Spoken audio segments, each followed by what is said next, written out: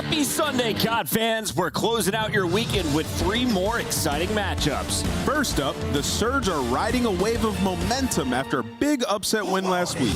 But Vegas Legion are looking to make a splash. Can their new roster right the ship? Then it's OpTic Texas versus the Miami Heretics. OpTic's the favorite here, but Florida teams have been their kryptonite in the past. Could we see yet another upset this week? Finally, Atlanta FaZe in the spotlight again in your monster matchup. These CDL Grim Reapers have already taken down the other top squads. Now they set their sights on the New York Subliners. It's all coming up right now on the Call of Duty League. Of course it's on Gwyn. 1 player left. Gwyn seals the deal. Quick reposition here from me. Oh, whoa, beautiful second. The third as well. Breszy now sliding in. Last man left alive. Can it again. Oh my God. Breszy, what a play. My God, this guy just makes it look so damn easy. Simp is an absolute monster face and the best team in the world. These guys are just playing next level Call of Duty.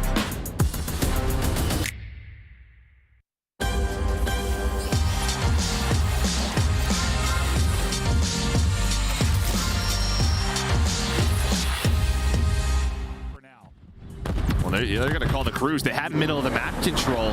They're just going to funnel them through. These have to run at this. It's 2 players inside mid. It may work out. It will not. It is 3 from the missile. That is Standy leading Minnesota Røkkr to a Game 5 victory over LA Thieves. A game that the Thieves always win. They've done it 3 times. 4th one was the charm, though, for Minnesota. And Standy shutting up all of the haters. Not only did he have that triple with the crews, the man also had an ace in that game. Yeah, he did. And they did it 6 times, actually, Chris. So it's quite the streak that they were able to stop on the side of Minnesota Røkkr. That's a brutal slide. Nameless, what are you looking forward to today? It's the final day in week 3. Listen, you got to say that last match, New York versus Atlanta FaZe, that's going to be at 6 o'clock. 2 top 4 teams should be a banger. But also match number 1, Seattle versus Vegas. Which team is going to make winners? Huge implications. Let's start here by taking a look at the teams that were battling yesterday. With Minnesota Røkkr pulling off the dub, they're looking to get right back into the mix of things and hope to lock in a spot in the winners bracket. How did they pull off the reverse sweep over LA Thieves yesterday? It was a Standy masterclass, and they were able to win that attack round 5 on invasion control, which is insane in itself. And then we moved to the sub base, which LA Thieves haven't actually been that strong in. Standy has another incredible map, 30 and 17, and then we follow up with the 6-star again. Standy not only gets a 3-piece cruise, gets an ace, he goes 10 and 2. The problem right now with Minnesota Røkkr, though, is that they just aren't finding consistency. They finally got a dub, maybe to stop their impending downfall, but there's still a lot to be done for the consistency of this roster. Yeah, I mean, they were just waiting for Standy and Lins to get going at the same time. It's been back and forth of these guys having sort of an off series, and this one they put it together, and you could see their capabilities, right? Like they come in, they win an invasion control. The sub base was dominant. They fried them, and then we get to a Game 5 where LA Thieves have been so good, and it's a 6-1 masterclass by Standy. You can see them taking to Twitter afterwards. Røkkr now sitting at 2-1. That is good enough for 8th place currently in our Major 3 qualifiers. Today, though, we expect some shakeups as Vegas Legion takes on a surging Seattle squad. We got Miami Heretics facing off against OpTic Texas, and the banger match of the week, Atlanta FaZe versus your world champion New York Subliners. It's the Big 4 fighting things off. And let's start here with this Atlanta FaZe squad, the team that is clearly #1 in the league right now, Rosalie. And it's by a mile, right? Like it is Atlanta FaZe, maybe OpTic Texas, and then it is literally everyone else. And they're OpTic Texas boogeyman. So Atlanta FaZe may be looking to 2P kind of the vibes we got during the Cold War season. And it's mostly because Simp is so comfortable right now. With the addition of Draza, it feels like his confidence has gone literally through the roof. Just to put it into perspective, right? Atlanta FaZe has already played Toronto Ultra, one of the top 4 teams, and OpTic Texas. They beat OpTic Texas and then thrashed Toronto Ultra. Simp goes 8-2 on a Rio Search and Destroy. We move to an invasion control. He drops 41 kills on his own. He is simply the best player in the game. Yeah, I mean, and you've seen Atlanta FaZe, like 9-1 map count. They beat 2 of the top 4 teams. They have another one in New York to round it out at the end of today. And Simp has been dominating. I mean, you're talking about a guy who's a 1.8 in S&D, 100% opening duel win percentage. He has been the best Surge player and also breaking records in Respawn. The control that we just saw, he had like 40-something kills, a ton of damage. So Atlanta FaZe, one of the scariest teams so far throughout this. Taking a look at the SMG showdown, Simp versus Hydra, both with very impressive numbers, a 1.12 for Simp, a 1.10 for Hydra, and that's even with his S&D KD at a 0.6. And usually these are two extremely comparable players. The problem, though, is that New York Subliners have been struggling during this season, and Hydra hasn't been able to really get a lot of footing in the conversation. Now, Nameless, those were our slaying numbers, but we were focusing on the objective this week in the green room. How do these two players, I guess, what is their role on the squad? I mean, they have similar roles, right, when you really think about it. But for Hydra, he's just never been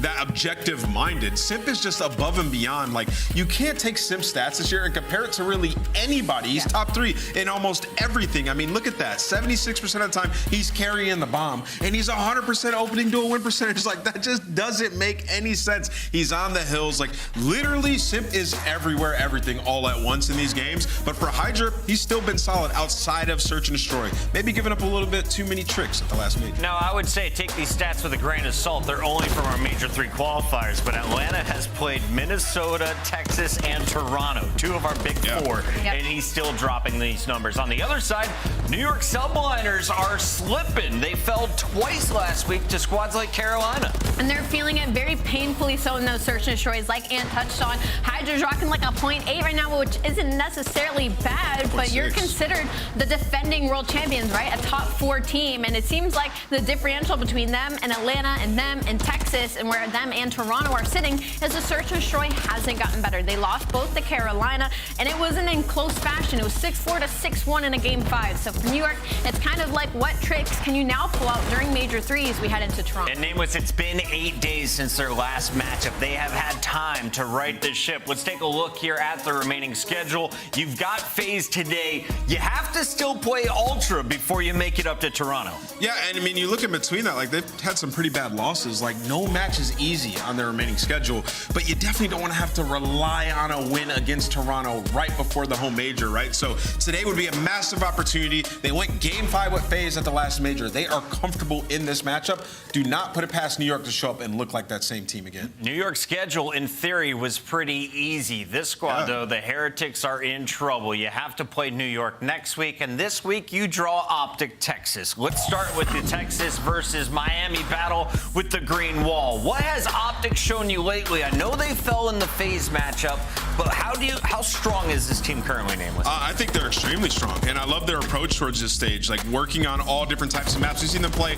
a ton of high-rise, a map that's given them struggles in Search and Destroy. They're trying to figure that out as well as their control. And then you look at the new maps getting added, like 6-star, they're 2-0 on the first couple of maps. They were obviously extremely close, but that's great reps. They're working towards being able to take down Atlanta FaZe, and the only way to do that is to be able to be comfortable on some of these maps. So I love what they've been doing. The Karachi hardpoint as well, we've seen them give another run at that one.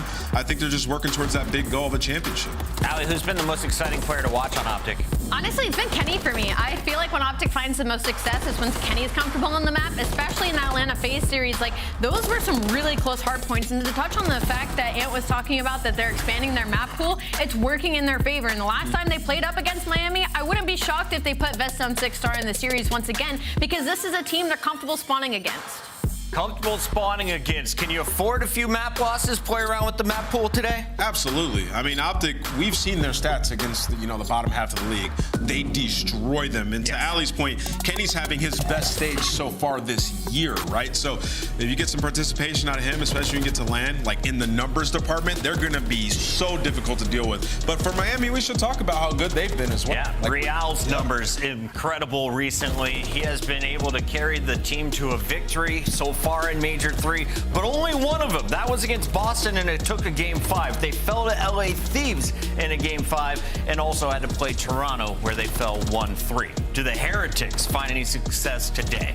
I don't know if they find much success versus OpTic, just because, like you said, against the top teams, Miami just doesn't really show up. You went to a game 5 versus the worst team in the league in Boston Breach, and it wasn't easy. So I I think Miami has some opportunity here. I think it's just about them getting comfortable. I know we're all just kind of waiting to see the Miami that we saw at the beginning of the season that was setting the pace kind of for the rest of the league, but everybody's kind of caught up. So Miami needs to get a little bit more creative in their game. Now, Nameless, at the start of the season, Vico was able to actually take over games against OpTic. Can he still do it with Real now as his SMG duo? I mean, I'm just going to say, like, you know, watch their games, look at their last couple series. Real's been unbelievable. I mean, the guys are 1.5 in Search and Destroy. They've been winning those. You know, they went to a round 10 versus LA Thieves game 5. Could have definitely went their way, a couple of chokes. And in the Toronto series, I thought that one should have been extended to 5. I thought they could have won the game 4. Yeah, so for Miami, I think they've steadily gotten better. They have the right pieces and the right culture now. They can definitely push OpTic. I need a vibe check from the chat today while we take a look at the schedule. There is a minimum of 9 games, a maximum of 15. How many games do you think we go today as we have Seattle Surge taking on Vegas Legion, Miami Heretics facing off against OpTic Texas, and your Monster Energy matchup, Atlanta FaZe versus Subliners. When we come back, we'll be breaking down Seattle, Vegas after this. 14 games.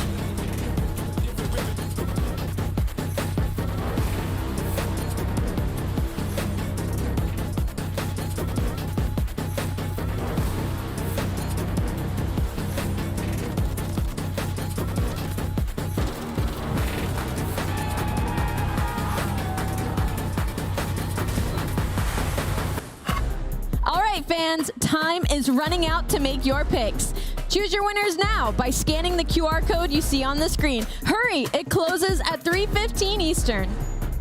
Slice up your competition with the Executive Chef Operator, now available in-game in the Call of Duty store.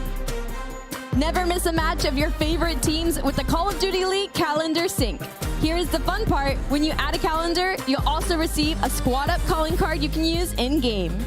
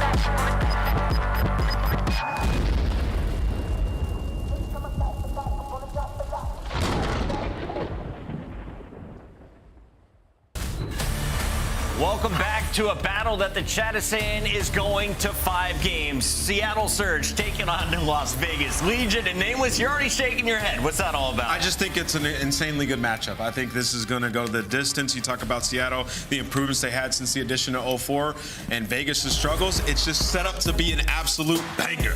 Ali, about a month ago, everyone had written off this team. They're like, there's no Arcenies. There's no chance they find any success. These challenger players continue to impress.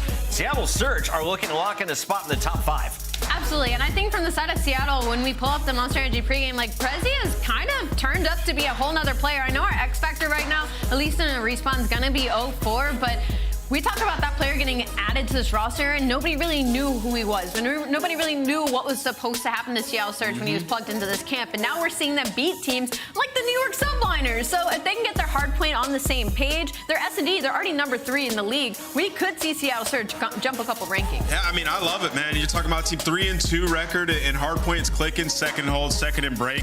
Everybody on the team is averaging 4K plus damage. They have taken turns popping off. You saw the interview with Hook. He's the veteran leader for these guys. He's loving being in that role. So for Seattle, I think they're feeling good. Seattle's having fun. On the other side, you have Las Vegas, who has not had any fun recently. Last week, 0-2. You ran into OpTic, Texas, and surprisingly, you fell to LA Thieves. And that is all after changing up your SMGs. Simp brought in here for stage 3. So far, they're still looking for their first win with him. Yeah, unfortunately, Simp after that matchup has a 0.64 overall, and that is not what you expect after he got plugged into this roster. So for the Monster Energy pregame, the X Factor is actually going to be Geo because they're 0-7 in Search and Destroy when Geo goes negative, which is weird because they're number 2 in opening duel rate. They're 8th in conversion, though, so they're putting themselves in a position to lock up the round, and they're not activating on it. And they're number 2 in defense, so the Search and Destroy defense has to be better. Only 7 games negative from Geo. That was what I took away from that first stat. Legion going to be a fun team to watch as always, though, especially when you look at this map. We have Vista to open things up. Break it down for me. Who do you think has the edge, Nameless? I mean, I'm going to say Vegas because of what we've seen from them over the last couple of months. I think it's a lot closer than what a lot of people might think. But with that Vista, like, Seattle looked good on it, man. They could start off early in the series, get momentum. And I want to educate everyone who's playing rank play. The second rotation first hill is the money hill. It's the most important hill in the game. You might have heard that from Nameless yesterday. It won in the match yesterday. Let's get in here with our scuff pick'ems. Nameless is leading right now by just 2. Are you catching up today? I have a feeling he'll probably go the same way I'm going. I'm going to go with Vegas Legion. Vegas Legion. Nameless? Incorrect. I'm going to go with Seattle. I'm going to go with Seattle. I don't feel super great about it, but I have a feeling still. Vegas without Purge, I got to go Surge. You know I'm picking Seattle today, and the fans, they are going with Vegas. All right, they believe Vegas bounced back. Are they right? We got Shift and Study on the call. How you doing, Shift? Yeah, doing great.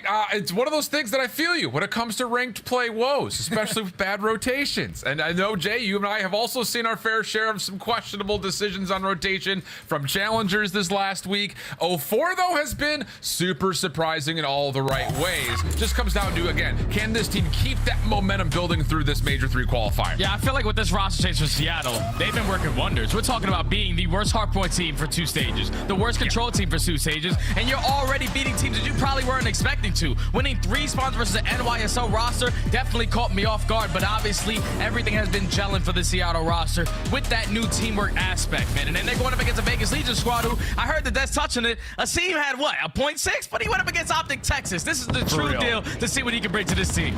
Yeah, let's not jump into muddy waters too quickly here, friends.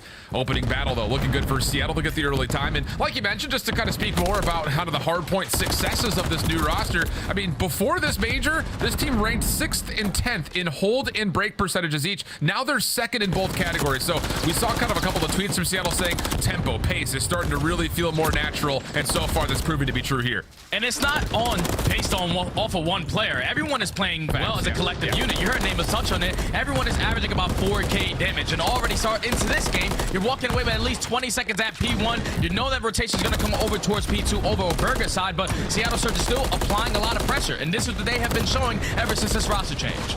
Decent cleanups, though, from the SMGs. Nero in particular really popping off on the exit time. So now we make that rotation down towards the bottom side of the map.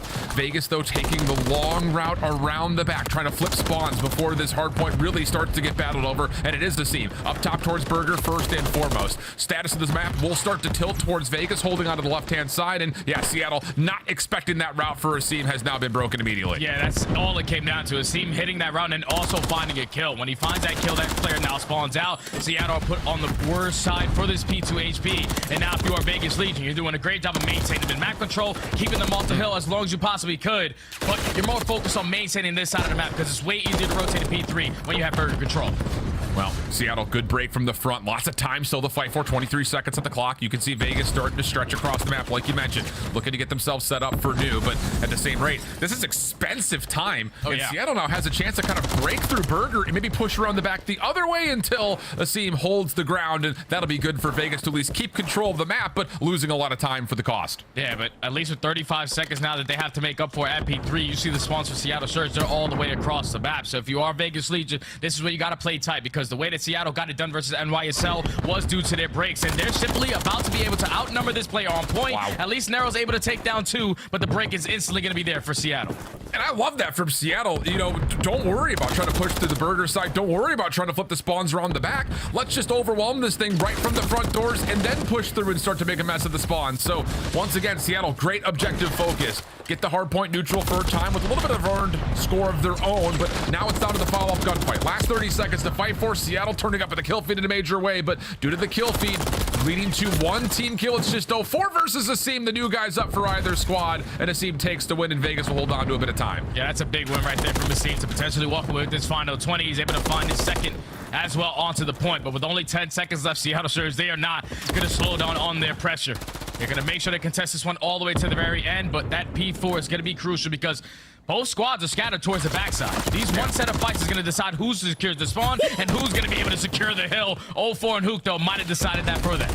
Yeah, impressive little turn and burn from 04. Couldn't quite get the second, but like you mentioned, the spawn starting to move over for Seattle, but Vegas fully aware of this. Kill's looking absolutely perfect as Attach comes away with a couple. Abuza, last one left, flat out denied from finding more than just a first kill. So spawn still good for Vegas. Now the next fight, quickly on the way into the front side of the hard point. Asim trying to cut it off, but can't quite find too much. So now Seattle fully stacked, looking for their break, trying to make their way in, but it's Attach from the back, able to get one. Geo off the pitch, shut down, and Seattle's break looking good. Oh, they're doing this with perfection. Everybody through the front, conga lining.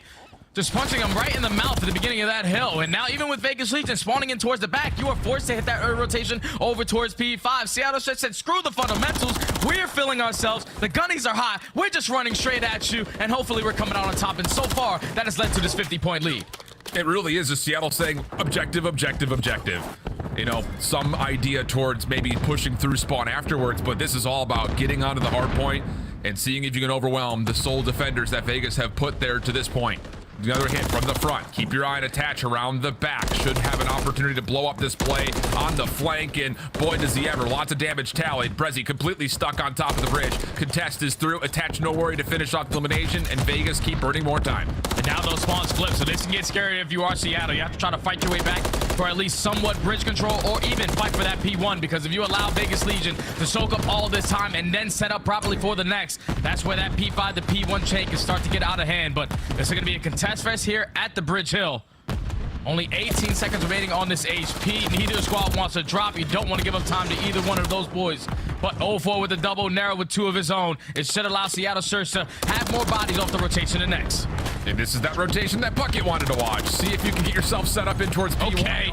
4 clean shots. Deals with early Vegas entrance. So now you've got Seattle set up absolutely perfectly. Lead about double the points with a 4 spree for 04.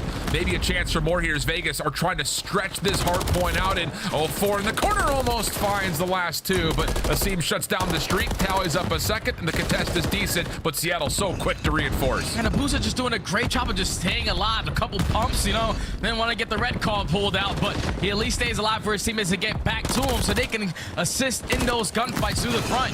It hasn't been a single second earned from Vegas Legion on this P1, and Abuza has yet to fall. Now it's Hook's turn to potentially take down. They're blowing this game wide open. And Vegas needs something desperately here just to start rebuilding a little bit of momentum. In fact, just to cauterize the current wounds that Seattle are inflicting. Over towards 2, we start to look at the action. Seattle, clean exit kills on the old time. There's really only one player here. It's Nero, who does surprise Abuza up top towards the staircase. So a chance to create a little bit of a buffer zone around this hard point, but still a bit of mystery here in terms of where Seattle's actually hitting from. 04 up top, good look towards the scene, gets the first, pops up and looking for the second. Oh, you can tell he wants it, but Nero finishes him off, and with that, Vegas will establish control. Yeah, that's good stuff right there from Vegas Legion to reinforce their numbers through the middle of the map. map, you take P1 control, you take mid-map, and you find all the kills in the feed. But Vegas Legion have a tall ladder to climb. On the opposite side, Seattle Surge, they are filling themselves. Let's step aside and go to listening with the Surge. I got 2. Got it. Give me I'm turning. He's one shot. Yeah, he's flat. Nice. I'm mid again. I'm again. I need that. Outside time. Nice. One. Mid-dive. I'll kill him. When he gets on the back. No, tell me on ult. Nero's on ult. Yeah, I'm playing I'm in. Do you have low? They're gonna hit the back. I'm with with you if you want to kite up. Jump. One. It's nothing deep. Then you zip right. Nice. Massive kill. I'm winning from time. I tried to buy time. You have low? I got him in the Geo. Left corner low. I'm winning from time. I'm done, guys. Enemy again. Dead. Nice. Have you low? Got P1. Low is weak. I'm trying low. Yeah, I tried you guys. I think it's on the right. They need me on time. I'm turning cross. I'll get time. One more low. Nothing P1. I'm doing my back. I'm my back. One shot low. Two bottom, guys. Make sure on my back. On my back. Yo, aim back there. Dig. One more time. One back. Two back. Iron up. Play safe in the back, okay? I'll play in the back. In the back, got me. Attack in the back. You're Just about as clean as you'd like. Holy cow for Seattle. This stretch of hard points has been near flawless. LV in a little bit of trouble, and Legion just trying to find some way just to get Seattle uncomfortable because they are cruising right now, Jay. Oh yeah, they are cruising in the comms, cruising in the gameplay, and I think the one thing that I took away the most out of that listening was the communication from Hoop. When you usually think about Hoop's gameplay, he's always going to be the guy first up, right into your face with that rival 9, ready to be the guy in the first engagements. But in that listening, he's like, all right, they're going to be hitting me out towards the back. I'm going to play it really slow on that end, and that just tells that he's leveling up his gameplay to a whole different level. He's the veteran on the squad, and at least it showed in that listening. And it's looking like it's going to be a runaway map number 1 after a very tight first rotation of hills. This second set has been anything but.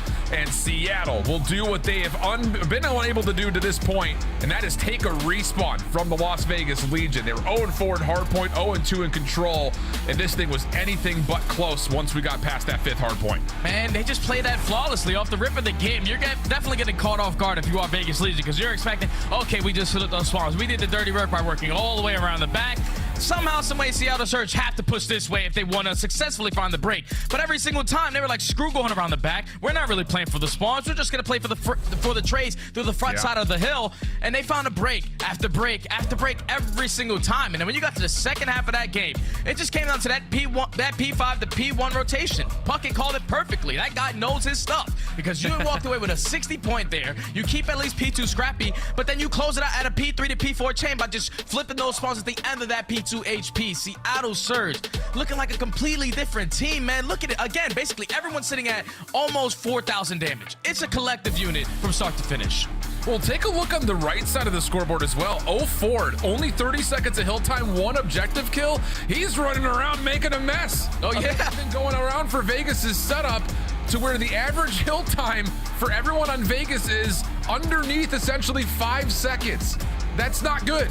Flat out, it's just not good. And Seattle, I think it's just, again, that mentality around focused on the objective through and through. We've seen this not just on this map when they played up against New York last week, but it's been across everything this season so far in this Stage 3 qualifiers. The only losses they've had in Hardpoint have been really close losses, talking about 215 to 250 to OpTic and a 230 to 250 to Carolina. So, I mean, it just feels like Seattle is renewed, rejuvenated, and looking real clean towards how they want to play around the objective itself in Hardpoint. Yeah, the new roster's filling himself, and I think one thing that's definitely helped them tremendously is the new maps that came in, because maps like Skid Row and Invasion simply did not treat Seattle Surge well overall as an organization. But when you add a couple new maps into the picture, the 6 stars, the Vistas, and so far, at least for Vista, Seattle Surge have taken down New York and now completely demolished Vegas Legion on this map. So going forward, when you're playing against this team, you might have to get rid of this because they are playing that one picture perfect from start to finish, and it's not even like someone's going off. It's a collective unit again.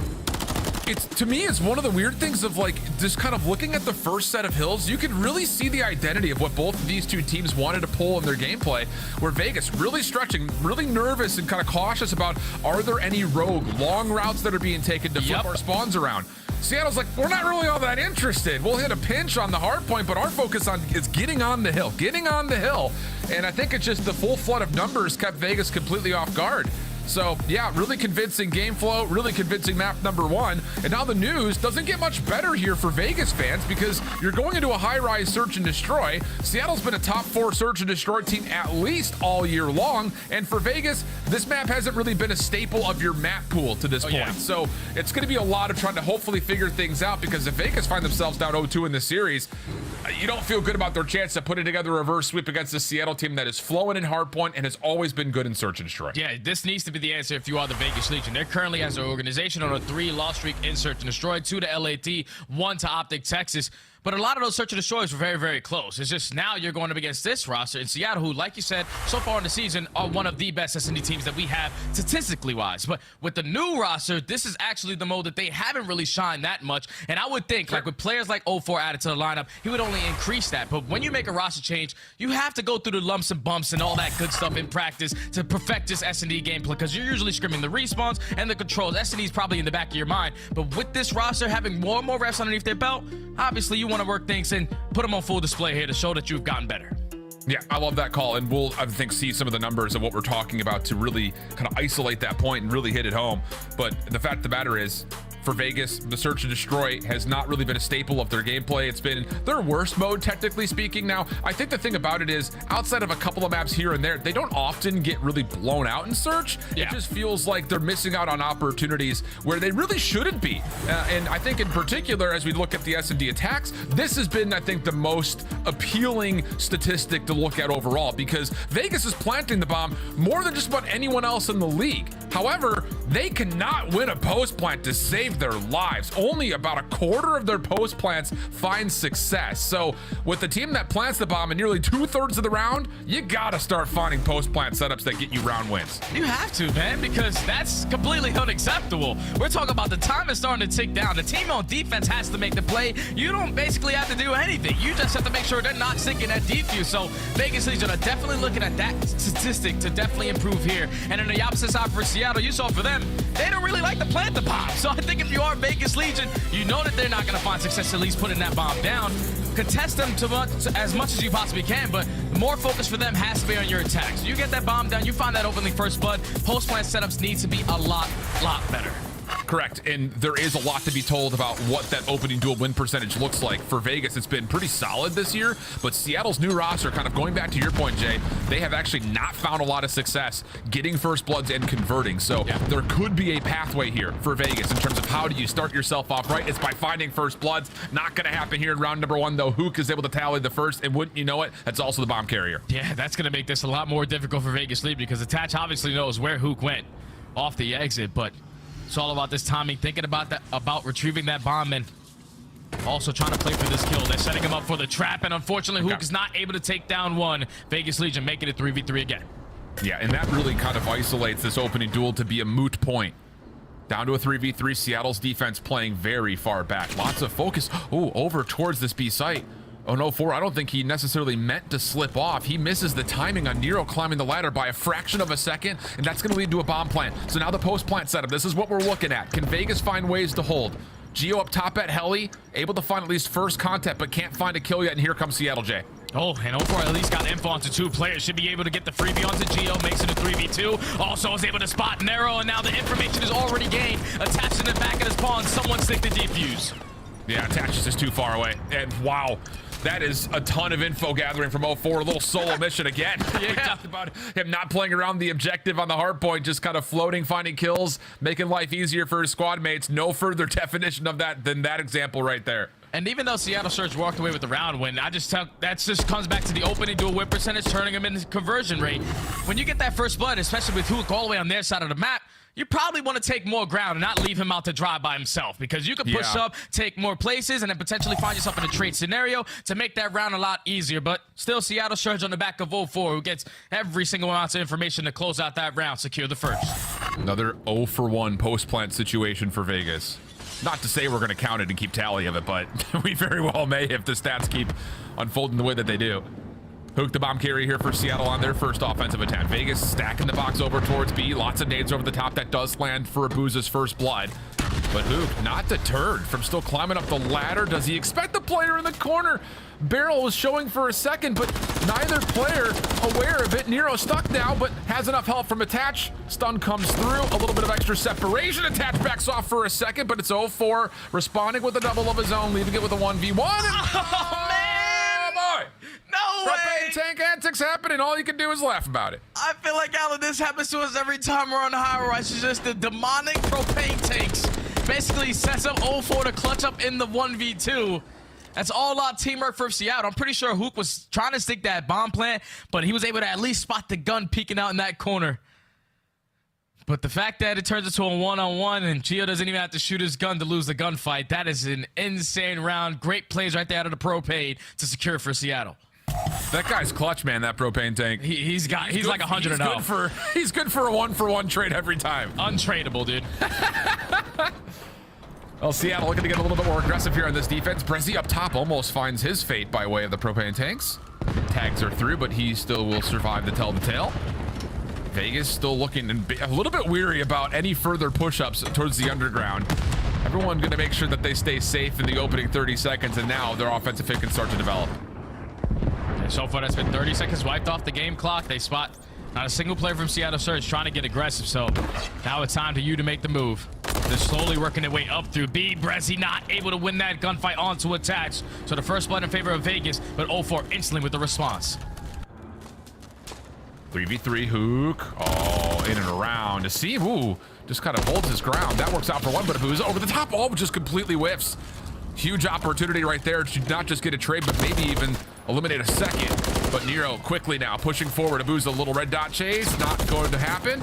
And that will be it as a little bit of an extra set of pressure comes from the back. No worries there. Vegas cleaning their final 3 kills, get them on the board. Yeah, Vegas found the first blood onto Breszy right street, and then trade effectively threw down low. I thought Hook was going to end up with the snap bottom pit, but once he falls, and then Abuza at least finds the timing to spot 2 players. Just some premature shots there. Probably wants to have that round back because he definitely could have been a deciding factor if Seattle could have went up 3-0 there. Yeah, just a couple of missed chances right there off of what should have been, I think, in a lot of people's minds, a little bit cleaner gunfights to come through. But Vegas will take advantage, find themselves their first round. And now what's the adjustment for their defense after, again, the propane tank foiled their last round? Nero getting aggressive right through the underground. 0-4, does he get the check on this over the top of the shoulder? Breszy has moved over, but I don't know if they've fully seen him. Now the dead silence gets popped. There's the awareness that there are players immediately above, and Nero very cautiously closes the door and gets to work on this flank. The problem is Seattle has already made just as far of advanced moves over towards the Zay side. And Gio's in a little bit of trouble here. Yeah, Gio's in a little bit of trouble, but you can already see that Breszy in your mini-map, he had the heads up that someone was pushing through underground, and Stun connected early on onto Nero, so he instantly found himself now in the 3v2. Great shots out of Attach. Is the Propane gonna blow up to find a kill? Yes, it does. 2v2. Great plays out of Dill. Dude, this map is turning into a PvE fest. Let's see. Trades out Breszy. Now it's just down to 0-4. He's on the hunt. Has a seam in the corner, and that'll be enough for the isolated clean 1v1. Now it's just down to him versus Attach. The new guy versus the long-standing veteran, and 0-4. Careful, tippy-toe your way through. Gets the reset. 22 seconds on the clock. Looking to play for the high ground first. Attach is still holding over towards his right windows.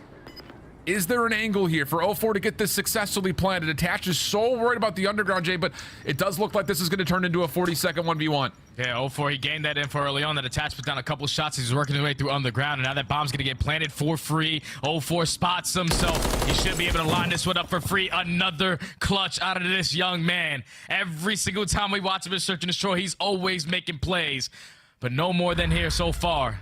2 back-to-back clutches from 0-4. I mean, the rapid rise of 0-4 was going to have to be studied in years to come. Oh, yeah. I mean, legitimately out of nowhere. First year in Challengers, played an event and a half, and then gets picked up, and this new Seattle roster is really vibing right now. You can definitely feel the energy's elevated a lot. So, Vegas, now in a little bit of trouble here. Down 0-1 in the map count. Down pretty big here in the Surge. I know it's just 3-1. I don't mean to get ahead of myself, but you've got Gio at 0-4. Really the only one participating for round-winning plays has been Attached to this point. and it just feels like Seattle has a better handle on the map at the moment. Yeah, they're doing a great job of controlling that right street on every single time of their defenses. The only defense that they lost was Breszy ended up getting picked off first, but already into this round, it's a trade back and forth. Instantly into a 3v3. Vegas Legion currently have a lot of B Street control, and Underground Nero finds himself a second, so 2v2 now. Quick awareness to 04, pushes through blue, finds the trade. Geo does not see the rotation over towards green side. That is enough information, though, for Attach to say, okay, no one nearby me, I can get the plant off. And now, again, we consider the question, can Vegas hold a post plant? This one a bit more limited in numbers. Opening shots from 04, connects on the Geo, and he predicts it. Oh, man. Oh, my goodness, this kid is everything. 10-2, 5 in a row. No, sir, old man. How about a 4-1 tally? He's letting them know, not today. You're not going to catch me lacking off these post plans. We're going to keep that statistic going downward for you guys as 04 gets it done with a 2 on the round. Man, oh man, every single time. Seattle Surge, they're just so great on the mid-round adjustments. Like, it turned into a 2v2. The trade is instantly going to be there. Once he finds that kill on Tenero, he allows the bomb plant to go down, but you're not expecting this route out of 04 to push all the way through your base, literally in the back of your spawn building, find the first kill through the propane, and then find the easy read onto Attach. One kill off of earning himself a cruise missile. Yeah, let's continue to play this one slow. All right, this is Heat Check City right here. Anyone want to take this gunfight versus me? Oh, man! Oh, my goodness. Send him to control at this point. Cruise missile earned, 11-2, and yeah, why not call that down? Confirm yourself a B plant. Man, that bomb's gonna go down for free. You got a couple players scattered through bottom blue. It's only a matter of moments before Seattle Surge can find himself in a situation to play the kills. 04 finds over the Cruise. Now it's a 3v2. Geo and Nero left to clutch on up. And good luck.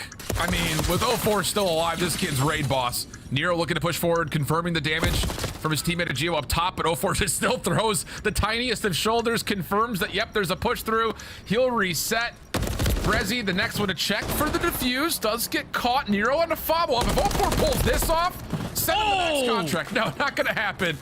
Nero does get the shutdown, and that's actually a massive round for Vegas. Yeah, you can't let that one go if you are the Surge. Like, you get the opening first blood with the gunny out of 04, then you get the second kill with the Cruise, and then you allow a 2v4 to simply just get away from you. That can't happen if you are the Surge. The post plan needs to be better, but as we take a look at the replay, just wall bangs, not missing a single bullet. The guy was definitely in rank play, getting in a warm-up this morning. But Seattle Surge, even with all that just happened, they choked that round. You're definitely going to want that one back, man. Yeah, that I'm telling you, that is a massive reset in this map for Vegas to pull away that round. No more cruise missile. You secure yourself a 2v4 essentially. And now an opportunity to bring this thing back to within 1. Can heads cool a little bit here though? Get yourself into level footing. Trophy system denying some opening utility from Seattle. I'm really sure this is trophies on both sides denying, but it's a lot of utility being thrown. A lot of players are weak, and must have been a little bit of a bounce back off the nade. Hook will drop to a team nade, so an early 4v3 here for Vegas. Now Vegas Legion just need to put themselves in a situation to where they can play trades or play for the info that's already going to be gained. You at least spot Breszy through the underground. Gonna rally the true subs and try to execute a blue push out towards A, but no, you just got to go back towards B because you have the numbers, and now it turns into a 3v3. 04 finds Attach.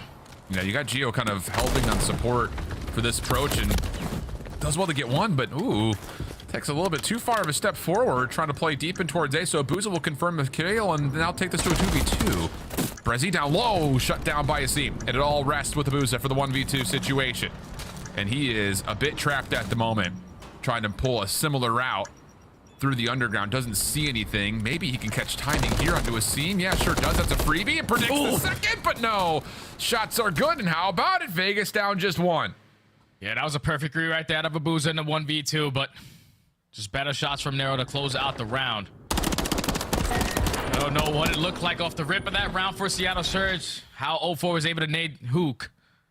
Once you gift the first play in favor of Vegas Legion, they're going to take full advantage of it. Bomb goes planted, and that was the first successful post plant. Great job. Okay. Now everything has to start to, again, get back into control here if you're Seattle. Couple of good rounds here from Vegas in a row. Nero on 4 in a row in particular. And this is all in the midst of a very explosive 13-4 from 0-4 through 7 freaking rounds. Stuns landing over towards backside blue. That's from the defensive side for Vegas.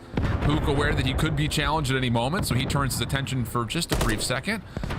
And now Abuza also catches just a bit of info that Gio's playing on the A site, and that may be enough to actually deter for Seattle from playing over towards A completely. Yeah, any info is good info, but that's already been 30 seconds wiped off the game clock, so eventually Seattle Surge got to work out of their base, and as they try to do that, Gio lines up 0-4 with the Semtex, not the guy you want to fall, who's top slinging the entire lobby.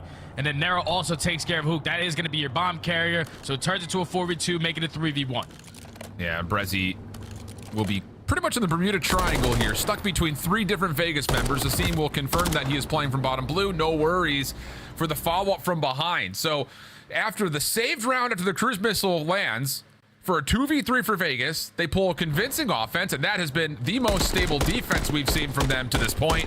Things starting to really trend back to Vegas's direction. You need a response from Seattle in this next round. Yeah, it wasn't shooting bodies from 0-4 when he clutched up in that 2v1, but it was a little bit of looking at Attach's body saying no, and that might still be the fact the job is not finished. We got to stay locked into the map, and Vegas Legion now, off the back of a 4v2, have chained 3 rounds in a row to tie this game up. It's going to be a 0-0. Vegas Legion on the attacking side. 2 players trying to get aggressive up through the green fence, but just making sure no one's going to jump in towards B so they know where the pressure's going to be. Topside elevator, Propane will explode. Gio still looking to maybe make a play on that. He's holding that angle. I think they know someone's up there. Doesn't make a difference though. Breszy down low is helping support 0-4. Pop up from a seam though, good. And now Gio has to come help this if you're going to try to look for a plan. I mean, he's still watching from like deep towards spawn. Yeah, he had a look, I think, at 0-4 up the ladder, just could not quite find it. So now he's playing a really passive angle, and it seems kind of on an island right here. I mean, he's going to need a little bit of help if they want to get a bomb plant. Yeah, Seam is on an island, but at least based off Seattle Surge's setup, they don't have anyone watching over that site. 0-4 is going to put down a couple shots, eventually sets up Gio for the kill. Now Vegas Legion in the man advantage. You just have to try to work this objective, but Hook has worked himself into a great position. This is an absolutely beautiful defensive spot. Only question is if he gets hit through mid-map, has to kind of trust that he's predicted a good angle here. Hit from Vegas also needs to come through sooner rather than later. There's the slide across. The seam just could not quite lock down the shots through the red tower. Abuza also helps up by finding one. They know where it attaches. Hook separates himself. Plays around the backside of the elevator. Not going to give Attach a chance to win this by way of an early gunfight. He has to plant. And Hook may have played this absolutely perfectly. Oh, but he doesn't see Attach on the bomb. So we're going to get the 1v1. Attach goes down low. Hook has seen it. Just down to confirming the kill. Up and over. Works out for the 1v1. And Seattle will get their 5th. And that is all on the back of Hook, just putting himself in that position to shut down the bomb carrier on Vegas Legion. And once it turns into a one-on-one, to not panic in that moment. I thought Attach was going to get great timing. If he finds a different exit from that side instead of jumping on their side pit, Hook has no info on where the hell he has went. But once he spots him, uses that rival 9 to the best of his ability, up close in person to secure the one-on-one. Seattle Surge stopped the bleeding and are now at game point. Yeah, huge turnaround right there, especially with the sudden cool-off from 0-4. Hard to expect him to keep that up for the entirety of the map. He's done his job. Hey, he shouldn't have shot bodies, or basically looked at bodies and said no, you know? That's fair. Nero's also stepped up in a big way for Vegas, trying to get to a very even tally with the opening surge from 0-4, no pun intended. Hook, bomb carrier over towards B, stunned, but not affected enough to get up the ladder. And he's gonna go for the quick plant. He's got support from 0-4 on this backside of elevator, so a quick plant now has a different test here for Vegas on the retake. I love this. I love this play so far to Seattle Surge. They set the tone on this round. Go to smoke grenade to make sure you still have the ability to contest the site, but the gunfight goes in favor of Nero. Vegas with the first blood. Oh, and the second 0-4 gets shut down over towards the elevator. Now all of a sudden Seattle has to start going forward. They need to check the bomb. Breszy gets distracted by Attach. Oh, but the kills are good. Abuza is able to find one off the bomb. It's just down to a seam for the 1v2. Moves over, MCW in hand, but tries to pick up the bomb for a sneaky defuse, and it will not be allowed. Seattle will take the search, avoid what was nearly a catastrophic letdown considering the start from 0-4, and now they're 2-0 up in the series. Whew. It started to get scary for Seattle Surge to the later half of that search and destroy, but they were able to stop the bleeding, clutch up in a 1v1. And then even in the final round, Boozer doing a great job of cover firing over his teammates on that left side of the street. When Hook lost that gunfight and then they dropped initially for the second kill as well, it was instantly responded with a trade from a Boozer. So it was a 4v2, turns into a 3v2, and then a Boozer also finds his second on the round. The fact that Breszy was able to work his way up the middle of the map, win that one-on-one versus Tats as well, was chef's kiss, because a Boozer finds two on the left. You find the player on the over towards the middle of the map, so that forces the bomb carrier to now relieve himself from his duty. And then at that point, it was just not enough time to locate where a Boozer was or even think about that objective. He's able to clutch up in another round for Seattle Surge to close out the Surge to destroy 6-4, and now up 2-0 in the series. Big time. Unbelievable stuff. 13-7 for 0-4 is where it stops. He was 12-2 at one point, but that's a minor footnote considering the single-handed ability of him to win rounds in the early stages of this search and destroy. So after the blowout, map number 1, it was a hot start for Seattle, closed out with a win, and now we go to the follow-up question of, is this Seattle team really for real? They're going to go back to an invasion control, which they won last week for New York. It was their first win. Really, it felt like in forever.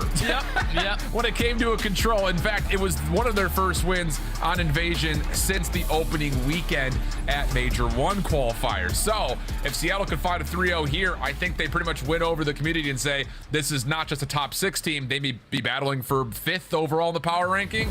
I don't know. We'll see. But it is Invasion control when we come back. Don't go far. We got a break coming up, and then we're into it right after this.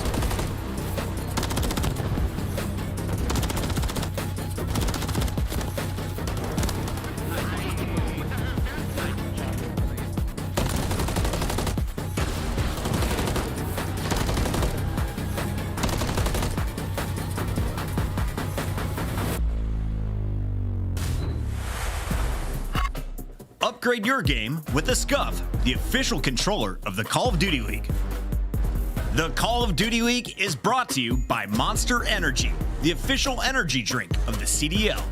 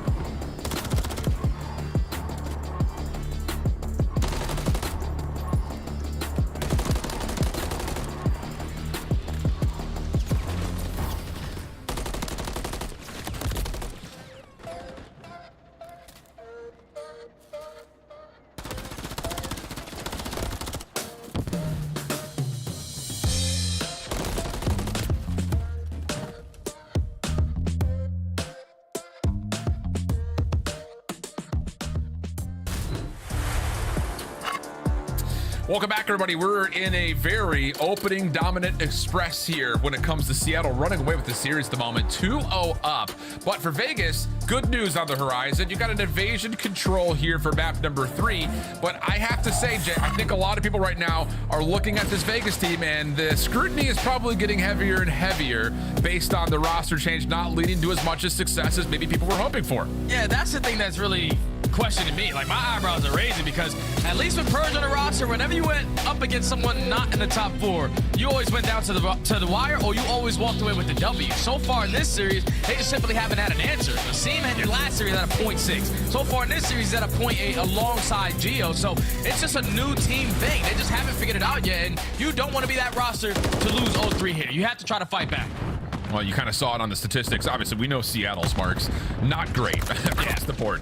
Really, though, the recency bias gives you maybe a little bit of hope here that Seattle can kind of turn this into not just one control win, but maybe a second, as they won this map versus New York last week. But for Vegas, they have been a defensive juggernaut, rarely letting up ticks of progress. The big issue has been finding offensive success, which, to be fair, no antics towards A to start here. It's just get our ticks at B, make our moves towards the middle of the map, and see what we can create on rotation. And the good thing is for Vegas Legion, they found all the kills right off the rip. So they have a majority of the map control, and Seattle Surge now put on their back foot. They have to try to clutch up in a bunch of these gunfights, and none of them are going in their favor. They have yet to find one on the round. Nero, all you have to do is find this kill onto 0-4, and the stack is going to be in at A. B is almost done, but the first segment is here. You got a trophy system denying a lot of this opening utility. Abuza trying to work their way back in, and they will clear off the zone, only allowing one tick of progress to be captured. At the same rate, the exit from A back to the middle of the map has also been really good for Seattle, and they're finding exit kills over towards B. So maybe a bit of a slow start for the defense, but a quick bounce back as now they've completely dominated the map and ripped it away from Vegas. Yeah, now they have a lot of mid-map control, and Vegas Legion forced to try to overextend their way out. Pushing through this B point hoop over towards DVDs, finds that one-on-one versus Nero. And at least the positioning right now out of Breszy is going to know exactly where all of Vegas Legion are planning their attack from. It's all through the overextension. So let's just keep on building layers and keep on stalling out this game clock. Now, ooh, Asim just gives up the angle right as Hoop was crossing into his line of sight. But end all be all, Vegas still looking to largely play this on the overextension around the back, and this may be the one area of approach that Seattle is not fully ready for. Seems still trying to find the isolation, but Hook with the rival 9 in hand is just too good in close quarters. Finds himself a double, and now Nero's left at an island over towards the backside of Garage, and he is being hunted. Surely only a matter of time before he's found, and that is indeed the case. Down to 60 seconds on the clock, and Seattle have brought the life count back to more manageable terms. Yeah, that's already been a minute wiped off the game clock. So now Vegas Legion only have 1 to 2 more good pushes, but Seattle Surge is doing a great job of just keeping the kills scattered. That's another 3 dead. The only player on the point is going to be attached, but there's more plays from Seattle Surge just ready to pounce, because everyone from Vegas Legion all the way across the map is going to have to win 3 gunfights to at least secure the second segment, but cannot find one. Seattle Surge stabilized that push, and now only 45 seconds left. Vegas Legion only have 1 more shot. Yeah, Tatch was kind of left out to dry right there. Yeah. I mean, 3 players off spawn for Vegas. None of them even bothered even playing towards the middle of the map, let alone the A street. And now all of a sudden, Brezy's created some issues for Vegas off spawn. Fortunately for Vegas fans, he's dealt with quickly. But we've got 28 seconds on the clock. This is, for all intents and purposes, kind of the last opportunity for Vegas, and it's coming together very slowly, and maybe more importantly, and maybe more aptly, it's falling apart in pieces. Just individual kills here and there now, allowing Seattle to push up. Breszy gets a read, says, I'm not interested in really losing my life. Just hold off, kill the clock, and this elimination through laundry may just determine the rest of the round. 0-4 is able to find his second kill, and with that, it'll be the round going to Seattle's defense, giving up 4 total ticks. Yeah, that's good stuff right there from Seattle Surge to just stabilize the map when they needed to. And then even when Vegas Legion found themselves around DVD area, around Cafe, and even pushed up towards Blue with a couple players trying to contest them towards Mannequin, Seattle Surge did not panic in those moments. They knew where the pressure was coming in. They knew if we clutch up on these one set of fights, then we could potentially put them into the trap. They found all the kills at the right time, but you do give up 1 segment at that 8 points. So Seattle Surge in the back of their mind, we need to try to at least get 1 done at A. See what the break-off is going to look like here. Again, the marks for Seattle are 11th or 12th, pretty much across the season in control, and no matter what category you put it at. But the big moniker here is that, yes, thank you, production. It's like you knew where I was going with this. These guys don't lose defense if you're Vegas. Absolutely dominant affairs. And I want to say the one time they did lose a defense is one of the one times they've ever lost this map. So those are things to keep in the back of your mind here. Abuza quickly already able to find first blood as Seattle once more just kind of taking a lot of their focus in the middle of the map. Nice little route hit by Hook will again just create more opportunity for free capture over towards B. A little bounce off the zone for now as Abuza will actually find a little bit of success moving over towards A, but he's being tested. Oh, that's not a good one for the Steam haters out there. You're going to be clipping that one and shipping it. Oh no, and it's not getting any better. Hook now on 5 in a row, looking for number 6, but turned aside through midstream. But in the meantime, Seattle really committed to this A rotation, Jay, and they've lost a lot of time off the clock to not really get much entry. Yeah, that's tough, especially with that double nade coming over the top. So now Vegas Legion know we have a lot of mid-map control. We're trying to put them in the trap, and this is why Vegas Legion are so damn good on defense, because they outslay teams by 6 or more kills every single time they're on that side. But Seattle Surge, they were trying to just capitalize on an opportunity with all the kills going down on the map to get something done at A. But Vegas Legion, they were able to stabilize that. Now Seattle Surge have did the rotation over towards B, where the second segment is about to get complete. The Semtex catches the outside of the wall from Nero, so not going to deter any of this capture. And that will look pretty likely like it's going to be a third tick, although Vegas is still trying to get this to go. If you're going to hit this, you got to hit it quickly. Gio's got to get here in a contest. Just slides in the nick of time. Hook bounces out, finds the kill. Breszy right there to support, and that is an expensive challenge from Vegas. The extra 60 gets tallied. Live still looking good for Vegas for the time being, but Seattle's gonna exit away, and wow, you said it. I mean, Hook the nuke definition of right now as he absolutely blows away a handful, and now there's an opportunity for him to get behind this player in laundry. Doesn't quite expect it, still tries to turn to fight back, but does get taken away, and Vegas can reestablish the defensive line. Yeah, I don't know how the hell Hook was able to get that kill. My rival 9 does not kill like that in rank, but obviously he's shooting nukes. At least if you are Vegas Legion, you need to try to clutch up on these fights, because at least Seattle Surge have a lot of mid-map control. Players already pushed out towards A Street. You have somewhat cafe control as well.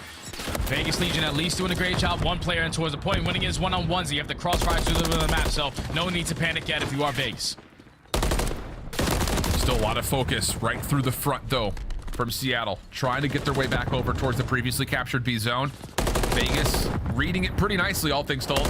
Oh, especially if Nero finds himself a couple. The pistol out almost gets the triple, but still, job done here for Vegas. Holding a 1-life lead, 30 seconds on the clock, and you've got pivotal positions here at mid. Yeah, Seattle Surge, you saw Boozer just simply back down from this positioning after finding that trade. He's just waiting for the troops so he can establish at least one more good push over towards the same point. But just how spread Vegas Legion are, it's gonna be difficult to break into their setup, and especially to get past the gunny of Attach, who finds himself on 4 in a row. No more respawns left for Seattle Surge. Vegas Legion doing what they do best, dominating on the defensive end. Yep, and that's going to give them the 1-tick advantage through the first set of offensive rounds. Really good work from Vegas. Couple of moments that things got a little hairy. I think that late contest over towards B, not perfect, obviously, but it does kill off a little bit of extra time, and the trades through mid-map have been really, really efficient through Vegas, really on both sides, offense and defense alike. So something that Seattle may have to kind of keep their eye on. They're having a great performance from Hook as well. So, you know, it's one of those moments you just kind of look at him and say, hey, go do what you want to do. Wherever you're feeling it, go ahead and hit it, because he is shooting laser beams right now. Yeah, 15-9 start, especially running a rival 9 on the station. You never usually find a lot of success, but when he's hitting shots the way that he does, he makes any gun look good. But now Vegas Legion back on the attacking side, just gonna do the easy work right off the rip. Not showing presence over towards A, just trying to maintain a little bit of that map control, trying to catch a good plays from Seattle Surge off guard. And with those 2 initial gunfights going in their favor, this is where they can apply pressure over towards A. I really love this approach from Vegas. It's noise and attention over towards A Street and Mid Cafe with no commitment, and then as soon as Seattle kind of hear all of this deafness that hits over towards A, they start to rotate back to the B zone, and Vegas haven't left. They're just sitting there waiting to pull that rotation over towards the opposite side of the map. It gives them a look over towards the A zone. Doesn't fully work out for them, but the kills have been very convincing. So Vegas are going to walk away with an extra 60 seconds here at B. Seattle trying to contest the exit. This could get a little bit costly. An opportunity for them to try to actually challenge right back in, but it's just a little bit too slow. Extra 60s in, and now Seattle, they win the B Street back, but it comes at a bit of a cost as now Las Vegas could just come out of spawn and try to work their way over towards the A side. Yeah, I would have liked to see Seattle just be a little bit more aggressive up towards the B point, because you know you have 7 minutes to make up, but you can make it a lot more difficult for Vegas Legion out of their base. That's where you can potentially pitch a shutout. But with now a minute 45 left on the game clock. Vegas Legion know they cannot apply pressure up the B street. We're going to try to overextend and push over towards the A side, but Abuza in a perfect position to continuously cut them down. Yeah, Abuza's just not giving them anything. Gio on the corner, nades will not land. And I mean, this is about as sturdy of a position as you could possibly get. Hook also assisting over towards the A bomb site. And yeah, this has been pretty flawless here from Seattle on that exit through B. And Vegas are actually going to try to re-clear this. This is going to feel very laborious to try to make this happen. Breszy on 4 in a row. Has plenty of assistance around him, and yeah, there's just not an angle for Vegas to hit anywhere. They're so scared of going through Abuza that they have to go through the triple stack down B street. Yeah, this is tough, man. Gotta just get past Breszy. Good job to shut him down off of his streak as well, because he was on 4 in a row. If you are Seattle Surge, you can have a cruise missile going into your next attacking round. That can work wonders, but Vegas Legion now have an opportunity as they got past that B tank. Already find himself over towards DVDs and Treehouse. But Abuza gets impatient in that situation, and now Vegas Legion have an opportunity to attack from multiple different angles. Breszy though up top at Broken. Oh, runs out of ammunition. May have had a chance for a second, but oh, catching Nero. Finding a little bit of success here over towards the backside at Laundry. 04 trying to slide through. Denied by Attach. Does he get a prediction on the side? Oh! That is good. One more to follow up. Abuza on the hunt. Pistol out. Attach almost turns on him. But the damage has been dealt. And now Breszy and Abuza can get to work trying to lock down more of this A street. They've done well to this point. Last attempt for Vegas would have to be by something created by Nero. Not really going to happen. And now it's desperation time for Vegas trying to get back to A. Yeah, with only 8 seconds left, if you are attached, you just got to sprint right into the point. But the crossfires are going to be set up for Seattle Surge. They're going to be able to walk away with the defensive round. Up 2-1 on the control, but you know, in the back of their minds going into this attack, we have to get something done at A. We're currently down by 4 segments. We don't want to be the team on the attack going into round number 5, going against this Vegas Legion squad who basically never lose that side of the map. So we have to think about the objective. So do you break off with something designed for A? Something that you can get a stack in, try to get 1 tick only? That could be an opportunity here, right? I mean, I would play off the cross. Like, I would sit in the back of the half wall in the middle of the courtyard, watch the cross, and just see how Vegas Legion are setting up off their defense, because you might just want to go stabilize right to B, just get that one out the way, but send a couple players to roam around that middle of the map, because if a lot of kills go in your favor, then you can pounce over towards A. Well, it will be a bit of a split hit. 2 on one side, 2 on the other. 04 looking to create something over towards the A zone, and hold on a second. Abuza finds a second. They can get 2 players on. Vegas are not anywhere near this. The long crossing angle from Nero is only a mild deterrent. So now you got nades, a trophy system, and everything you could possibly want. First ticket progress at A, gonna get locked in. Vegas on the recovery. Help from Seattle, trying to rotate over, and no, nothing further will happen. So they get that first tick, and now all attention goes back to B. That's all you needed, because now if you are Seattle Surge, you've been able to outslay them a majority of this map. You get these 3 captures done at B, you will guarantee yourself defense as long as you come out on top in the engagement battle in this round. That first segment is going to be complete. You do have Mook in a very crucial position towards top blue, just being a nuisance, causing mayhem for Vegas Legion, and now that's going to be 3 dead. This is when you can start to take map control, be a lot quicker off the rotation to A. The extra 60 is pretty much a guarantee. Gio's the only real defender that has slipped through this Seattle hit, and he's going to get taken down, found by Breszy. So now you've got numbers for Seattle starting to amass in the middle of the map. A Simp trying to come back through Laundry, turned on by 04. Shots from behind get him tagged up, and Nero will finish off the damage. Abuza trying to get into A, but we'll have to hold off for just a moment to stun locks him in place. He's got a trophy system at the ready, has the gunfight initially versus Gio, and then gets caught by a Seam trying to place a trophy. One more attempt here for Seattle, but Asim... Oh! No! Oh, no. Not like that! Asim should have had the freest kill of his life. Just got snapped on. And now the second tick of progress is in. Attach forces a team kill, but the rest of Vegas are here. And now there's 2 segments complete if you are Seattle. You are currently up by 4 lives. You're going to guarantee yourself defense to go to round number 5. And now if you are Vegas Legion, you have to try to figure this out. Potentially earn yourself a couple cruise missiles and try to work on that attacking side in round number 5, but it's already job well done if you are Seattle Surge. You can walk away with this 3rd segment as well. A clean 3-0 isn't too bad, as they already have a lot of cafe control. They're already applying pressure up through A Street. Vegas Legion need to iron up. Couple of shots coming through. Abuza, hold on a second. Seattle could find success here from the front. Gio trying to get here to assist, but the clock has stopped. Abuza on the corner, dealt with by Gio. And a clean feed here for Vegas. Gets them back up the map. Who quickly off the respawn, though. Goodness gracious, Seattle are not losing these tough gunfights. And there's going to be still plenty of opportunity here for Seattle to hit this. You've got yourself a 4v3 right now. An opportunity to break through. Attach over towards Laundry. Gets caught looking the wrong direction. Nero trying to fill the gap. Only gets one. Stack. Geo shut down. Here comes the stack. Seattle will find the third tick. And a 3-0 in the series, putting everyone in the league on notice.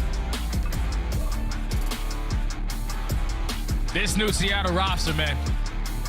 They are just doing everything right. We're talking about opening HPs absolutely dominating. Search and destroy, they almost let that one get away from them, but they were clutching up a majority of those rounds. And then even on the control, this used to be literally the worst control team that we have in the game. But the roster change has done wonders for this team, man. They close it out in a clean 3-0. They walk away with one attacking round. Vegas Legion were literally the best team on the defensive side. They do not give up any segments on that side of the map. But you could just tell how different it was for them, because for Seattle Surge, everyone's sitting at 4K, close to 5K damage. On the opposing side, Geo just did not have a good series today. We're talking about a map like Invasion where your ARs need to be felt, only 2,800 damage, 9 non-traded kills, 12 and 19 overall score. That's not the way you want to get it done. But Seattle Surge basically did exactly what they did at a hard point in that control. Just never gave Vegas Legion any breathing room. We're talking about being great on defense, but they could never find a clean 2 to 3 dead to allow them to push up on the map. Every time they came off spawn, they are forced to iron up through mannequin. They are forced to iron up through back gas because Seattle Surge are so damn fast to retake the middle of the map, and Vegas Legion simply did not have an answer for it. Seattle Surge, without question, sitting at 3-1 on this stage, looking like a completely different unit ever since the addition of 04, man. Congratulations to them. You clutch up versus Carolina. You beat down on New York in both the hard points, and now a 3-0 versus Vegas. And let's be honest, even though it was an 0-3 versus OpTic, those boys were fighting. Oh, so, yeah. As we get ready to throw things back to the desk, I guess the question to consider here is Seattle potentially threatening maybe a top 4 position in the league? I think so. I think so. That's got to be thinking so, too. They're pushing it. I mean, they're top 6 for sure. There's no questions asked. Nope. There's the big 4, and then there's Surge and Vegas and everyone else underneath them. Seattle Surge get the win over Vegas, though, and I don't know. Do you give the credit purely to Seattle, or are there issues in the Vegas camp? I'm giving it to Seattle. I mean, Awesome. there's clearly Let's issues in the Vegas camp, and we'll get to that. But we got to show Seattle their love. I mean, they've had 3 signature wins against teams that you would place in the top 6 for sure. I mean, you're talking about Carolina, New York, doing it by way of Search and Destroy, doing it by way of Hardpoint, and this one, you're getting a little bit of it all in a 3-0 steamroll. Seattle is the real deal, and they're here to stay. 04 has turned this team around. Breszy looking way more comfortable with the AR as well. Alley Cat, how do they pull off a 3-0 over Legion, though? Well, in that opening Vista, like Vegas just, whenever they did have that early rotation, they were getting instantly broke. And that's almost the expectation, right? Seattle right now sitting in the league. They're the number 2 holding 2 and the number 2 breaking team. So they just need to clean up their fundamentals a little bit. What do we see in the second half of the Vista? It's the early rotation over to that P1 to chain it then into the P2 spawns and hold that P3 to close it out. So for Seattle Surge, they're not only beating these teams, but they're making strides towards getting better. Yeah, I mean, you know, halfway through that control, I'm sitting there, I look over at Chris and Ellie, I went, these guys are legitimately good. I mean, the way they're playing their trades, playing their lives, they're together. I mean, on their defenses, you got Abuza pushing up the street. He's comfortable playing the slow AR role. Everybody else is getting mixy. And then Ali mentions the Vista hardpoint. It's like, okay, they only outslayed them by 1, yet the score was 250 to 110. How does that happen? And it's prioritization of the right thing. Second rotation, P1, Chris. As we mentioned, they steamroll them, control the spawns for P2 and P3. We know how you can get those back-to-back. It's exactly what they do. Seattle are looking phenomenal. Great job by the management getting these guys locked and loaded, ready to go. 180 seconds of hill control is what turned around that hard point, and you can see Seattle locking down A was the final blow. 3-0, Legion going packing, and it has been a rough 2 weeks for a squad that is now done leading into week 4. Let's take a look at our scuff play of the game, though. It's got to be 04 in S&D, right, Allie? Yeah, it's probably him getting another cruise missile. I think this guy is literally averaging a cruise missile, a series, maybe even a map at this point, because he's guaranteed for at least 1. So this is going to be his opening 3, and he was doing it in every single round. And even when Las Vegas was trying to bring it back, he was pulling out moves moves like this and saying, nah, don't worry, guys, I got it. He killed Attach, I think, 4 rounds in a row. You were calling it out. Yeah. You're like, look at him and Dylan squaring up, and 04 has his number. Yeah, I mean, he wins that 1v2. Next round kills Attach up into the base, and then he maps Attach. He's just like, listen, your best player is in my blender, and then they go ahead and they close that map out. So 04's got to be, confidence on the moon. Can we give a shout out to our replay team, by the way? Everything we wanted to talk about, you just had it visually. Well done, production. Right now, though, we need to talk with a member of the Seattle Surge. Welcome to the stream. It's Breszy joining us. Breszy, great to have you. And can we just start off, how would you like us to pronounce your name moving forward? Just Breszy. Like SZ. I know it's hard to pronounce because it's half of my name. It's just say Breszy and not Breszy, but you can say whatever. We'll let Chance know. We got you, bud. Breszy it is. So Breszy, talk to me about the move, bringing 04 onto the lineup. How did that change your team as a whole?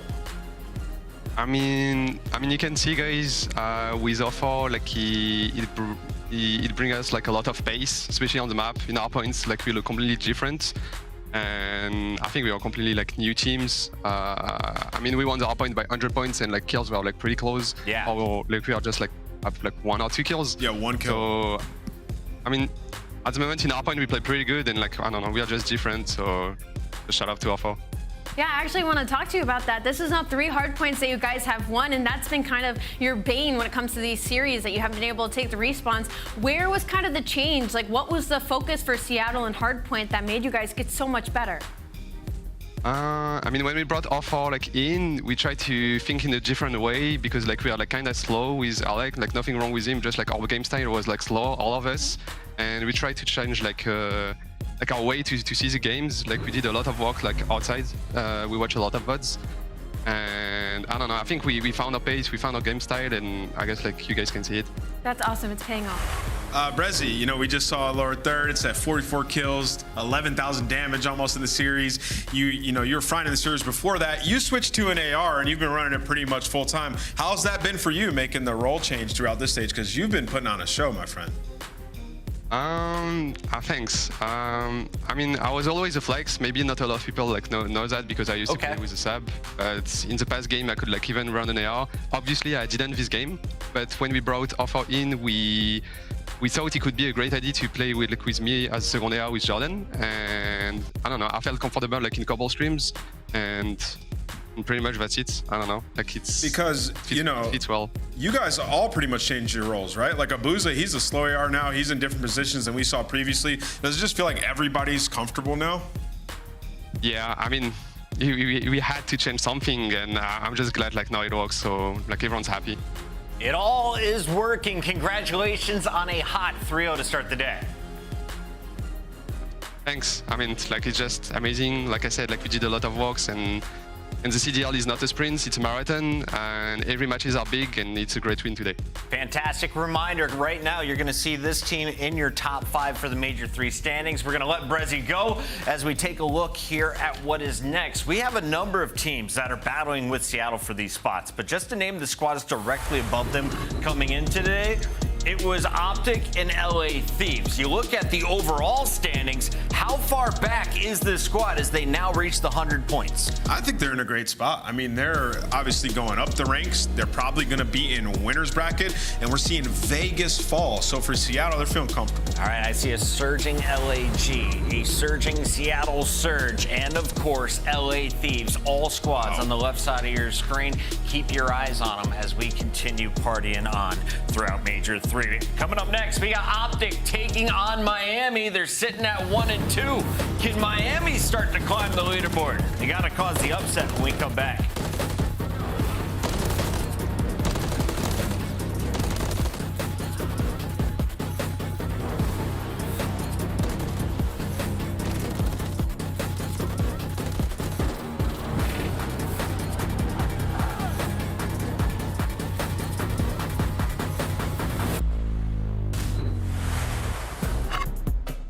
Upgrade your game with the Scuff, the official controller of the Call of Duty League. Start the season strong with the Call of Duty League pack. Grab yourself the CDL operator, weapon blueprint, and so much more. Check out the Call of Duty store in-game now.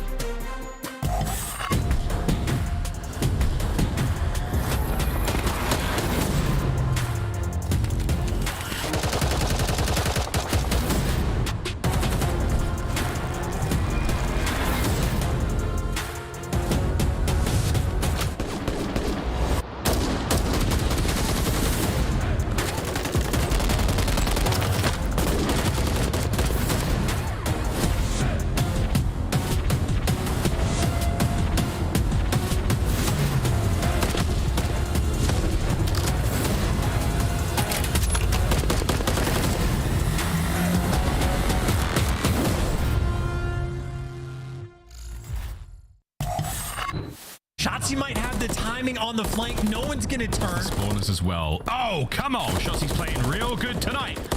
Nice tags. I don't have a clue as to how he has managed to survive. Shotzzy versus the world.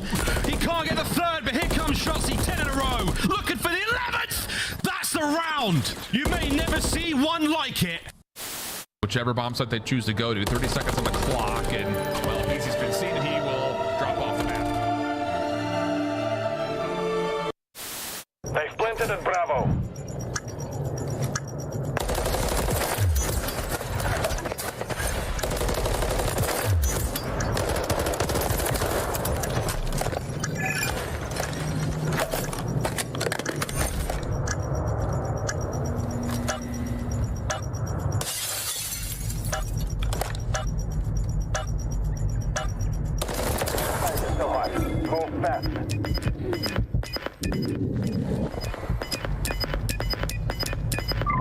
Oh my God! Oh my God!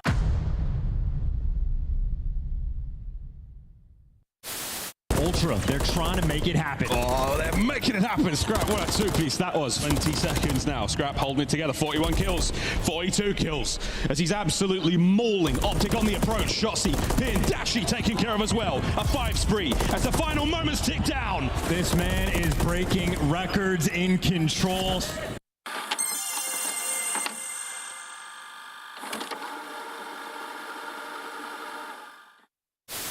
That's the problem. You gave him all the time in the world, and now Ultra have set themselves up perfectly for the barbershop hardpoint. The apartments, the alleyways, all the nooks and crannies are now full of Canadians. And you have a BZ at 9 and 22, and this is only a 20-point game. You're looking for big plays in the final moments, but Envoy takes down 2. Envoy the front line. Might, oh, the whole team might. I think they are. They're going to get a quick bit of a workout in. Come on, Vico, get up there, son. They're going to get a workout in here in round 1. There we go, team. Up we go.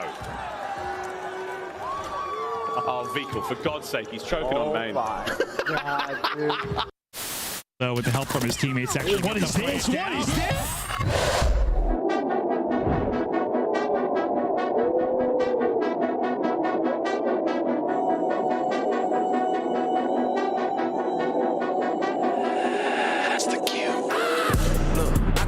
City, you hear signs when we sleep. Heaven sent, hands down, vibes so unique.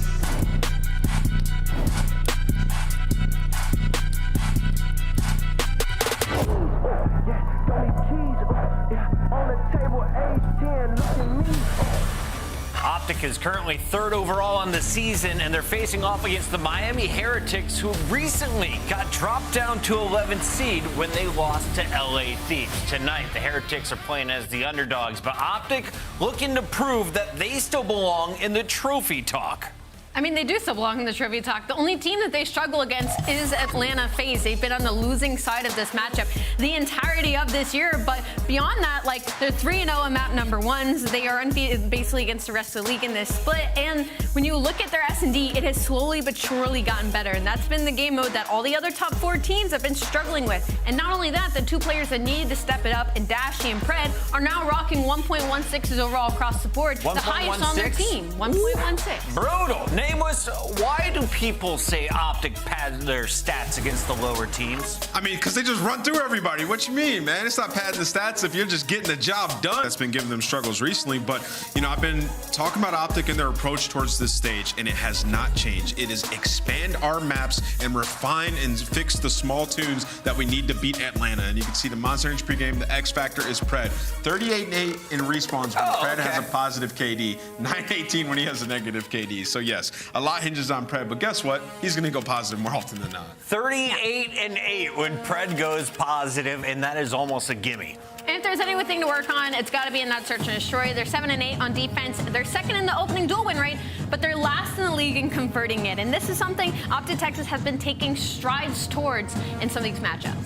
All right, that is a look at OpTic Texas, the favorites coming into this one. On the other side, you've got hope in Miami, and that is something we couldn't say at all during Stage 2. They've brought in Real, an SMG player that seems to be bringing some new flavor to this team that is still looking for wins here in Stage 3. They got the Game 5 victory over Boston, but that was more of a Boston throw than a dominant Miami victory. Yeah, I mean, it was definitely sort of a Boston throw, but I will say, like, when you look at Miami, they just look much more confident, especially in the respawns. Like, in the tail end of last stage, they improved in hardpoint. They're actually a decent hardpoint team by the end of it, and now you bring in Real, who seemingly is doing the right things on every single rotation. You are in these matches. If you think back to the Toronto series, if you're a big Miami fan, they could have pushed that Game 5. Toronto's not a great search team. They could have won that. We'd be singing a different tune about this roster. So I really do enjoy this team, and I think they have the makings to be a top team in the league. And the X factor is Metals. 16-8 when Metals has a positive KD, and they're 8-21 with a negative one. So you're relying on Metals, but he does put down a lot of damage regardless. He does, but on the flip side of things, they're lost on attacking. They're 0-5 record across all 3 maps with a 6 life margin. That's last in the league, and that's talking about control. They're 0-3 in control in the last 30 days, going against a very strong respawn team.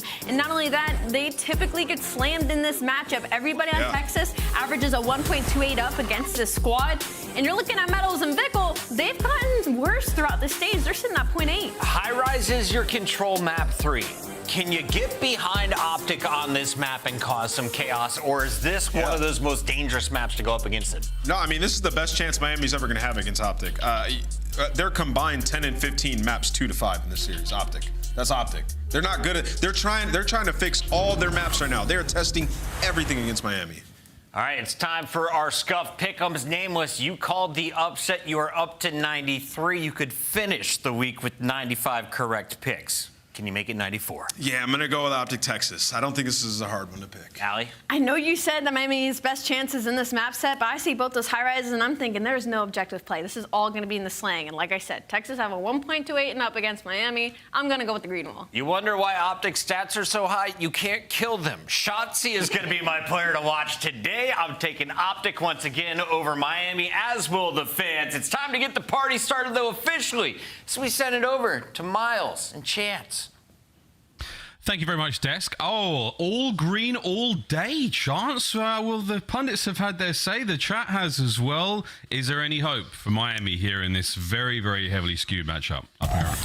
Yes, of course there's hope. I mean, they beat him before in a 3-0 fashion, and I think the Desk did a perfect job of covering just the pick and bans that we have throughout this series. So I just like Nameless's quote of, this is the best possible chance Miami are likely going to have against OpTic, potentially for the rest of the year, because, you know, if things pan out well, OpTic aren't going to square up in this type of series again. So it'll be the right from the jump, got to set the tone, and even for the players to watch. I think Metals and Shotzi will be the 2 respective players to watch from either side as well. I know at the start of the year when Miami got the dub, Metals absolutely popped off, but since then it has absolutely been the Shotzi show, who gets a 2-piece off the rip and a nice little opening break there from OpTic, already setting the tone. Yeah, it starts things off very well. The Heretics have had some lovely form recently. See if they can put it to testing. It's an exceptionally strong roster here in OpTic Texas. Middle of the map, all Kenny. Big wins. Shotzi on the point there as it continues to be a seemingly perfect hold here on the first hard point. 25 on the clock. Vehicle and Co. can't seem to get too much going as Kenny is having his way. Both he and Shotzi are 4-0 chance. Yeah, no, they can't kill either of them. Finally, Shotzi's going to fall, but Kenny has just been a pixel for Miami to shoot at so far on this opening P1, and maybe credit to Heretics, eventually do break through, but on the rotation, maybe Pred will be the cutoff man. He is by himself, so he's going to be happy to take it slow, trying to play for a guarantee. So Heretics might get the early few seconds, but Pred waiting in the wings to strike, and well, he has struck. There's the extra kill as Shotzi continues just to dominate the kill feed. It's all Shotzi, 7-1. This is a new spree. It's a 3 for now. Looking to make it 4. Looking to make it 5 in a moment, is my word. Shotzi already on a lovely tear here. He is having a good time. Yeah, and like again, the first series that Miami won, Shotzi did not have the best of times, and then the next series on land, he snapped. They got the 3-0, and he was literally dropping bombs on Miami constantly. And I mean, he did that 2 series back to back. I think the worst KD he had overall against Miami was about a 1.5, and well, Shotzi apparently is going to light that up even higher. Currently sitting at a 2.0. Maybe the nade kill going to drop him down just a touch, but OpTic right now not feeling pressure, not feeling the heat. Maybe the first rotation where Heretics have an opportunity to make a dent, and it doesn't last long at all. The only player able to push through the back gets cut down immediately. The only player from Miami anywhere near the time falls in short order. Heretics, they are not just on the back foot, they are so far away. I was not on the back foot, they're on their back at the moment. OpTic Texas, we'll see how their ground game goes. So far, a wonderful hold on Ps 1 and 2 over to the 3rd kill now in our Rio runaround. Dashy there with the rival, not quite enough to get any more in that life, but big work in the kill feed from everyone in OpTic. Once again, holding it down. Miami Heretics with an opportunity to get in here. This is a bit of an aggressive push. Metals, looking at the Metals of old, flying forward, finding time. 20 to go here. OpTic have set up the crossfire, though. They're going to have eyes on the hard point and eyes on Nu. All good looks for the Green Boys, John. Yeah, there is absolutely no room to breathe. Miami actually had a really big opportunity. They got the break. They had the back spawns as well, and then Shotzi wins the 2 key gunfights to get OpTic the spawns back. So maybe a very small window of opportunity for Heretics to make a dent. Shotzi slams that door in your face, and well, now you get the spawns, you get Dashy, just gets to sit and collect this time. Not a perfect hold though. Heretics putting a lot of pressure towards the back, but now the key gunfight's got to get Breszy off the time, and well, you at least got to trade him out. It takes 3 players to jump on top of him, but hey, at least Heretics able to get it done. Yeah, he brought the right weapon for the fight. Lucky winning that one by a single hit point. Keeps his 3 spree going, so the Heretics are back in this. Not over just yet, folks. Now we can see OpTic go for a break. We get to check out the holds of the Heretics. Eyes on that new hard point in a moment. It's been a good look here on 4. As the Heretics have pulled this right back chance. It used to be a massive lead. Now we're about halfway there. We're still living on that prayer. Wow, you see OpTic setting up for the kill, though. Yeah, they took their time. That is a perfectly coordinated, everybody taking the right route and waiting for the timing to make sure everybody is in position. So, don't get me wrong, Heretics able to get maybe 20-25 seconds off of that break, but OpTic still snuff away the time. And now on rotation, it is just discomfort now from Heretics. It feels like getting picked apart towards the middle of the map. Nice coverage for Lucky, though. Metal's able to stay alive, and maybe a stable moment from Heretics as OpTic now just trying to flood through the front. Contest still on the bridge hard point here. There's always a troll or 2 under the bridge causing problems. Kenny deals with him. Gets the pair. Wow, good shots there from the OpTic boys. They're going to get the hard point and cross over the 100-point mark with 30 to go in this hard point.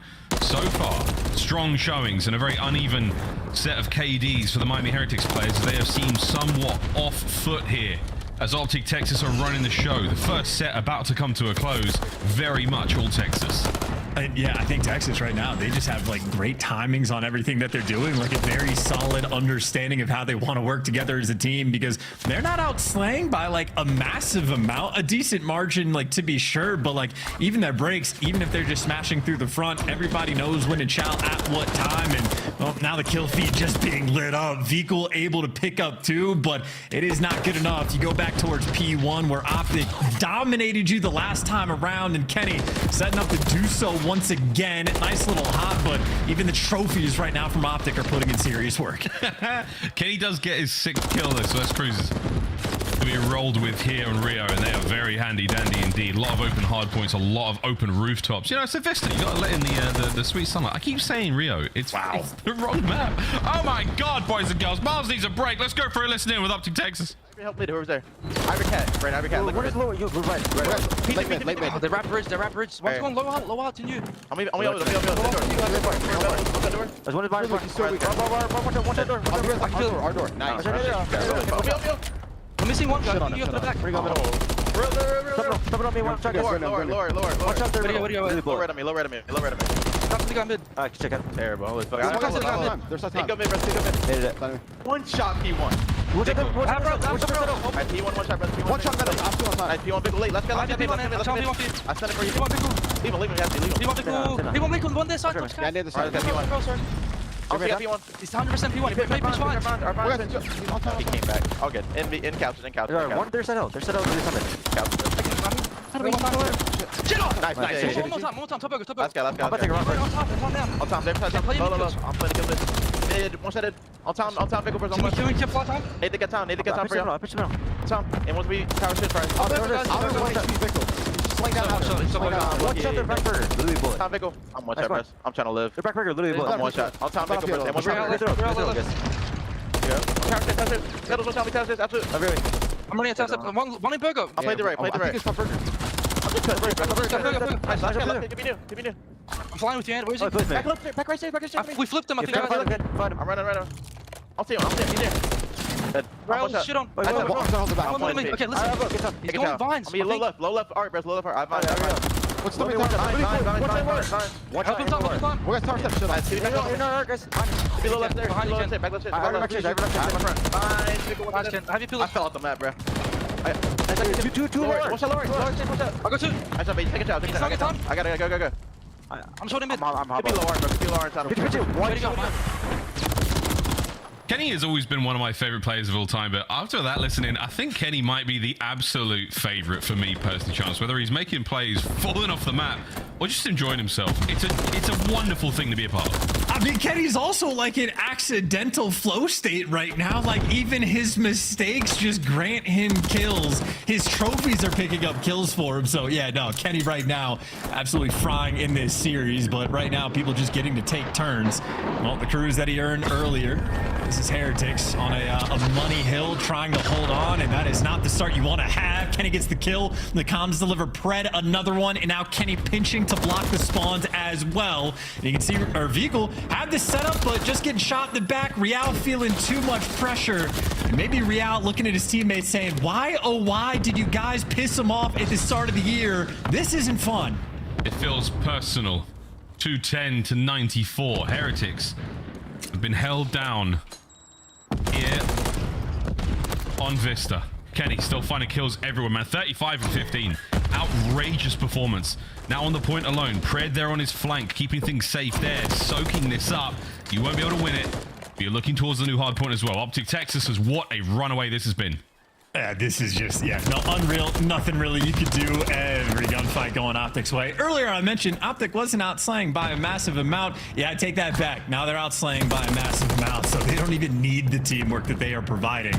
I mean, this is just destruction. One good break, they're going to win this game. Good news for Miami. You did not get a 100-point club. Bad news. Shotzi in the hill, trying to get the timing.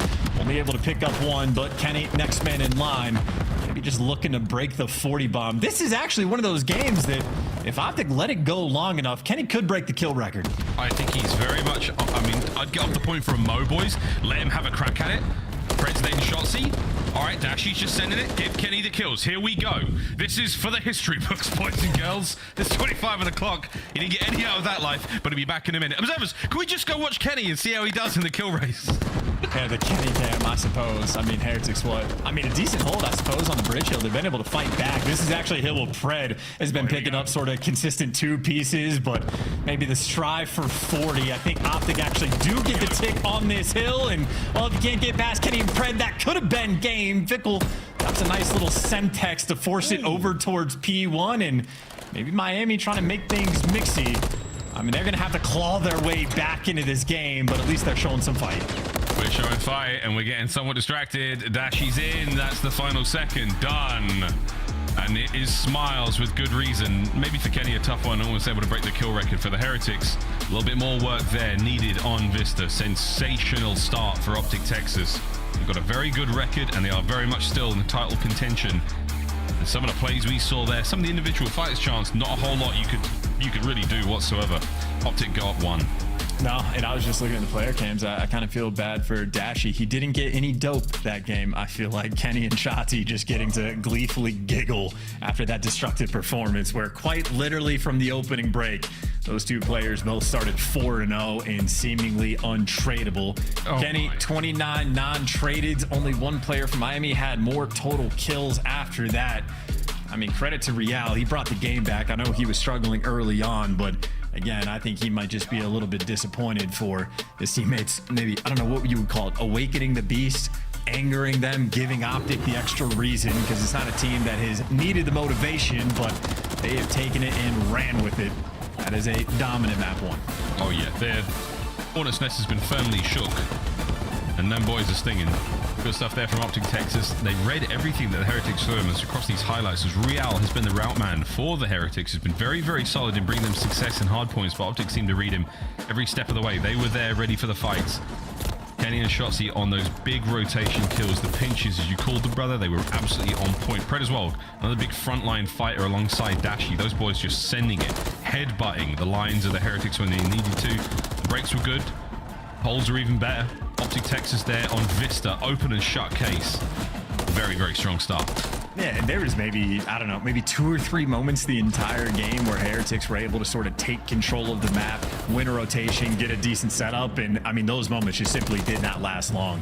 Like, OpTic just completely run them over, and then when things were easy from OpTic, this is how the kills were looking, just easy read, snap on the 2-piece. These are the moments for Kenny where it was that accidental flow state of like every hip fire bullet connecting. If he falls on the map, it works out perfectly for the timing. And even the teamwork and the shots rolling through, he was certainly collecting a ton of kills on players that were one shot. So much so that his trophy was a contributor. So really not too much to say. Again, Dashy just disappointed. Didn't get to have too much fun. Indeed. Smooth sailing. Start the series off for OpTic Texas. Now you're going to turn things around. Heretics, we want to see some success in the search and destroy and push this series a little further. This is a team that the Dex brought it up. Very, very strong ceiling. Good caliber of players. Unable to find a hole to go on there. Man, what a nearly perfect trajectory chance there as the OpTic boys. They ran that one apart from a couple of minor setbacks. Very, very solid work. As that P5 to P1, they really did try to let Kenny break the kill record, but alas, his teammates didn't let it go down. Map 1 in the books, boys and girls. Now we say hi, hi, hi to high rise. Karachi invasion to close out. But the way things are going right now, Heretics, unless we see some success in the search, this series could be done in 3. Let's find out what they've got in this high rise S&D. And as Nameless pointed out, for the maps from 2 to 5, so from the high-rise S&D all the way to the invasion map 5, if we get there, it is a 10 and 15 map count right now for OpTic Texas. So they're trying to flex the map pool, trying to work on things as much as possible. So for the Vista, no questions, comments, or concerns. They look fantastic. The high-rise, they still have a few more questions to answer. Thinking of those moments where 0-4 clutches a 1v3 against them, where they over-scam just a little bit, or maybe going to prep some strats specifically for when they play against Atlanta FaZe. OpTic again just working on their depth, and right now I think Miami is a team that is going to need to dig deep to get these wins. Real, first experience against OpTic Texas, again very slow start that he had. I mean, I think I saw him at maybe like 12 and 26 at one point, but he really started to heat things up and turn it around. No slow starts will be an option on the map number 2. You got to come out of the gates hot, and specifically on the attacking rounds, Miami have been pretty strong, able to get the bomb down. Fantastic on the first blood front as well, 68%. Make no mistakes, that gives a squad like Miami a massive advantage. You got to keep that rolling. And again, from Real, no slow starts. His KD is fantastic. His output in the kills per round that he is getting, 0.8, is a very strong performance. And the fact that the new man on the squad has a couple of clutches already are some great signs for the Heretics. Yeah, again, just to recap there, statistically, the Heretics very strong on the attack. They'll start things off defensively, though. We'll see if there's matters for them. 3 members of OpTic there towards the A side of the map. It's going to be Top Heli. Down low is going to be Shotzzy. We'll see if the Heretics make any reads of this, or that's the first red ping on the mini-map. Smokes out for Shotzzy. Can he find the jokes?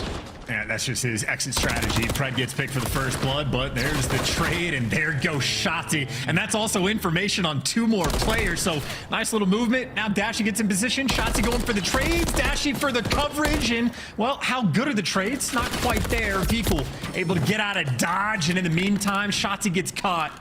There's a beautiful round right now for Miami. Their teamwork is flowing. Yeah, that's a tough look. A lot of effort there from OpTic, doesn't amount to a whole lot, but Kenny's now in a 1v2. He may be spotted on the cross. He doesn't look the right way, and not enough to get it done. Vkul holds his nerve and holds the iron. Yes, Heretics on the board.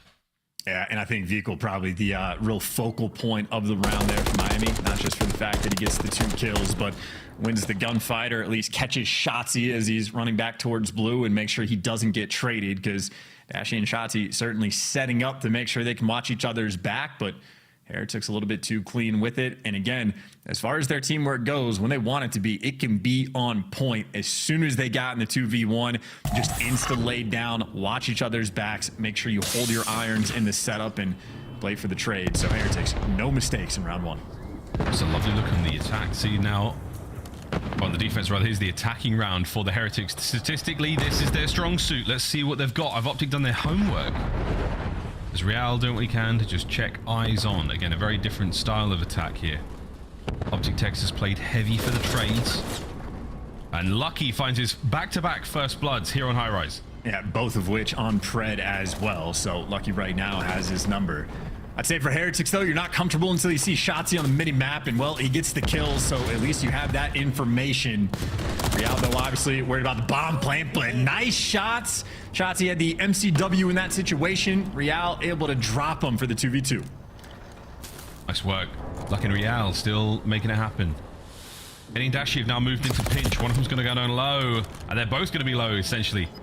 As Dashy has got eyes on, massive bit of work there. Huge information passed over. Real now able to get the bomb down. Kenny's in a position to cause some problems. Dashy still has overwatch over all 3 exits. Have they accounted for the down low hit, though? Well, that was the only way he could get out, but now position is known. Dashy reposition, and this is just feeding the information for Kenny to get in position. Real, better gun for the job. There's the one. Not the best moves, though. Couldn't quite get the slide. I think it might have died on him in that moment, but Dashy there for the trades as well. Nice little clutch moment there from OpTic. The ARs getting it done. Yeah, Dashy gets another clutch. I like the Dashy played so close there to Kenny. Maybe thinking that Real, of course, running that Rival 9, he's going to want to take that close gunfight. Kenny unable to find him as he pies across the door there to bottom blue. But lovely work here from Bruce. Gets his boys trade instantly on that defuse. A good look on the attack, though, chance from Heretics. I like what they did, but the 2v2 didn't exactly go their way. No, I will say the first bloods, though, certainly are, so they're at least able to get these advantages. Again, a 68% compared to, I believe, OpTic had a 43% rate so far in Stage 3. Heretics at least attempting to make use of it. Fred's gotten caught twice, so want to see the adjustment there on the OpTic end as you see spreading the map, looking for that information. And Kenny just staring down the middle of the map, trying to call out players on the cross, and the only player that did cross was Vikul, so everybody else in Miami stacked up on the B side of the map. Fred, not smooth moves there. Wallbang's not going through on Vikul, but here comes Shotzi. Oh, he's been spotted out, though, so this is going to slow him down. A minor setback here for the attack from OpTic Texas. They're still way over towards the A side, but you can see where the guns are up for the Heretics. If you cross over, you're in trouble, and Lucky, again, his 3rd now in a row. I mean, he's perfect. Cannot complain. And now, like, they were worried about Shotzi sort of dancing in over towards, like, past A, like, getting into their base, but they've cleared that out, so their attention completely turned this direction. Shotzi gonna get spotted and traded out as well. Lucky aggressive to make sure he gets the kills. A 2v4 here from OpTic with bomb down, less than 30 seconds on the clock. Good luck with this one, and that might just collapse. Dashy gonna get dropped as well. He was on a 3 spree, so no opportunity to play from the cruise because OpTic cannot find a first blood. Lucky right now, unstoppable in that category. Absolutely. Every round so far has been his. Heretics looking solid here in the Search and Destroy. Real winning a couple of big fights. Everyone trying to keep themselves composed and keep this train a-running.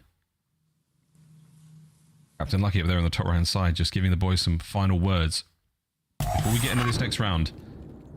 It's only a 1-round lead for now, Charles, but you're starting to look at streaks again for Lucky. He's good for his 3rd in a row, if he can get this again. Well, there's some information. 2 players stacked up on defense from OpTic over towards A. Shotzi repositioning. He's played Propane. He's played on the A side of the map, and now here he is tucked in a corner waiting for someone to jump up the ladder. So Lucky for the moment isn't being afforded any sort of action on the first blood front, but if the Propane tank gets cleared, maybe B Street, at least the mid portion of it's going to be open. Shotzi, well, there's the damage. Real going for the hunt.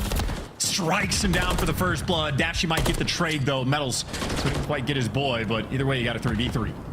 Yeah, lovely work there. Oh, Metals does find Dashy. And Lucky, somehow didn't spot out Kenny on top heli, and that's going to allow Metals to fall. Okay, 2v2, awkward spot. The gun's up for OpTic now, just watching that right-hand side lane. The B Street, not a place you want to hit if you are the Heretics. Pred has got some form of awareness. The Lucky's behind. Not gonna get the kill, though. Wow, a big one again from Lucky. Puts Kenny down into another 1v2. Another round to the Heretics.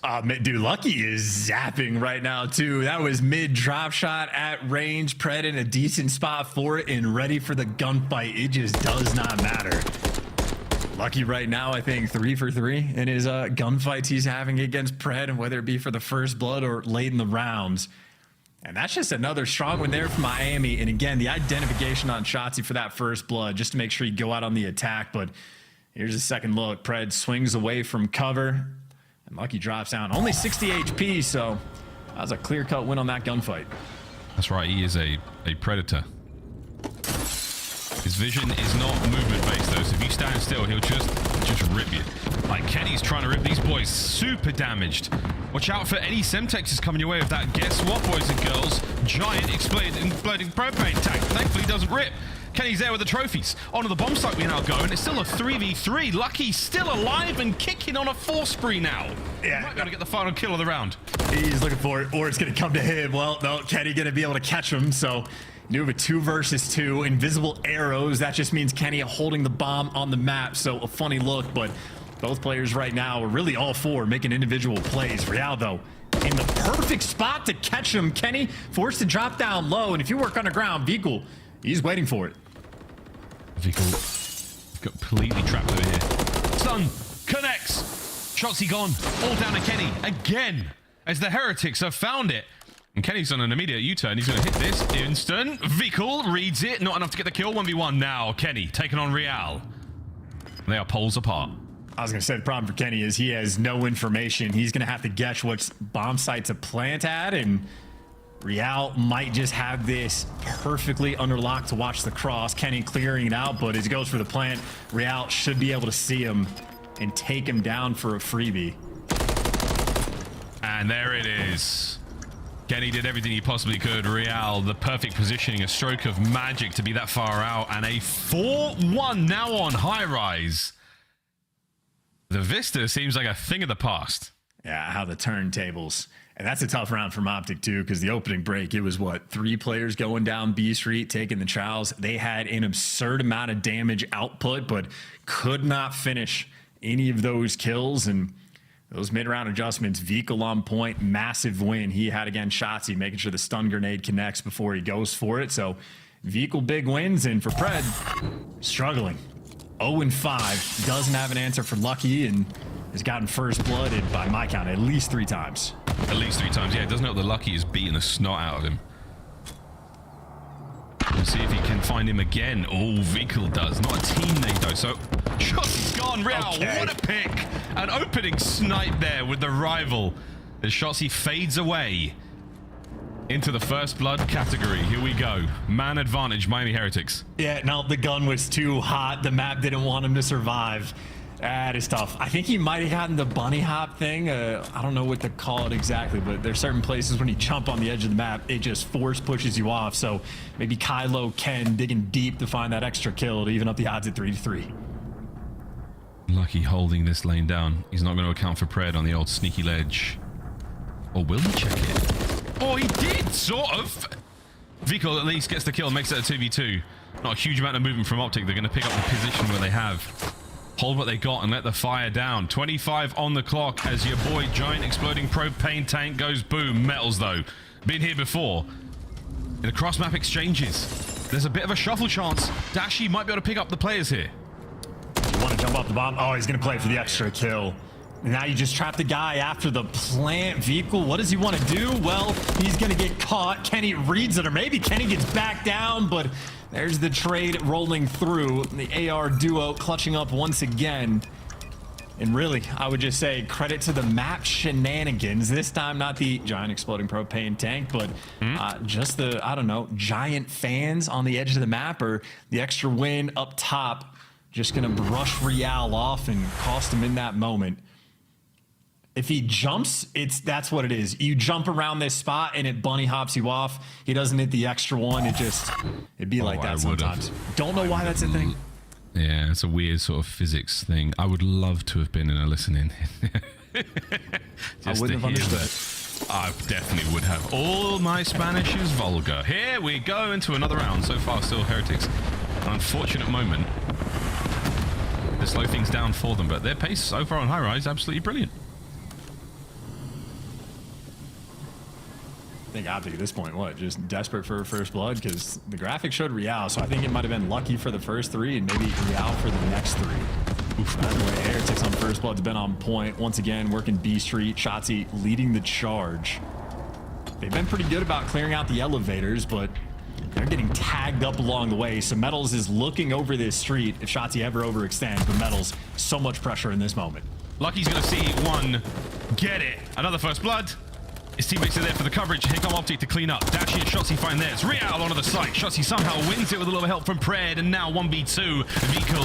Oh my word, you have been spotted. You have been gunned. OpTic Texas, what a bounce back on this slow attack. Yeah, and that is just a massive trade fest. Metals actually does protect Lucky for the moment, but as soon as he dies, that basically becomes Lucky's death sentence inside of the elevator. He did have extra help from in the B site, but for the first time, Pred, instead of being the first to engage, is one of the last. So he's at least alive to be there to cover his teammates. So an adjustment on the pace of Pred. Make sure you get the trades towards the end, and that is a round that collapses in the span of 10 seconds. Every gunfight rolling through.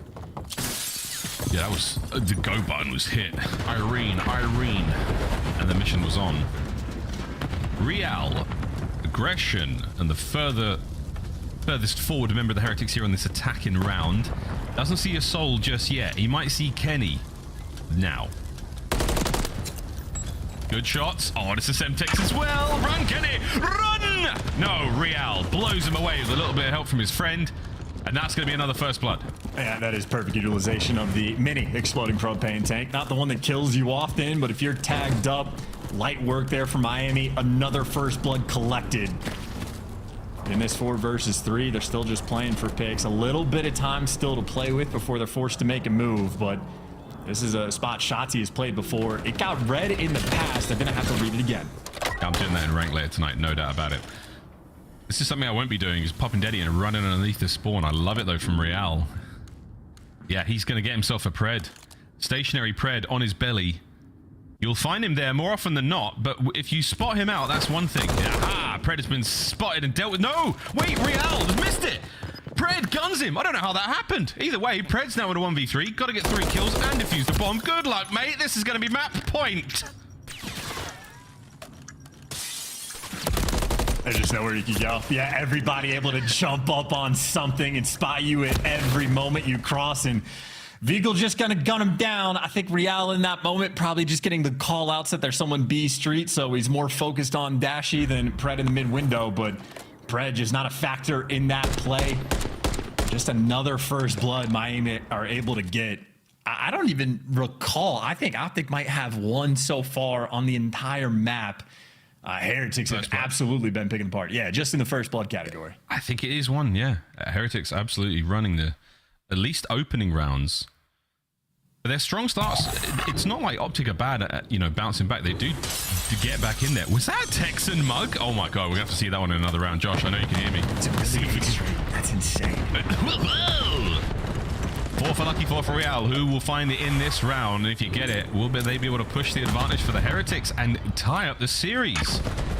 Dashy and Shotzzy. Oh, Lucky, another first blood. Giant exploding propane tank gets the assist. Lucky now, can he get a real first blood? Yeah, he can. Gets away with his life. Oh my good God, nice moves. Gets into the bomb site as well. I don't hate it. Pred's going to be sent in as a big pitch now. They don't check it. Nearly gets both. Vic will go before they can regen. This could be absolutely tremendous. Can he get anything? Yeah, one but done. What a freaky round. Yeah, and look, I know Lucky technically got the first blood, but those are the nades from OpTic, I think, hitting the old mini exploding propane tank. And it is commented that Lucky's standing right next to it doesn't die, but the teammate that I'm assuming was underneath it does, because that's how that works. By the way, OpTic, finally a first blood, and they execute. Just 2 more rounds. Just desperate to get that first kill. Yeah. I mean, look, it counts as a technical first blood for Lucky, I suppose. Another. Madam, this is no time for dancing. OpTic are trying to find the round 11. Okay. Hey, Real's really good at this. He's genuinely nailing it.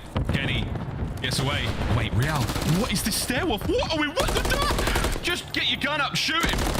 Pred gets it. Massive advantage now for OpTic, who have managed to put it all down to Lucky. We will see if luck has anything to do with it. Oh, he's running. Here comes Kenny. Beams. Kenny.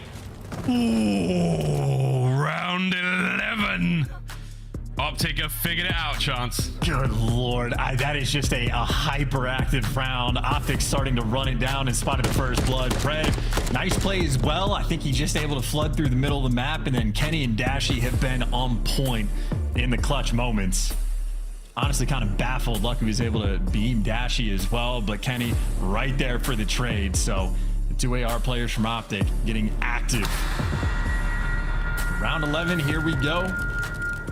Maybe the first blood battle doesn't even matter for OpTic, as they have just continued to clutch up, but I know Kenny and Dashy, they have been enjoying them some high rise. Really. First blood goes to Shotzi. Heretics now down in the opening duel. Immediately answer back, and look at both teams lined up at the respective ends of high rise. Pred's trying to make a play.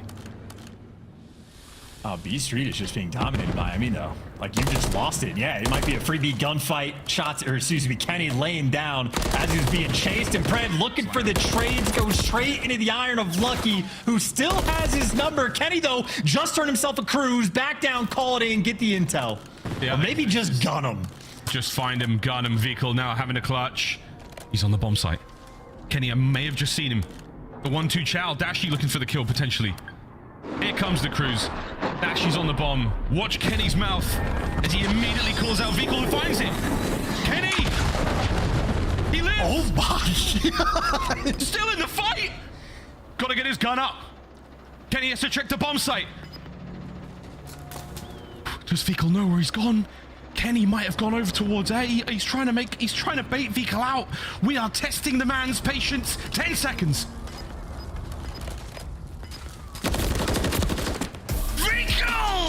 What a round as the Heretics survive in round 11. Oh, I can't say the word, but holy smokes, dude. That is insane. Kenny is a crazy person. He just dropped that Hellstorm basically on his forehead, and the giant exploding propane tank that was a menace on the map in that game. I can't believe he made that call. I can't believe Vehicle survived it. I can't believe Kenny survived it. And the funny thing is, I think if Kenny had if he had killed him and Vehicle in that moment, the game would have gone to Miami because they were on defense and the bomb wouldn't have gone down. But I don't know, that is crazy stuff. But without question, the thing to pay attention to, 5 first bloods from Real and 4 from Lucky. They utterly dominated OpTic in that category. I mean, Kenny and Shotzi able to get 1 first blood apiece, but even in the final round where Shotzi got the first blood, he killed himself 5 seconds later, running into the irons of 3 different Miami players. So Heretics much better about being grouped up and playing for the trades. And kind of insane that they got that many first bloods and it still went to round 11. So on the clutch factor front there from OpTic, I know Dashy and Kenny certainly on point, maybe up until that final round, but that is certainly an absurd high-rise S&D. One for the ages. The propane tank and the wind tunnel that's at the top of the map also putting in serious work. Banging search and destroy. I'm sure we'll be talking about that one for a while. We get to rewatch that play. Decision making from Kenny, like, really good. I think he was a bit concerned about maybe blowing himself up in that situation, which would have been tough. Time was on his side for a moment. Patience was tested. Magic in the air in this series. We're going to take a break, though, boys and girls. When we come back, we're staying on high rise. Don't put your shoes on yet. We're rocking and rolling into this one after the break. Oh my God, can't I do this? Oh my God, can't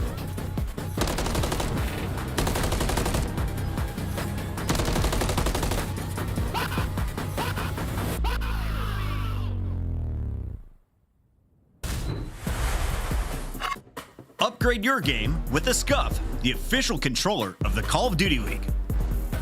The Call of Duty League is brought to you by Monster Energy, the official energy drink of the CDL.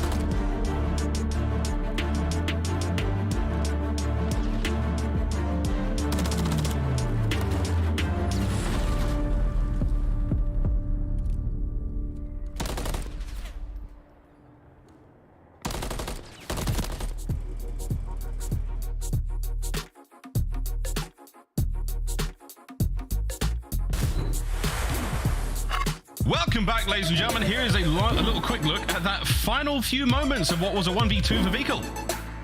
Yeah, and I'm just trying to see, like, on the mini-map, it gets called in. Oh, there's the look. Yeah, Vehicle able to get the beat down on the shots, and then he runs to the only safe place he could find. He still takes damage because the propane tank explodes through the elevators, but I mean, he just disappears and goes back to the exact same hiding spot he had before. And I mean, then as you pointed out, Miles, just the patience. Vehicle gets to the corner, trusts himself, waits the extra 15 seconds, and times it perfectly. As soon as it was 5 seconds, he checks the bomb because Kenny going to be forced to be there in that moment. So Vehicle on point in the calls on that moment. That is just a wild game too. Again, propane tanks out of control. I cannot believe Kenny dropped the cruise missile there. Can't believe he didn't catch him or kill himself. There's absurd stuff, but here's the player looking to turn his game around in map 3. He was not enjoying gunfights against Lucky on map 2, but a 1.45 KD in control is absolutely bonkers. And as we know, everything is bigger in Texas. Look at those mugs. I'm not talking about Dashi. I'm talking about the actual, you know, like liquid receptacles. On towards the B zone we go. Bruce is there to help out. Kenny's holding it down. I still want to keep talking about that 1v1, like the decision process that got us to that point. Kenny did everything right. Didn't want to blow Bruce away. Didn't want to kill himself. Tough scenes. I'll see you on the flank. Second segment will be on its way out, boys and girls. Say hello to an extra minute of the game clock. Or not. And no, I was going to say the jump up. Nobody actually watched it. Shotzzy just a little bit too late, but only able to get one kill. You know where Kenny is, and well, Kenny's going to fall. Shotzzy, though, able to pick up a couple extra kills, and there you go. Extra minute out of the clock. B is unsecured, and that is a very strong start. OpTic really didn't waste any time. Real finds himself too in the feed, immediately over towards the A side of the map. Now it's a single. Whoa, holy! Lucky takes care of Metals. Real walks it off. One absolute badass. Yeah, didn't even do half his health, by the way. Yeah, they're like untouched. That's 2 bullets equivalent. That giant explosion. He has some sort of familial bond with the giant exploding propane tanks. We're gonna have to do a DNA test because there is definitely something going on there. There's also something going on the A side of the map. There's Shotzzy. Feed. Yeah, no, that'll be round number 1. He's doing smooth moves, maybe taking a little bit too much time. This spawner's a little bit quick, but still. Triple stack on the point, should have a trophy as well. The tank has already exploded. This is as good as it gets from OpTic as the second tick already through. Miami trying to force it. They need the gunfight wins, and Lucky on the bench actually times it perfectly. And Kenny might be over here making plays. Kenny trying to dance on him. Lucky, though, the saving grace. Still, though, 1:40 just for 1 tick. Hey, that's a decent amount of lives as well. Spend them if you've got them, OpTic. Mid-map, Lucky's going to turn at the right time. Here's the thumps of the boots from Pred. Shotzzy in the outside of the map might have gotten lost. We'll see. We'll deal with him in a minute.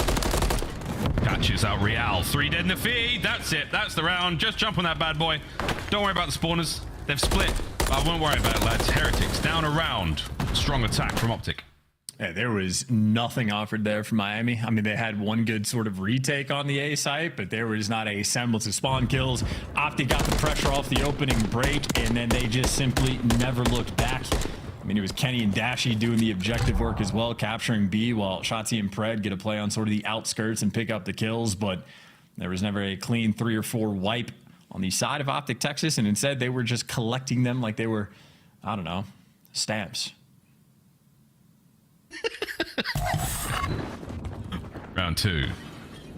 Meow. I wonder what those books say as well. That's another one for you guys there. Say bye-bye, propane tank. Red sneaks off the map for a moment. Nice work there from Real and Vehicle to make the A zone a little bit more safe. They're going to get a slow cap on that. Not a massive amount of space gain on the map. That's going to be Vehicle's job. Kenny's got some inkling that he's inside here. Stun check, no good. Can't go away with his life. Pred should be the next man up for it. Gets it. Don't close out the segment on A. There we go. It's a nice advantage here for the Heretics. Well, just one segment, though. It's a little bit slow on the capture, and Pred, nice win against Metals. Gonna get traded immediately out, but Real doesn't have too much help in this moment. Still gonna be a slow capture. Need the gunfight wins. Able to give you 1. Trades, though, rolling through. Teamwork still on point for Miami. They're keeping the pressure up. I mean, this is basically the blender. OpTic are challenging this 1 by 1, and there goes the A zone. credit to Vehicle just for making sure it blows up first thing. And right now for Heretics, you just want to keep the pressure up, not start the spawn kill process, because it is a delicate moment. AR sort of pushed back. You gotta find your way out. Pred managed to find his on a Real. Vehicle once again straight back towards the enemy spawn. Spots Shotzzy, guns him, takes care of business. And now a bit of a life lead for the Heretics as Vehicle pick a corner, any corner. Let's use the shadows. 1, 2, big work. That's enough to get the boys on B. Well, how many are going to get on? I mean, right now, number 2, Lucky, he's deciding to run for more spawn kills, getting in position. So just a solo capture for the moment. There's one, can't get the second. So that's a life. You've only gotten 1 tick, and now OpTic have the time to at least attempt to swarm the point. Kenny nearby, but he gets cleaned up. Heretics continuously winning the gunfights, and now OpTic desperate to get out of their spawn as the stack is in, and so is that zone captured. Heretics dominant in that round. I mean, whether it's Vehicle just instantly leaves his spawn, goes to OpTic spawn, causes problems. Every single time he hit it, the timing was magnificent. Vehicle absolutely the man of the moment at 12 and 9. Captures to his name as well. The Heretics are feeling it here on High Rise. And, you know, the talk of the town lately has been that, you know, defense on High Rise has really been sort of making gains. Teams starting to figure it out, locking it down a little bit easier. Not right now. I mean, that is 2 offensive rounds where, again, basically just dominant from start to finish. Perfect coordination on, I mean, making sure the propane tanks are exploded where you're flooding in off spawn as well. So attacking rounds right now, showing off big moments, and a nice first blood there from Kenny. OpTic, slow approach towards B. I'm not kidding, man. I think Real knows a thing or two. He knows some secrets about them tanks. Because he gets successful with them, he doesn't blow up often. This is a lovely bit of work defensively from the Heretics. Lucky, we're going to stay alive for a moment longer. Uh-oh. Perfect throw from Kenny. Gets an open lane now to work with. Shotzzy opens up B. Vehicle slams that door once again. Good work either side. Yeah, still more pressure on Vehicle. I think Pred might be sliding in for the trade, or maybe Pred playing the power position. Is Shotzzy right now just dancing in your spawn? This is not a fun situation. Shotzzy is in fact behind you. How many players want to turn to look for him? Well, they're setting him in one at a time. No trades coming through. And OpTic only have 1 player on B, but still Shotzzy the thorn in their side, making a guest appearance behind you once again. And this is a long life and a lot of kills and a lot of confusion for Miami. He's not slowing down. 4. That's it. Hitting the back finally. Able to get onto the walls B for a moment though. A was looking a little decent. Pred is going to push on forward, try to, you know, conceal himself in and amongst all this stuff. Bodies and players. Finds a bit of help there on the Dashi. Final 30 seconds. Second segment of B. Soon to be done. I was going to say, poor Dashi. He's not getting any help on the actual objective. Pred has spent so much time looking for kills. This is his first move nearby. Wins a gunfight against Lucky, though. That's a good start, but easy trades now for Miami. And just allergic to stacking the point in this round. Multiple players looking for the spawn kills and maybe punished for it. Shotzzy trying to bail you out in this moment. Nice moves just to stop the clock. 14 seconds left on it. Oh, Vehicle finds another. Timing not that great, though. Pred not able to get any more. Can the boys get close to B? It's so close for the finish. That should be round advantage to the Heretics. Shotzzy doesn't opt for the ladder. Point 1. Oh my God, they're in. They've made it in. 1 segment to go. The guns are at the ready, and the round's not over yet. Yeah, now you stack the point going over towards A. How many players on it? They got the trophy, and 3 players? Well, make it 2 players running away, so you're looking for the cutoff kills once again, and honestly, why not? Didn't even realize 6 lives now remaining for Miami. 1 wave of kills, all you need. Can the Heretics get in there? Trophy's eating it. Kenny! He blows up a tank, and it was a little one this time, not a big one. You've still got time. You've still got lives. Well, from a 9v6 to a 6v5, pump the brakes and play the time. No more respawns for Miami. Kenny with the nice first blood. Looking for find a couple more. Pred's there to help out. Shotzzy's on the flank as well. My goodness, this could work out. Pred finds 2. Last 2 members of the Heretics. Oh my God, 0.1 seconds down to 0.1 player. Metals gunned. Oh my God. Yeah, and that's a ridiculous round, or maybe I'm a little bit too intense. Didn't realize how many kills OpTic was able to actually collect. And that actually, I don't know if that's the strat call necessarily, because they were stacking previously, but it's that slow one-man capture they had towards B just buys you all of the extra time in the round. But there's the moves where, I mean, 2 players in Miami looking at the exact same thing, and I mean, you can understand why. That is as close as it could possibly be to a round win. Instead, Shotzzy, well, him and Pred had the timing dialed down to a T, but right now, the MVP of the map, making veteran plays, been doing it since 2009. He really has. Actually, I don't know if it's a he or a she. It's hard to tell. I haven't quite looked under the metal. Yeah, metals though on the other side. Capturing A.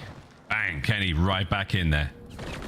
Heavy push here from OpTic defensively. Kenny's going to find another one, but the boys are stacked over towards A.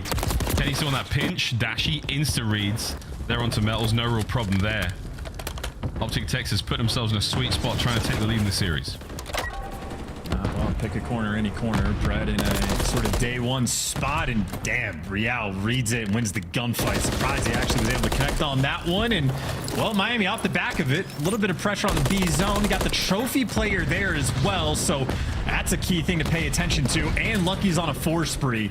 Even with the trophy though, still gonna get peppered up and feel the pressure, but right now Lucky, he just wants to find those 2 kills.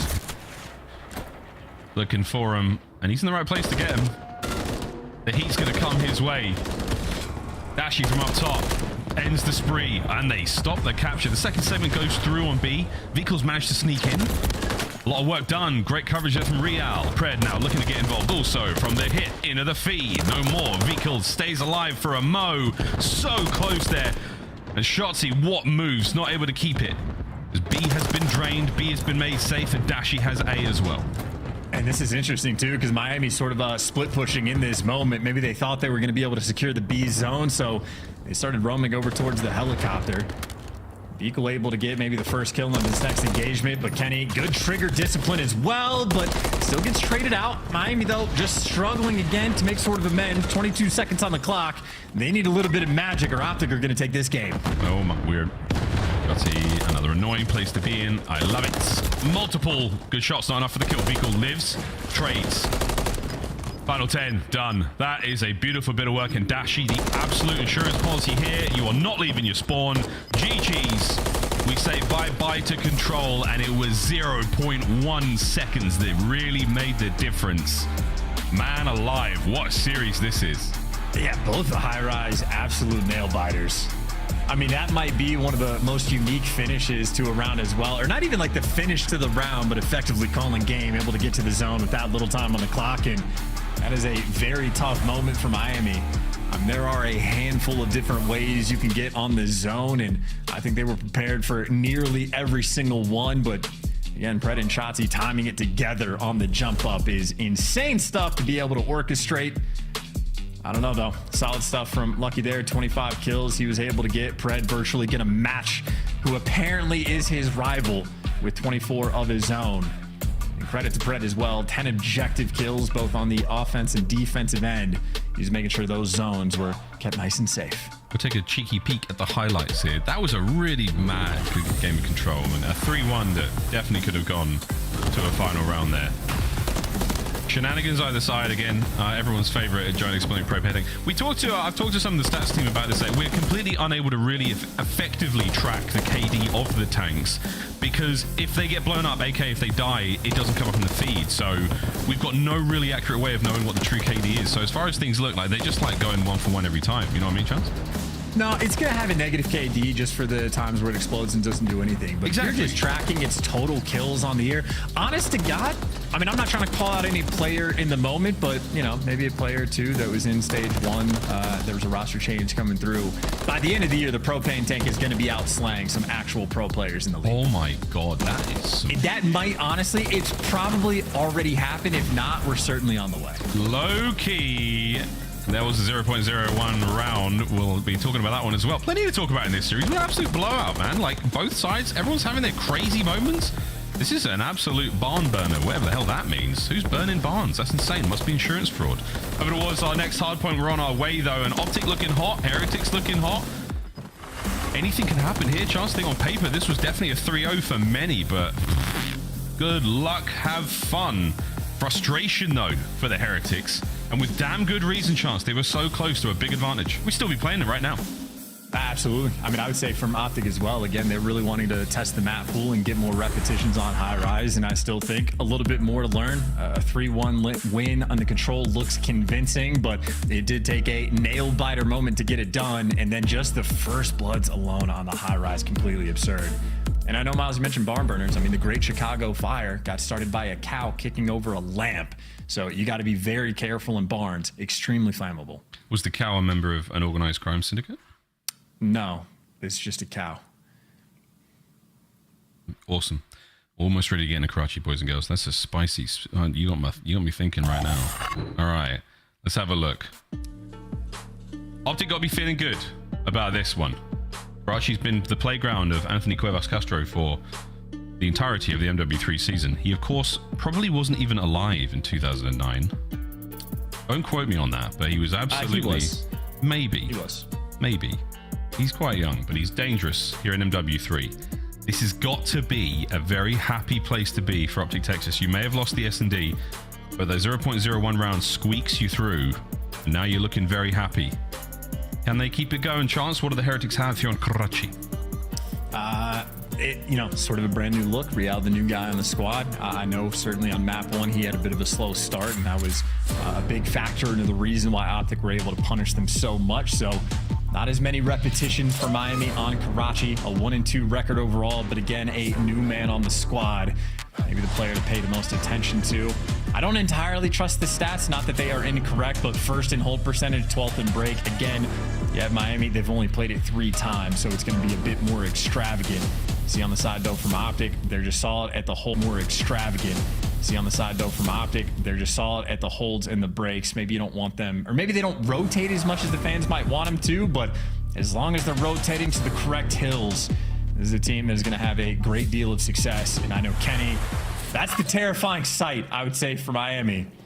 This is a guy that's been on point. I know we might not have won the round 11, but he was still earning cruise missiles and gunning everybody down. So slow Cunny down, have a good bit of success. And off the opening break, Heretics, well, successful at least, keeping things slow. So on the map, very happy for OpTic. Early time from the Heretics, though. Dashy's pinned. They know exactly where he is. That's not going to account for a whole lot, though. You still have to gun Bruce. And these angles, whether he's watching Coop side or watching P1 side, very good work. Heretics, though, fine time. P2 looking good as well. Beagle's going to be the man over there, making sure the due diligence is done for the Heretics. And right now, things are getting done at the hard point. Shotty, schmoving into it. Now, immediate transition over towards New. If that ladder wasn't so slippery, he'd be in a much better spot now. Oh my god, he is parkouring. Yeah, dude, that movement is insane. Getting the information, baiting out shots, setting up kills for his teammates, making sure he doesn't overcommit, and he wins the gunfight as well. Shotzi, the absolute dream of a teammate to play with, and even sets up Pred potentially for the double kill. Everybody right now on OpTic swarming around the time, but Dashy misses the beat down, and Heretics, well, keep the hope alive. They're able to get over the dumpster as well, keeping things mixy. But I think you see Real popping up the feed, getting the extra 2, back alley. They should have it secure, or Pred just finds the timing. Real letting that one drop. Oh, and Pred looking to drop Real now. Slide, hip fire, clean, 25. OpTic should be able to get back into this. Heretics are fighting tooth and nail across the map. The close spawners will be red. Real versus Pred once more. Look towards the new hard point, though. That's where OpTic have gone.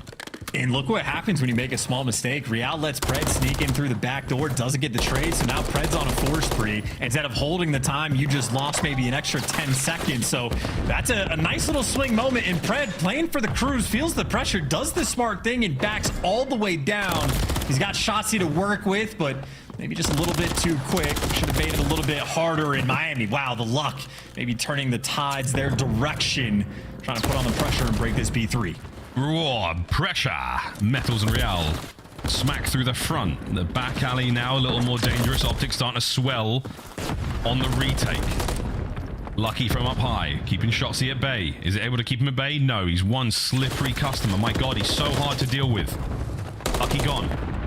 Metal's now trying to pick it up, and OpTic have done a really good job chance of keeping the Heretics unbelievably uncomfortable on this hard point. This is just like a blistering fast game right now that I think both teams are sort of struggling to calibrate and orchestrate. You got metal snapping on corpses. Those were nice shots even if they didn't connect. So the comms right now for Miami also going to be flowing. An important P3 break for them to keep that lead maintained just a little bit higher as we go to a largely uncontested hill. Get to test both teams' ability to actually capture the time. Dashy on it. Doesn't last very long. Wow, it's 3 in the feed, 4 technically. But that's all down. Pred, the last man up here for OpTic Texas, anywhere near the hard point. He's going to be able to hop into it, hopefully keep a Heretics player out of a power position for now, but that's it. Lovely suppression. Pred out of the fight for a moment. Now back into this is Dashy. One of the better POVs. The shots is almost never misses, so it takes 2 to take him down. Vehicle, the overseer from top third, able to get it done. Still, though, a difficult hill to collect time on. Miami have been outslaying in this moment. Vehicle's on a 4 spree, and they've just now been able to set foot on it. Still need the trades, though. And by the way, if you look at the minimap, I don't know if it was a route or a spawn, but Pred is behind enemy lines for the rotation. He's got the opportunity to break it down. Miami, they want to hunt him down sooner rather than later, but now's the opportunity to move. But by the time Pred makes a noise, his entire team is here. This looks like might be a rotation win from OpTic, unless Lucky can break it down, and he can't get it done. Vehicle keeps throwing nades in the middle of gunfights. But I'd rather him use his gun. Good Lord, how did OpTic not get that? What is going on? The junk hill is upside down now. Heretics back in it. OpTic have not been as concise as they have been on the attacks. Towards that hard point, we are going to send it, and Vehicle's timing is so unfortunate here. He helps his teammates out with a little bit of presence. Out from top red. Bang! Pred done. Downstairs safe. Get on the time, boys. Immediate awareness of the spawn seed from Vehicle on the Heretics lads. Nice shots into Shotsy, who also gets peeled. 20 to go. Those are huge gunfight wins. Nice trades as well. Vehicle won his one. Real wins at least his first engagement. And I mean, you're setting Vehicle up. You want this cruise. You're 16-9. You're already frying. You need to get that extra bit of utility. It can be damaging on a few different hills that we have, but right now Metal's over towards the bridge. Bunch of players trying to root him down. Getting tags on Shotsy. His Vehicle getting sent in for the kill. That's the information from the bridge player, but Vehicle choked it. No crews there, and for the moment, no time collected either. No, oh, that's tough. Real, you're alone. You're in the worst part of town right now to be in. Trophy's going to be working in that hard point for Kenny. Lovely stuff. As OpTic have got a nice grip here on P1 in our second set. Heretics very much the front runners. A little bit of time here to make the comeback. And now the counter-attack is on for Miami. And you got bridge control as well, so Kenny a little bit more comfortable inside the time. Dashy, the overseer, feeding kills to his teammates. Vehicle trying to get back towards P1, but he's had no success on this little zone of the map, so much so that Miami chalking it up and playing for rotation. That is a ton of time being given away on P1. And obviously a lot of time from OpTic to work with to hunt down these kills. Pred connects on Lucky every time he gets that kill. Maybe a smile can branch out on his face. Right now, Heretics a little bit turtled around this new time. With Dashy as the overseer, the fallout of this play has just been a hard point hold here from OpTic Texas. Can I get in? Whoa! That's hip fire at its finest. A little bit of magic from Shotsy, who has not looked down those iron sights in a minute. Doesn't matter whatsoever. 5 spree. Yeah, and look at that moment too, right? You turtle just a little bit. Shotsy able to belly crawl in position. It just breaks it down. I mean, P2 is really where Miami Heretics have just sort of blown their opportunities. 2 different P2s where they just get bullied out, and Eagle doesn't connect on the cruise. This is Shotsy's opportunity to get it. Great trigger discipline so he can keep his hiding spot. Waiting for a freebie, and there it is. Cruise collected, but maybe a nice little break. Miami want these final 18 seconds. Dashy versus Metals to make it happen. OpTic get the scrap. Rotation, though, maybe a touch more difficult. But always knew we go. Heretics in full control. Shotsy with the streaks. He's going to level that side of the map. Try to turn the Heretics lineup into rubble. Can he find one? Now pushes him inside. That's good enough for now. 3-man hit through junk. Pinch is on from both sides. Shotsy might go big. We'll see who wins the war of the flanks. OpTic. Yeah, no, not even close. That is a moment where OpTic simply just bully them out. That was a perfect cruise missile call. Absolutely perfect stuff. Heretics now on the attack. We'll go for a quick listen in and see how they sound. Trying to get the breaks. Me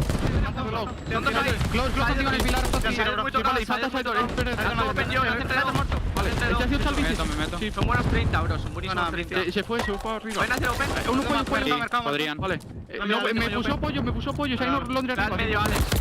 Medio uno. Vale, está medio un tiro medio. Me he colado el reloj. Ahí no palacio, spread. Y han nacido open, han podido hacer open que creo que bloquea. No mueras. Son dos, palacio. Kenny tiro muerto. El dash está palacio. un tiro bici, literal, bro. Segunda muerto. Bueno, dos han tenido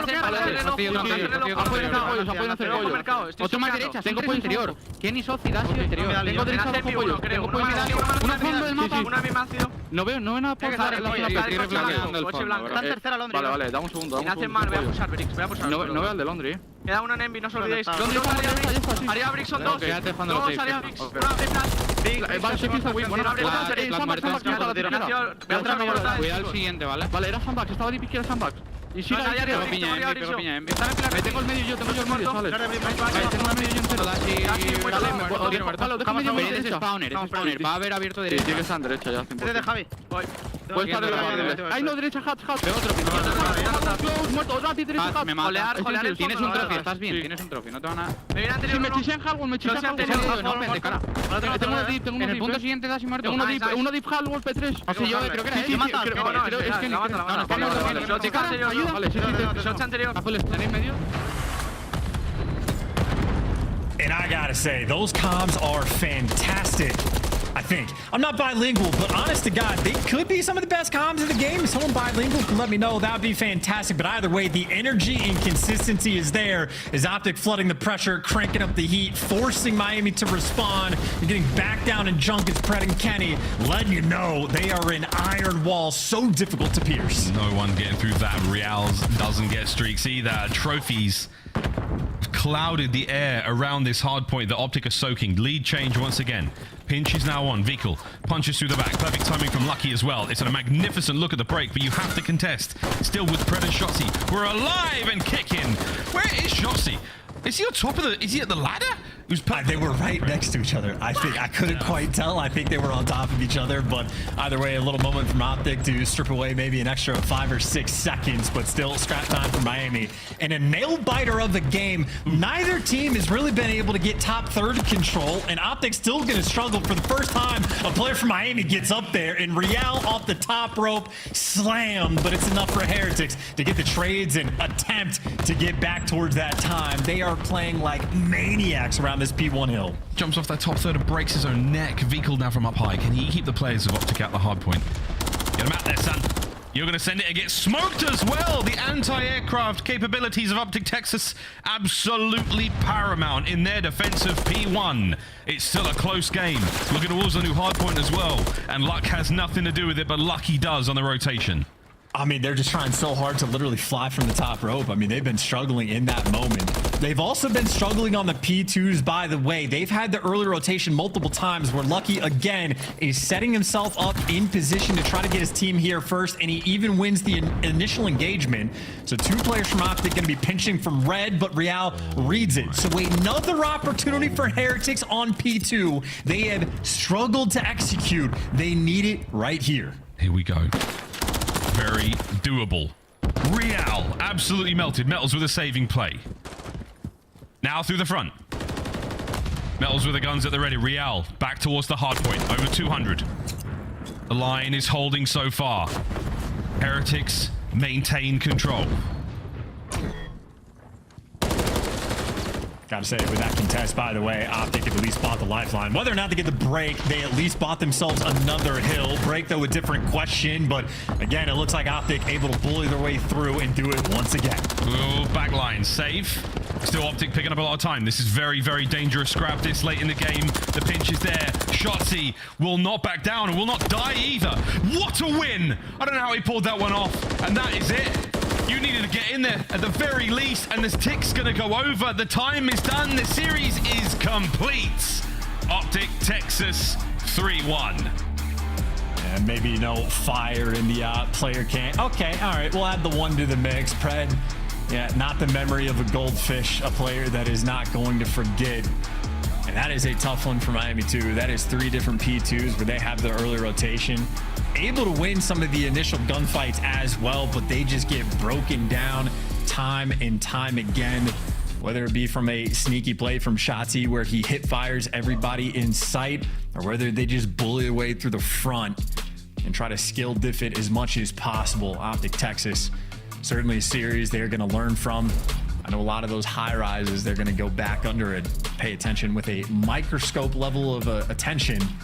And credit to Metals. I mean, he fried nearly 6K damage, a Titan in that lobby, but ultimately, if you can't hold on to some of the easier hills in the game to do so, you're not going to have a good time, and OpTic punish them for their mistakes. Absolutely. So a close one there in Karachi. It's not a bad look whatsoever from the Heretics, but there's a couple of moments where you just see that clear-cut difference, that little bit of magic that makes OpTic Texas such a good team. Well, GG's, folks, as the orange and green tells a very, very spicy story of a back and forth between two teams on an absolute roll. We'll see if the Heretics can keep this going, keep up that pace, and maybe crack on through and find some wins. But OpTic still looking so good chance. High-rise control, magic. High-rise search and destroy, magic for the Heretics. What a series. That honestly might be the biggest takeaway from OpTic for this one. Just the, what was it, 10 or 9 out of 11 first bloods? I think that Miami was able to collect. Lucky for 5 and Real for another 4. So certainly Miami have well-orchestrated strats on the first blood front. But again, maybe the drawing boards for a few hills in the response. Back to the drawing board, and now back to the desk. Good job, Miles. Thank you, Chance. Thanks, and now we got to break down what we just witnessed. It was a little bit longer than expected, but OpTic gets the win. I do want to credit Miami, though. Much stronger than a lot of people expected, myself included. And Nameless, while we're watching the highlights, talk to me about some of the tiny things that you think they can fix to potentially break into the top 8. Because currently, they're the 11th best team in the league out of 12. Yeah, sure, Chris. Well, one will be control. Those are going to be some big things in that game mode. So you asked me about the small things. And I would say in the hard point, specifically that game 4, massive opportunity for them. I love what they did on the junk kill, P5. They sent in a pinch through Lucky. He finds a kill. And then they just kind of over-challenge down low. Just sit there and contest, right? At the very end, also, you're thinking about that situation. You're like, okay, OpTic, they need 24 seconds to win. Let's get in here, play on live, slow down and contest as long as possible, then think about that next rotation, right? So for Miami Heretics, it was the P2s and some of these small moments where they just over-challenge. It's the growing pains of a new roster. You can't expect to beat OpTic Texas off the bat. I do think Miami showed a lot of fight throughout this one. Allie, we're now in stage 3 of 4. How much time do you have left if you're the Heretics, and what's the future for OpTic? You do not have a lot of time left if you're Miami. Obviously, we're hoping that they stick with this roster. They've been hot potatoing that 4th man, and this is arguably the closest you've gotten to beating a top 4 team. And it wasn't a bad showing, just unfortunately a couple mistakes in that map number 4. You weren't able to close it out. Specifically, the tail end of that first rotation, allowing OpTic to chain that P5 to 1 and 2 to give them a heavy lead to take over the lead in the game, not only close it out by the end. On the other side, OpTic Texas, they look amazing. They're testing maps. We see that in their map pool. They put Vista as that map 1. We did not even see that in either of their past 2 series. That was an auto veto. They come out, absolutely slam Miami on it. Kenny has a master class, so not only that, another map pool is expanding. OpTic, the most clutch team in the game if you've been watching the last 2 stages, and we have another clutch moment. It's your scuff play of the game. Take a look at this one, Nameless. Yeah, you know, if Miami won this one, it would have for sure been Vickle, but we're going to go back to the search and destroy. Just some crafty plays out of OpTic here, getting pushed up close and personal. Shotzzy finding a kill, control. Shotzzy finding a kill on the point, staying alive, pulling out the AR and just jumping up. Like, you just have so many angles when you're inside this area of the map. You can jump up on the generator, find kills in windows, get on top heli, find more kills. And when you got guys like this who are winning gunfights, you're gonna have a good time. 0.1 second left on the clock, and they jump in just in time, get B, and keep the game alive. OpTic ends up taking that control and the series 3-1. Allie, as we take a look forward, what is next for OpTic? Just cleaning up their search and destroy. That's literally it. They just got to work on when they're ahead to capitalize on it, and they're still a gross team. There we go. Well, the real answer is an interview with Pred. Are you ready for this? Here it is. It's your Monster Winner Spotlight, and Pred is joining us live from Texas. Pred, congrats on another victory. What was it like playing Miami today? Yeah, you know, we played Miami a few times. Had some gruelers against them. We treat everyone the same. It was a good match. Definitely, Pred. This is the most consistent, I feel like, and the most noise you've made so far in this split during this Major 3 qualifiers for this team. What has kind of your individual work been looking like as a player? My individual work, I mean, I know what I'm capable of. I know what I can bring to the team, what I'm good for. So I've just been sort of like just reviewing, you know, what I've been doing and just trying to make sure that I impact the game the way I can. I just feel like, you know, I wasn't really, you know, after Major 1, I kind of like, you know, wasn't really playing myself. Was kind of, you know, just trying to like focus on too many other things when in reality, I just got to, you know, okay, in front of people. Pred, you know, we've seen your guys' record against basically everybody besides Atlanta FaZe. You just dominate. It feels like all these series you guys have been working on your map pool, the entire map pool, right? And is it just all preparation for a championship versus Atlanta? Is that what it feels like right now? I mean, honestly, yeah, that's the best way to put it. You know, obviously these online matches are just like good reps and stuff like that. I think we're already secured for champs and like all that type of stuff. So we're just trying to just, you know, open up our map pool and, you know, just get little things good. So then we get to that, you know, Sunday, we don't, you know, fall short again. What's it gonna take to take them down? It's been some tough losses online and on LAN. What do you think you need to do so you can finally beat those guys and get that trophy? Honestly, you know, we played really close series against them. And honestly, I feel like we weren't even playing at our best. So for us, it's just making sure in those crucial moments to, you know, have really good communication, listen to each other, and, you know, just do what we practice every day. And just, I think that's the main thing, is just closing out. That's, I think, the best way to put it, just need to close out the situations.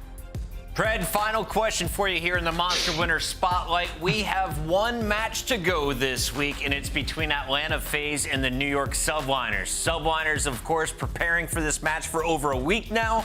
Who do you have coming out on top? Man, that's a tough one.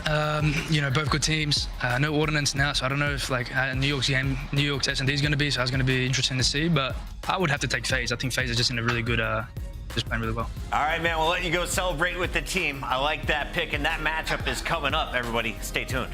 Peace out. Appreciate it. Awesome stuff there from Pred, and we have your Monster Energy matchup coming up here. It is the CDL. Let's lock in.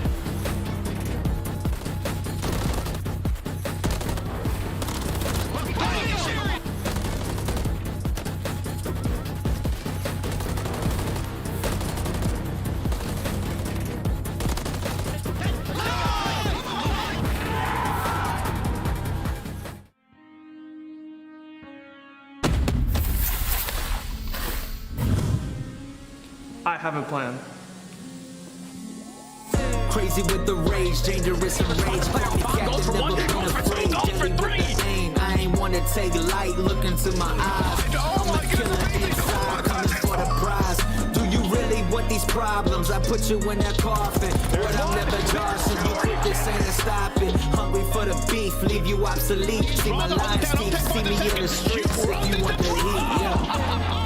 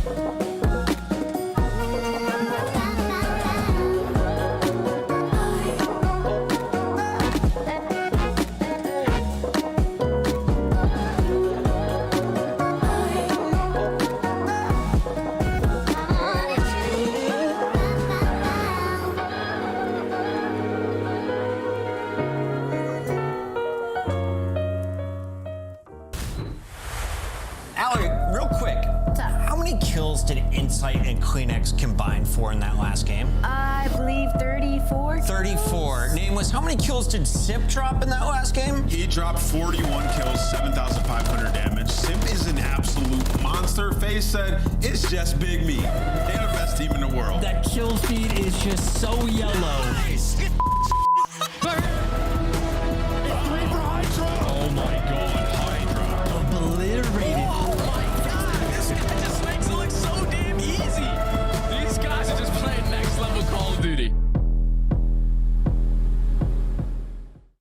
It's time for another showdown amongst our big four. Number 1 versus number 4 right now is the Subliners. Look to upset a red-hot Atlanta FaZe, but Atlanta, they have been dominant, taking our most recent major. They've been thrashing everyone online, including 2 of our top 4. Puckett, they're number 1 in almost every single category across the board, exactly in Search and Destroy as well. They are looking undefeatable. Nameless, this is the hardest strength of schedule. I was looking at it. Atlanta FaZe has drawn some tough teams, but they've made quick work. Could they have a tougher time today against the Subliners? Yeah, the Subliners played them close every single time. They played at the last land and went all the way to a Game 5. We saw some crazy strategies, but Atlanta FaZe was able to adapt and reign victorious. New York Subliners, though, this is your World Championship squad. Push comes to shove, and they figure it out. They make diamonds, right? Hydra has been not great in Search and Destroy.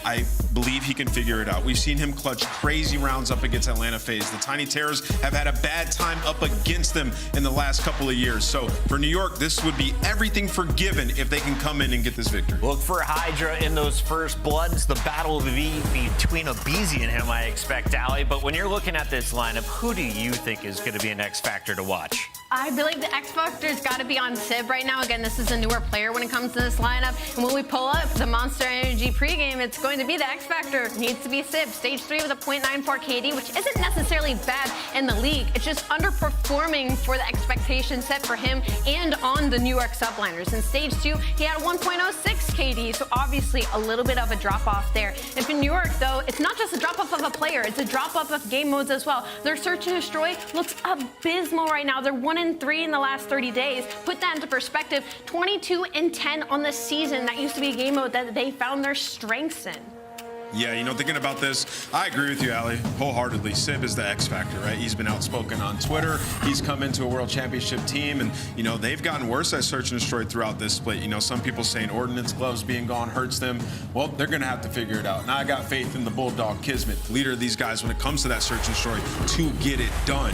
And we're going to pull up, you know, their overall season Slayer rating. He still is that guy when it comes to killing people. Yeah, I was going to say he's had 2 bad matchups, and that was all in the same week. This is a fresh week for Hydra, and he has the #1 SMG ranks across the board when it comes to those game modes. Alley Cat, I hope this goes to a Game 5. Do you think we get another extended series? I wouldn't be shocked. Honestly, it's just kind of what version of New York we're going to get today. All right, on the other side of this matchup, you have Atlanta FaZe, the top dogs, and they brought in Draza. He had a plan, and it was to slay everybody. It's working out, Nameless. No one really hangs with this team when it comes to the KD.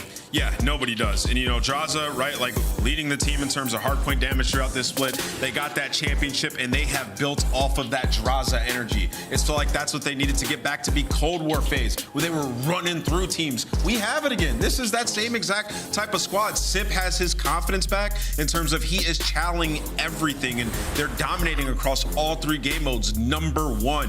And in Search and Destroy, we saw them go up against Toronto. It was 6-1. Like, they were just running at them. So this is an Atlanta FaZe team that makes nearly no mistakes. You have to be absolutely on point from start to finish. And the Monster Energy pregame, the X Factor is Abizi, #1 in Search and Destroy right now. Remember, again, earlier I said Atlanta FaZe is #1 in all Search and Destroy categories. And Abizi is one of the main reasons for that. 2nd in opening duel win rate and 1st in kills per round. Following that up, you get a streak.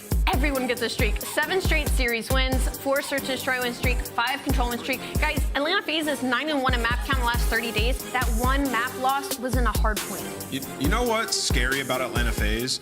When this team recognizes they have the ability to play both ways. It's like, okay, we actually can chow everything, guys, or we can just outsmart you as well.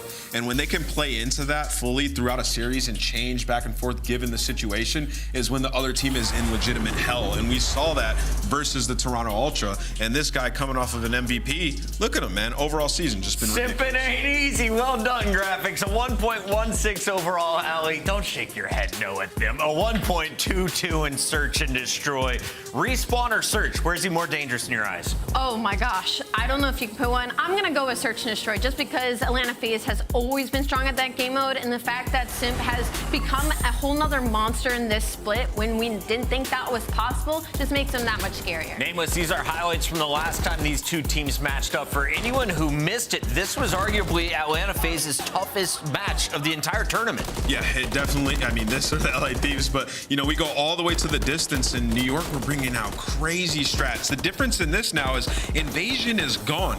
for Hardpoint, right? And that's a map New York relied on heavily throughout the last stage and at that major. So we're going to see if New York can adapt and come strong on maps like Rio up against Atlanta FaZe, who are unscathed there. It's time to see the maps and modes for today's best of 5. Who is going to win the latest battle between these two juggernauts? Well, it's all going to start with Hardpoint on Rio. 6-star is coming in for Search and Destroy, and then we're going to the classic maps. High Rise for Control, Karachi for Hardpoint, and Invasion for Search and Destroy. Allie, you've been cranking out the numbers. Who's got the edge coming in today? I think this is both teams just going at each other in full force, to be honest. When I look at this layout, I see that Rio, I'm automatically thinking of Atlanta versus Texas and that really close W. And then I look on the flip side of things. New York Subliners was happy to play that versus Carolina, and they won it by over almost an 100-point deficit. So it's maybe going to be a game 5. Man, it's time to make it 95 in your Scuff Pick'ems. Can he go 95 and 50, ladies and gentlemen?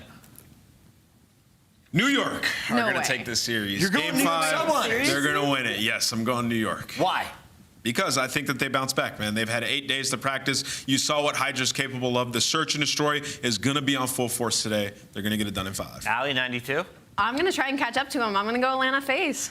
Going Atlanta FaZe. Originally, I was going to pick the Subliners, and you know what? I'm still doing it. I'm from New York. They got the best coaches in the game. No offense, Atlanta FaZe. I think they come through. While the fans are going with FaZe, we got our casters ready. Let's hand it on over with Shift and Study. The bias is potent out of you, Pucky. Very strong. Constantly. Cut him off, production. Get him off the air. Jay, Monster Energy matchup. And it's one of those things that we keep getting this at the end of a Sunday, and we keep expecting these to be barn burners, and then they don't end up being that way because Atlanta's pretty damn good at the game.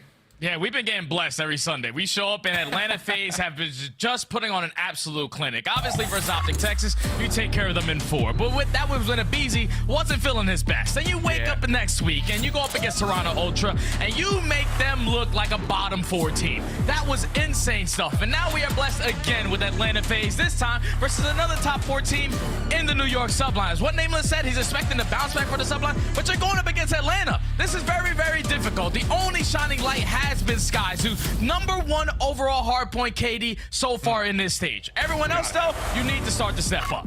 Absolutely got to have it. 3 of the maps, runbacks from the last time they met, but this is your Monster Energy matchup. New York Subliners taking on the Atlanta FaZe. Let's get it on. Rio Hardpoint to kick things off. First 2 kills. Surprise. Atlanta find their way into the time with a couple of eliminations to keep earning early hardpoint score here. And now they get all 4 kills. So New York Subliners are forced to hit the reset. Now trying to re-break their way up with the attack usage up through Sodas, up through Eskies. They finally initial 2 fights, but already 30 seconds remaining on this P1. Atlanta have done a great job of soaking a majority this time, but taking more ground around the map. Now you're going to force the Subliners to hit that early rotation. I mean, you saw it on the graphic. What's the principle? Simp it ain't easy. 3-1 start for him. Kismet able to trade things out. Decent opportunity here for New York to not just contest the time, but find a way maybe to rotate over, but the kills just not coming their way. And here we go again. We got Cellium shooting bodies for 2 straight weeks against what is supposed to be top 4 opponents. Think they're feeling confident, Jay? I'd say so. Without question, man. And they're already taking 30 seconds off of P1. They were able to flip those spawns as well. So now the Subliners are forced to work their way all the way across the map, potentially flip the spawns or even get close to the hill, because Atlanta FaZe is just playing picture-perfect Call of Duty. This is what they've been able to hit that next level with. Stage 1, Atlanta FaZe relied on a lot of breaking into HPs. But ever since that stage, it's all been about the fundamentals. We're rotating early. We're going to set up early. They're one of the best whole teams in the game. And now with only 30 seconds left, Subliners is able to flip the spawns. But for how long? You need to get some hill time. Well, the thing about it is we talked about this when we watched this team play earlier in this week in this qualifiers. Atlanta's fine playing this hard point from the front. Oh, yeah. They're gonna trap you on these little jump ups, this backside gate, and New York is unable to do anything. And I mean, who is going to fight against these guys, bro? 50-6. And we're going to have Atlanta winning rotation again. This is filthy. Yeah, and Hydra's sitting at 1-A, and the opposite side draws at 11-3, but Abizi finds a double off the rotation. That's another rotation being won on the backside of Atlanta FaZe, and now the Subliners are forced to break into another money hill where they're sitting at 9th overall in this map. They just haven't found any success. Finally, they show some presence toward top middle. They have some presence over towards boxes, but all the kills in the feed are Atlanta. These guys are just the best. Dude, it's something about Atlanta on 150 HP titles, bro. Dude! They're impossible to train. Holy cow. 73 to 8. Spawns are still in. Hit from the front, looking decent here from New York, but it's just, it feels so hard to bring like even commentary to these matchups because it's just such a one-sided affair. Simp getting it done. Another 3-man feed. Rinse, wash, repeat. Maybe they're born with it. Maybe it's Maybelline. Atlanta FaZe is dominating again. And look at the subliners on your mini-map. They're not even thinking about the rotation. They're trying to push through ult to flip the spawns for Atlanta to start the spawn out towards the backside of P2.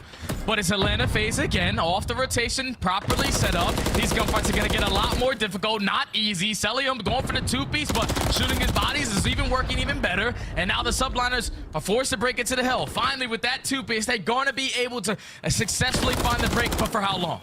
Okay, let's take a breath, New York. Let's get ourselves back in here. See what you can do to survive through this cruise missile. Maybe have an opportunity to get some more time in the back 30. Never mind. Wow. Just freaking wow. What do you say? I wake up every Sunday, Alan. I see, okay, we got Atlanta FaZe the cast. We're going to get a banger. They're playing a top 14, but this is what they have been doing. Like, if they're going to play like this all throughout the stage, going up to the major, there's no one in hell that's going to be able to contest them because they're the best S&D team. They are, without question, one of the top hardpoint teams and the best control team. You had to figure out a weakness for this roster, and they simply have none. It's just unreal because it's one of those things on top of, we talked about this during the OpTic matchup when we had them a couple of weeks ago, where, hey, a lot of Atlanta's weaknesses were killed when the map pool changed. Yep. You know, an invasion hardpoint was one of their worst. As soon as the hardpoints moved around and the spawns changed, they just instant vetoed that. And I mean, now it's really just the sub base is the only bad map they have in their pool. Oh my God! What are we doing? 135 to 30. And I mean, what? To help to someone. Spawn a 6th person into the map. Maybe that will help. Subliners need to stop the bleeding somewhere, Alan. They just go one by one. Everyone's trying to make some individual plays happen, and they're just simply getting outclassed by the teamwork of Atlanta FaZe. Every time you get one, it's instantly going to be traded. They're still doing a great job of soaking up a majority of this P5 hill time, and they're already break that 150-point mark. And with that bridge control that they currently have, they're going to find themselves winning another rotation, this time over the P1. This is ridiculous. I mean, it's not even fun. I'm not having fun. I mean, I'm having fun, don't get me wrong. This is some, I mean, again, it's like the perfect example of how you play lockdown, clean hardpoint. Whether it's on rotation and setting up holds, I would say setting up for break attempts. They haven't had to do that often, but I imagine the comms are vibing, so we'll take a step away and see what the FaZe comms sound like with an Atlanta FaZe listening. One might be trying at our side. Vending heading, Caesar vending heading. No, nice. I'm playing there. Hey, they don't One you playing there. I'll play there. Or economy, he's lobby or something. You went deep, I deep. Caesar, dead. One shot, Caesar. That guy's absolutely fucking what? You pop hard kids. He's trying to play on there.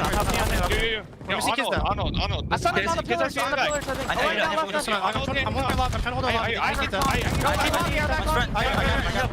That's a help front. I got it. On your front. Heady. I'm dead in the front, Heady. Another one ramp, weak. Both weak. Ramp. Lay down. On the Heady. Hold this to Hydra. Do that. Lay down time. I'm gonna just talk about I did it. I'm pitching the I try and kill it. Don't think. He's literally looking wall. Yeah, they're all spawning on you, Chris. They're all spawning on you 100%. This is massive time. This is a game. These are white car. One shot. What's on the van? I'm just staying down. Pitching. One shot or house. He's on the van.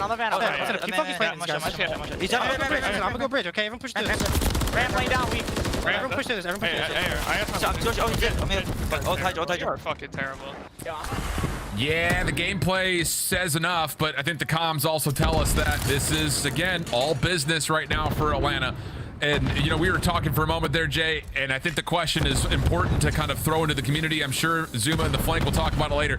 You asked the question, is this FaZe better than Cold War FaZe? Yeah, and I agree. I completely, without question, think that this roster is the best Atlanta FaZe roster that's ever been formed. We're talking about every single map, every single mode, they are the top of their game. And they're going up against top teams and making them look like bottom teams. It's 220 to 88. Finally, the Subliners, even with the back spawns, are trying to fight their way back into this game. But as I say that, even the BZ's jumping in on shooting the bodies. Like, these guys can do no wrong. It's just 3-for-1s every time. No one can get trades. 3-for-1, 3-for-1. It's just, wow. I'm telling you, friends, there's not much you could say here besides hashtag FaZe up. Easy AF. That's about all it is. You can do it too, but maybe not, because right now it's just all FaZe all the time. And this might be, if the score holds, this will be their biggest blowout on the year so far, which is almost surprising to say considering how dominant they've been. And they're doing it versus a top 4 team, Alan. Yeah. That's the crazy thing is, like, we've only seen 100-point clubs so far in this season. And thankfully, Subliners are not going to be featured in that category. They're doing a great job so far of at least trying to hold down the T4 time. But Atlanta FaZe only need 11 seconds. One set of kills, map 1 is theirs, and that might just be it. Yeah, sure feels that way. Could be just the last 1v1. Oh, man. I mean, we're just sacrificing our bodies. 250 to 105. That is now their biggest hardpoint win.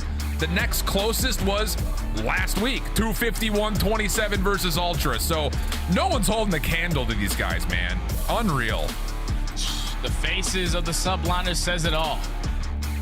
They look left and right at the end of the map. They don't know what the hell they just spawned into, but that's why you don't square up against Atlanta FaZe on a map like Rio.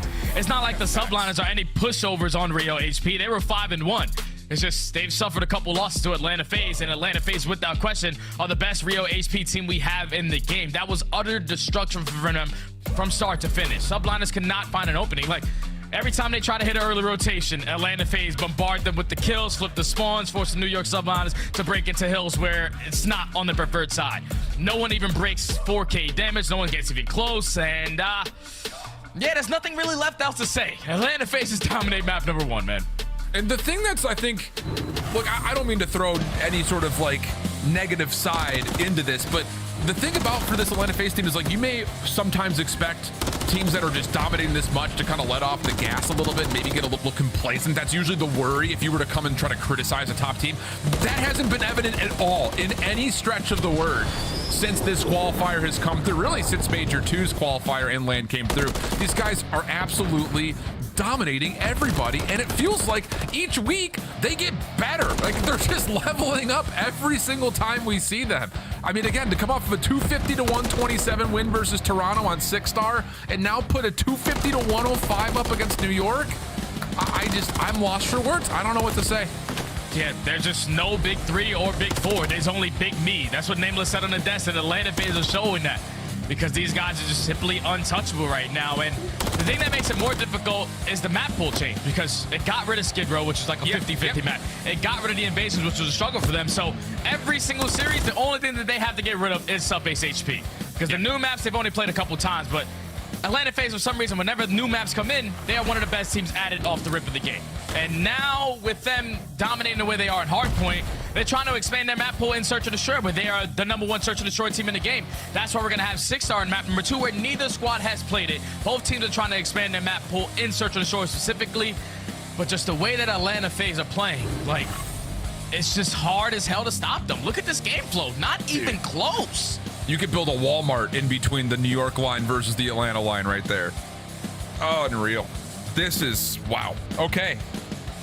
Not that we needed to be impressed anymore, but we keep getting more and more impressed by these guys. And like you already framed up, a perfect frame up, mind you, as well. The 6-star search. Again, have not seen it from either of these two teams. We obviously saw that when Rio came into the mix, it was kind of a slow starter to get it into the map pool for Atlanta. But when they did, still a round 11, round 10 win. And then here in Major 3 qualifiers, 6-1, 6-1. So now it's time to try 6-star. You know what you're going to get out of a high rise. You definitely know what you're going to get out of an invasion. So this is about trying to, again, be indomitable from every angle in map vetoes and pools. Throw in the 6-star. If they're just as good here as they are in every other search they play, yeah, this team I think maybe walks away as one of the best to ever see the CDL.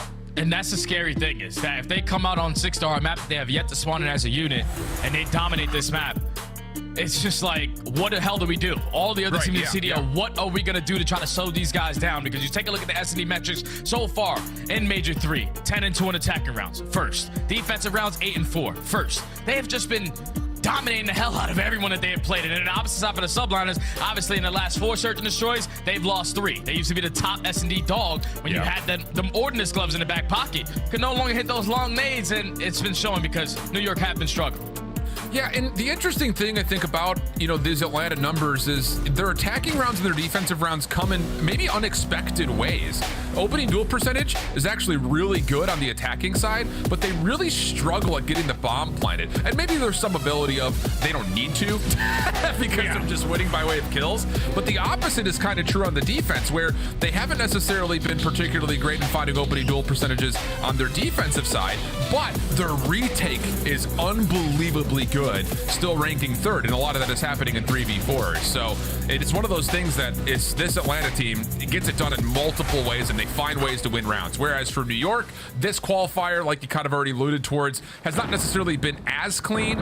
Maybe a bit of a regain when they played against Surge last week, but still a lot to be left to desire here for the New York Subliners across the board. Yeah, I think the one major thing that the Subliners have to focus on is getting Hydra going in Search and Destroy. Because if you remember all of last stage, Kism and Hydra 1-2 overall S&D KD in the stage. But right now, Hydra is currently bottom 3 with a 0.6, so he has to try to turn it around. Yeah. First blood, good for BZ. Sib will drop in. Kismet with the bomb really sees this as a non-option over towards B. Is that seen on the cross? It looked like a BZ took a little peek over towards mid. A quick rotation back for FaZe. They're gonna have to give up the plant. And again, this goes right into that retake percentage we were talking about. Maybe not even needing that, because there's shots that pull Kismet off from the plant. And now New York has to sit and wait to see if Atlanta gets baited into trying to retake the site. And, well, Sky's cool angle over towards the bottom side of Skybridge. We'll turn this to a 3v3. Draza slips away to keep it at that way, though. Oh, but Cellium is there to fill that gap, finds that kill onto Skies, and now the objective is going to go down for the Subliners. Hydra finds one, instantly going to be traded. Kismet left to clutch on up. And he tries to just run right at Draza, who doesn't even get tagged. I mean, I get it. You need to force and try to isolate a 1v1 wherever possible, but just too much cushion, too much space for Draza to back off, reset, have the perfect centering, and both players letting him know about what that challenge looked like from their perspective. Wow. Clean stuff in the first round for FaZe. Yeah, BZ, what is he? 77% chance at finding an opening first blood, and he found one right off the rip in this game. So that stat is going to continuously go on up, but Atlanta FaZe showing the teamwork. Had one player roaming over towards A, and then once you find that one kill at B, you get the info, and then you retake together, at least trade efficiently over towards the site. So Atlanta FaZe showing dominance on their first defense, but now they're going back to attack, where we usually see all-out pressure over towards A. And that's exactly what's happening. Challenge, though, from Hydra. He's going to make all the way over towards the bottom side.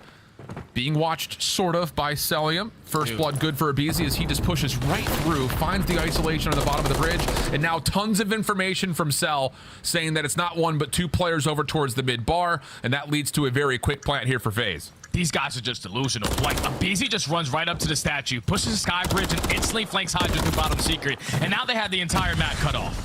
The trade comes in for Skies. It's instantly going to be a 3v2, but 30 seconds left. Both players from the Subliners trying to retake from mid. And there's just so many questions. You can see number 4 and Sib is still watching this pinch to see if anyone from FaZe has gotten aggressive through. And Abizi is not really tempted to take that route. First intel from Draza. Turnaround from Cell is good. Abizi now ready to follow up, and there's just no way you break through that choke point against 3 FaZe members fully prepared for it. Quick 2-0 up. That's just like a very delusional round right there of Atlanta. All out pressure towards A. You know where the pressure is going to come in, but Abizi doesn't slow down. Like, Hydra, I thought he put himself in a great position towards bottom secret. Could potentially play a timing for the jump up to catch a kill, but when Abizi pushes through your side of the sky bridge and flanks you through your back end, you already lose you already lose focus on where your side of the map is. You don't have any mid-map control, and then even when you try to commit on the flank, Atlanta FaZe had everything cut off. 2 flawless rounds in this S&D so far. And it is puzzling to see Hydra make that push up through bottom secret without anyone being behind him. No trophies as well, so as soon as Abizi throws a stun and doesn't hit anybody, he says, okay, I'll just keep going then, I guess. Set up here for Atlanta over the middle of the map. Abizi in a little bit of trouble here at the DJ booth, and yeah, will be confirmed. Good follow-up from Kismet with the Semtex. Simp still over towards the mid bar, pushing out, finds the first onto Simp for the trade. Follow-up from Kismet, though, will keep the numbers in favor of the Subliners, and now they're going to get a 3v1 post plant with Cell on the other side of the map. Okay, now Cellium in a 1v3. Subliners are fully set up, watching every single angle, and Kismet's able to find that kill. Good job from New York to apply a lot of pressure through mid. You find the first blood onto Abizi, who's their most aggressive player, and then you trade efficiently through the middle of the map while working that objective over towards A. Subliners finally put one on the board. Yep, about time. Oh, okay, that was something on the board. Just something on the board. You know what I'm saying now? Yeah, that was a little aggressive. Apologies, New York fans. But okay, is that the way into this series? Forget about map 1. Forget about those first 2 rounds. Get yourself set up. Play off your playbook. Don't just allow Atlanta to do whatever the hell they want.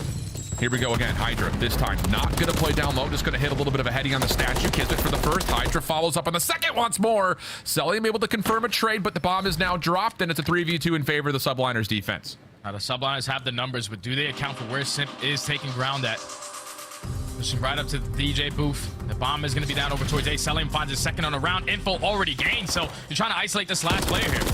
Oh, but because Mid key 1v1. Cell trying to follow up, able to at least get the quick trade to the 1v1. And Skies, where's the call out? He was down at the stairs the whole time.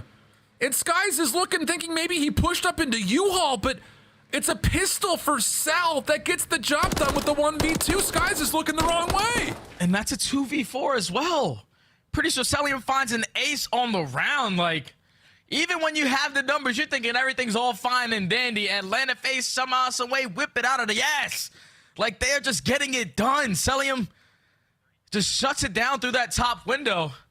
Even off the back of New York taking a lot of mid-map control, Atlanta FaZe catch up. I mean, this is a straight rundown. Production telling us that was a 37-second round. I mean, it's legitimately all gas, no brakes. Okay, 4v4. Nothing towards A. Looking at Atlanta, how they want to try to play retake here. That would be a voluntary call of this setup. Knowing they've got full B control, you have to have some sort of a second level to this call saying, this is how we retake A. And it very well may be off the flank. And I don't know if Kismet has even sniffed out how many players are here. Does catch the first. That's a good first blood. That's a big kill from Kismet. Also is able to find the second. Shoots a little bit of the body. Hydra finds the third, and now it turns to Simp in a 1v4. No way in hell he's going to even sniff a W in this round. No chance. Only 25 seconds left. Yeah, no chance. I mean, if he pulls this off, there we go. New York. I love that. You know, again, just as much as they were framing up the Atlanta defense, voluntarily giving away that site, trying to play through the B side of the map. New York, very good awareness on the read. Turn it into a quick plant. Watch your mid. Play the bulletproof doors. Yeah, that makes that retake very difficult on the A side. Well done. Yeah, that round is just completely different, though, if Atlanta FaZe are able to sniff out the Bulldog and Kismet. The fact that he's able to be the island player and catch 2 on a deep pinch, it basically secures the round for the Subliners right off of the rip. That's why you've seen him shoot a little bit of the bodies. He's starting to bark a little bit, trying to give his team some energy to fight back into this search and destroy. But now you have to have an answer for Atlanta on their attacking grounds. Every single time it's been all out aggression over towards A, but this time they're going to slow that one down, spread the map a little bit. And if there were to be one player you want to start barking up, it is the Bulldog. Kismet 8-3, 3 in a row. Information on that little deep opening play off the defensive push through Palm here in the Aqua area. Follow up from Hydra. They look like they want to challenge this. Atlanta holding back just a touch, ready to receive if this does end up being an aggressive defensive play, but no reason to move any further forward here if you're New York, and they're very aware of that. Holding their ground nicely, waiting for Atlanta to make the first move. Oh, but they're pushing right down the middle of the map. They're going to be able to at least find the first blood, find the second as well onto Hydra. Once they gained info that Kismet was pushed up towards the middle of the map, they knew that he had to be somewhat close by. He's not going to just back up all the way to his spawn. Dude. And then eventually they found that kill onto Sib. Now it's Skies left in a 1v4. I mean, Sib's only throwing a shoulder right there to check to see if they're going into A. A couple of the pot shots come through as Simp tries to get the bomb planted, and then the immediate follow-up or clean. I mean, it's just the simple fact that that's a double setup for New York. A little crossfire setup inside of the aquarium.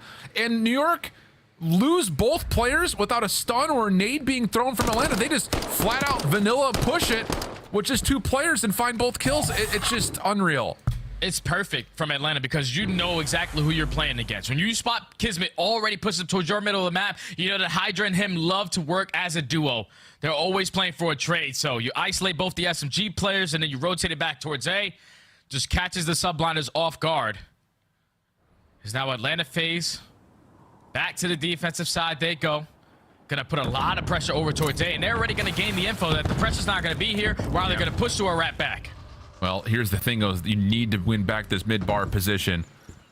Kismet and Simp sitting on either sides. Help from Draza starting to come through. An idea that aBeZy may try to play for the pinch, but here's the thing, is as long as this is taken for Atlanta to maybe get a full read, the bomb is now just getting picked up for the first time. Smoke out. Kismet cannot see Simp through that, so no pop-up, no push through. And New York gaining a little bit of extra ground here from Hydra getting to the backside of the beach chairs will maybe lead to an opportunity for the bomb to move on over to try to get a plant off. Yeah, but I'm curious to see if they still think that aBeZy's in the back of their spawn. Because Skies did keep him working on that deep pinch, but he's wrapped back to at least assist Simp through the middle of the map. And now that bomb is going to get planted. Kismet strikes. Can't find the trade 3v3. Still a decent opening first blood for New York. Helps establish this setup a little bit deeper. Cellium, a couple of shots towards Hydra, but Draza does drop. So once again, New York looking good here in this post-plant setup. Simp is trying to go through the vent towards Palm side, but this is just going to take too long. Cellium has to go at the exact same moment. Did not see Sib on the long cross. The opening shot's not clean either. So New York offensively looking really good here in the last handful of their attempts. Yeah, that was very, very patient. More specifically out of Kismet. The fact that he's able to stay trigger disciplined when he spots a couple players through the middle of the map just allows that objective to work before he pounces for that first kill. And then once he finds that kill through middle, just very, very difficult to break the setup from the Subliners. Hydra was watching the overextension through side alley. And then you had the player watching deep pinch, focusing on Simp, and then it turns into a 1v3. Just a Subliner slow and steady wins the race on that attack to now go down 4-3. Yeah, good stuff. Good manipulation around the map. Like I said, in their last couple of offensive attempts. So FaZe's defense being tested just a touch, but still holding one round cushion as now their offense looks to kind of get their first look over towards the B site. Once again, Kismet getting deep, but picked up, and aBeZy finds the kill plus a little extra. Feels like every kill is that way. Sky's trying to see if he can flush out any players over towards Tiki. Cell's taking a bit of a float. Push up from Draza. Yep, confirms the damage dealt. And that will lead to a 4v2. Atlanta FaZe surely looking to plant. And usually this is where Atlanta FaZe would think about the plant, but even though they're one of the worst plant teams that we have in the game, they usually get it done by just simply out-killing the opposing team. Cellium finds Hydra. Sib now left in the 1v4. He finds a kill onto aBeZy, but now is when you can work that objective. Yeah, and he has to re-clear all this space towards the outside staircase. Can he get any info on the exit? Yeah, clean first one, but Cellium comes up just as he starts to look away towards the jump wall. And that's enough for FaZe now. Put themselves on map points. So New York, they've been good on offense. If pending they do that again, I think the big question is how do you slow down this Atlanta attack as well? It's been pretty much all convincing offenses for both sides. It's just because Atlanta FaZe they keep getting a lot of info right off the rip. Like Simp, he was rotating his way back towards poolside, and he was able to spot Kismet going into the vent. Once he gives that comm, you see all the arrows on your minimap turn around and instantly focus on Kiz. You take care of him, and then now you know the Subliners have to shift on their defensive setup, knowing where the pressure's coming in. And by the time they're shifting, you're running right into the premiums of Atlanta FaZe, and now puts them at game point. Nice little live update on how the attack has looked for the Subliners, as they will once again take their intentions early over towards B. Draza, the trusted defender of this site, really cannot peek over towards that water wall jump, as he was late to the party here. So here we go again. The Subliners able to get the bomb planted without any contest. 2-2 split setup though on this post plant. They have to worry about the flank while also making sure that he gets some sort of a read over towards what's on top patio. Yeah, it's going to be a 2-2 split from Atlanta on the retake as well.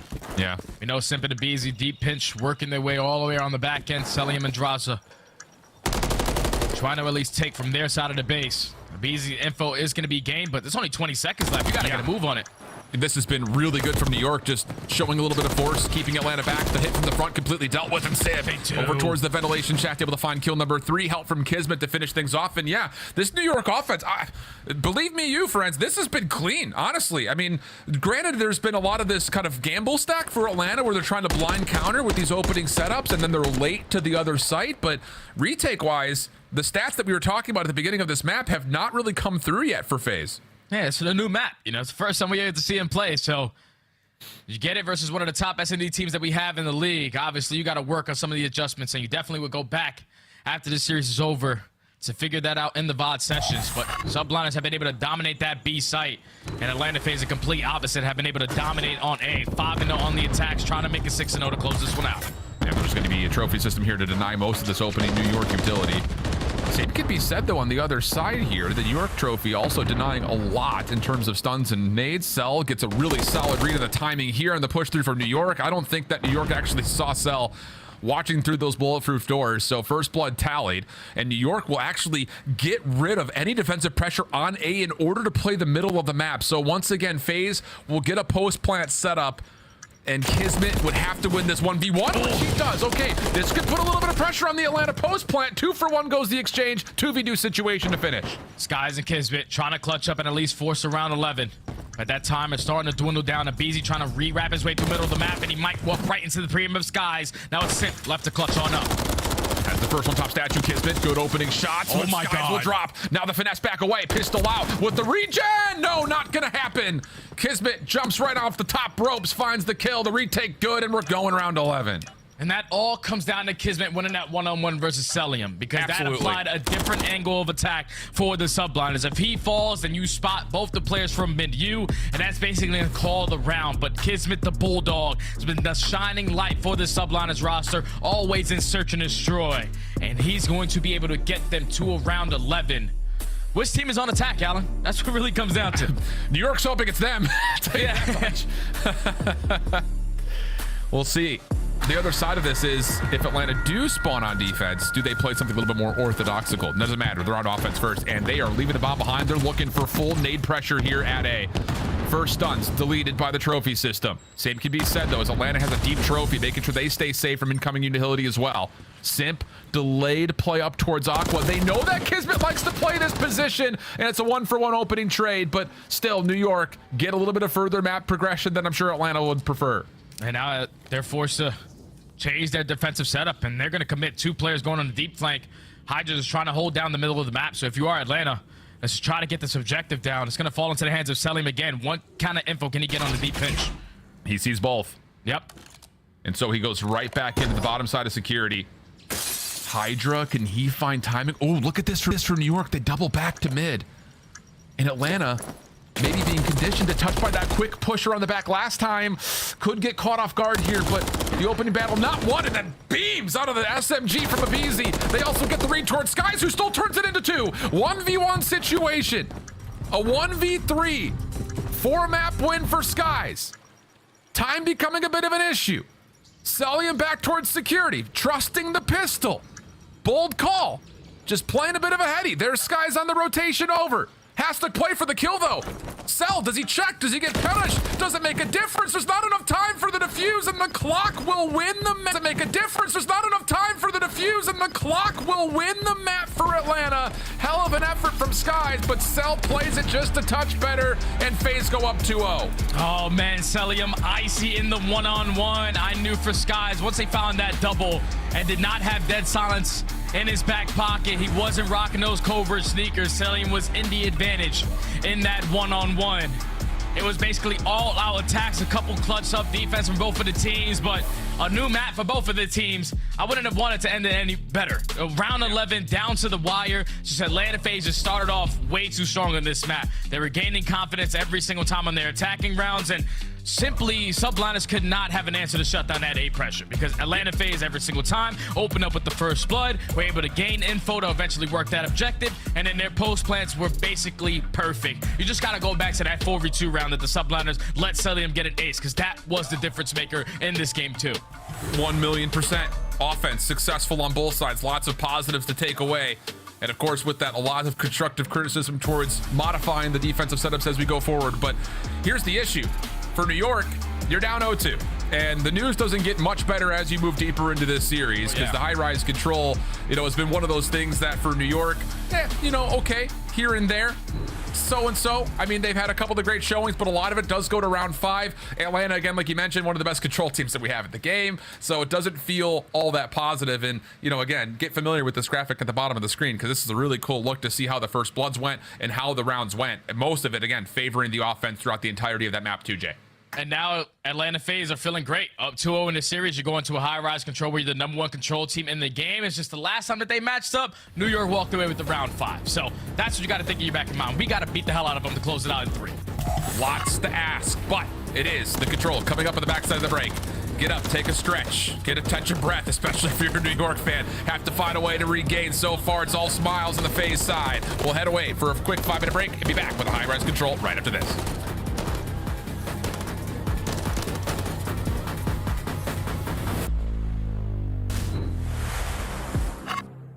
Upgrade your game with the Scuff, the official controller of the Call of Duty League.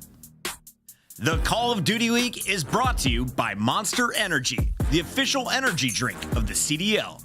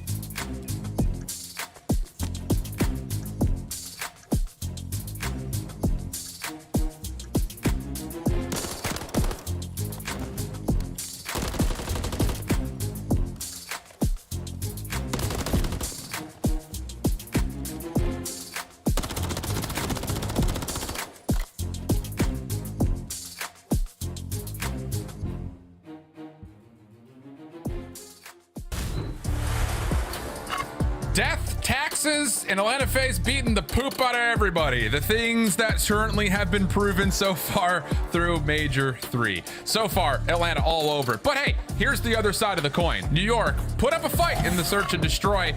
It just comes with a little bit of disgust in the 0-2 current scoreboard and the need to take down Atlanta FaZe on a high-rise control, Jay. That's what we have in front of us. Yeah, this is going to be a banger because we have the best defensive team going up against the best attacking team. 6-1 record for Atlanta FaZe, 7-2 record for the Subliners. So this one should go all the way down to the wire. Last time they matched up, it went all the way to a round 5, and the Subliners are able to clutch on up.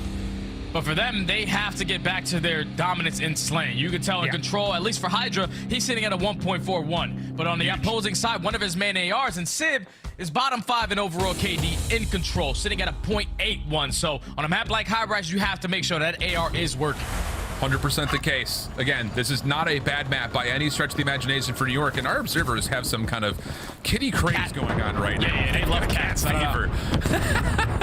Well, it will be offense first for Atlanta. And intentions will once again kind of be through bottom blue over towards the B site. And I hope Hydra caught a nade or something, because that was a little bit too quick of a kill to really justify. Good follow-up, though, from New York on the high ground. And it is the ARs that set themselves up with a little bit of opening defensive success.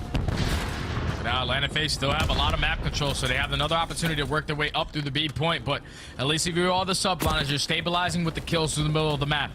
Now you just got to realize where the nuisance players for Atlanta are. Is anyone going to be rotating over through low pit, or is anyone trying to get aggressive up through our base? But they are continuously holding down the mid-map control, not allowing Atlanta FaZe to get out of their spawn. Really good stuff. A couple of kills for Atlanta do get them over towards the A zone. Just a touch. Cell on the hunt. Couple of opening shots. How does he predict skies right there? Oh my goodness. That is a absolute masterclass in micro decision making. But again, there's a lot to survive through in this opening round as High Rise continues to provide us random explosive moments. So really good from New York. I mean, perfect from New York so far. Hasn't even required too many clean kill feeds. Atlanta just has not found a way to get onto either zone with any much success. With only 15 seconds left, you at least have to get some kind of objective work done, but they find 3 in the feed, so the game clock is going to be paused at A. Propane is already going to be blown on up, so you just have to clutch up in a bunch of these gunfights. And we'll be able to potentially close out this A segment. Second tick is about to be worked on, but Subliners using the tags to reinforce their way back in. Oh, and they get in right before that second tick gets locked, so more importantly, this could be huge towards tick progression as we move further down this map. Spawn pressure now starting to get established. Kismet with a 7-1 opening defensive round all over it. And this is exactly what the doctor ordered for New York. Okay, follow it up with your clean offense, and we got ourselves a series. Yeah, it's a perfect bathroom break. 5 minutes that was definitely needed for the Subliners. Only giving up 1 segment on their defensive side. It's not like they're a pushover on defense. They're sitting at like 4th overall on this map. But they dominate Atlanta FaZe. Don't give them any breath to walk their way out of the spawn and even think about that objective. And now if you are Atlanta FaZe on defense, you need to be able to dominate, because you cannot allow the Subliners to at least get 2 segments, and that's going to be tough. Yep. Well, I will say, again, looking at how New York have played this high rise, they have been the most successful team on the attacking front. Yeah. So can they continue to have that be one of their causes for success? Trophy system down early. Kismet up top trying to support this play towards A. Hydra looking to get a little bit deeper in towards the spawn, but he's the only one to survive. Beams, though, coming out. Again, flexing that huge KD that we were talking about earlier, but not able to do much in terms of stopping the clock down to a minute on the clock already, with New York still trying to find a way into one of these 2 zones. And right now, Atlanta FaZe have a lot of B street control. So if you are the Subliners, you can potentially work your way up through A or through bottom pit. But it's going to fall into the hands of Abizi to at least contest over towards his B point. He's only able to take down 1. The reinforcements are going to be able to assist them. And by reinforcements, I mean a stun and Simp. That's all 4 dead in the feed. Subliners with only 45 seconds left have to get something done on the objective side. Decent shots, though, from Hydra after the stick comes through. Simp pushed off the angle and eventually dealt with by Simp. So that should open the doors to get over towards this B zone. Hoping, praying for some shots through the tarps, not going to fully land. Team nade, though, does come through, so New York can still stand on this zone with relative comfort.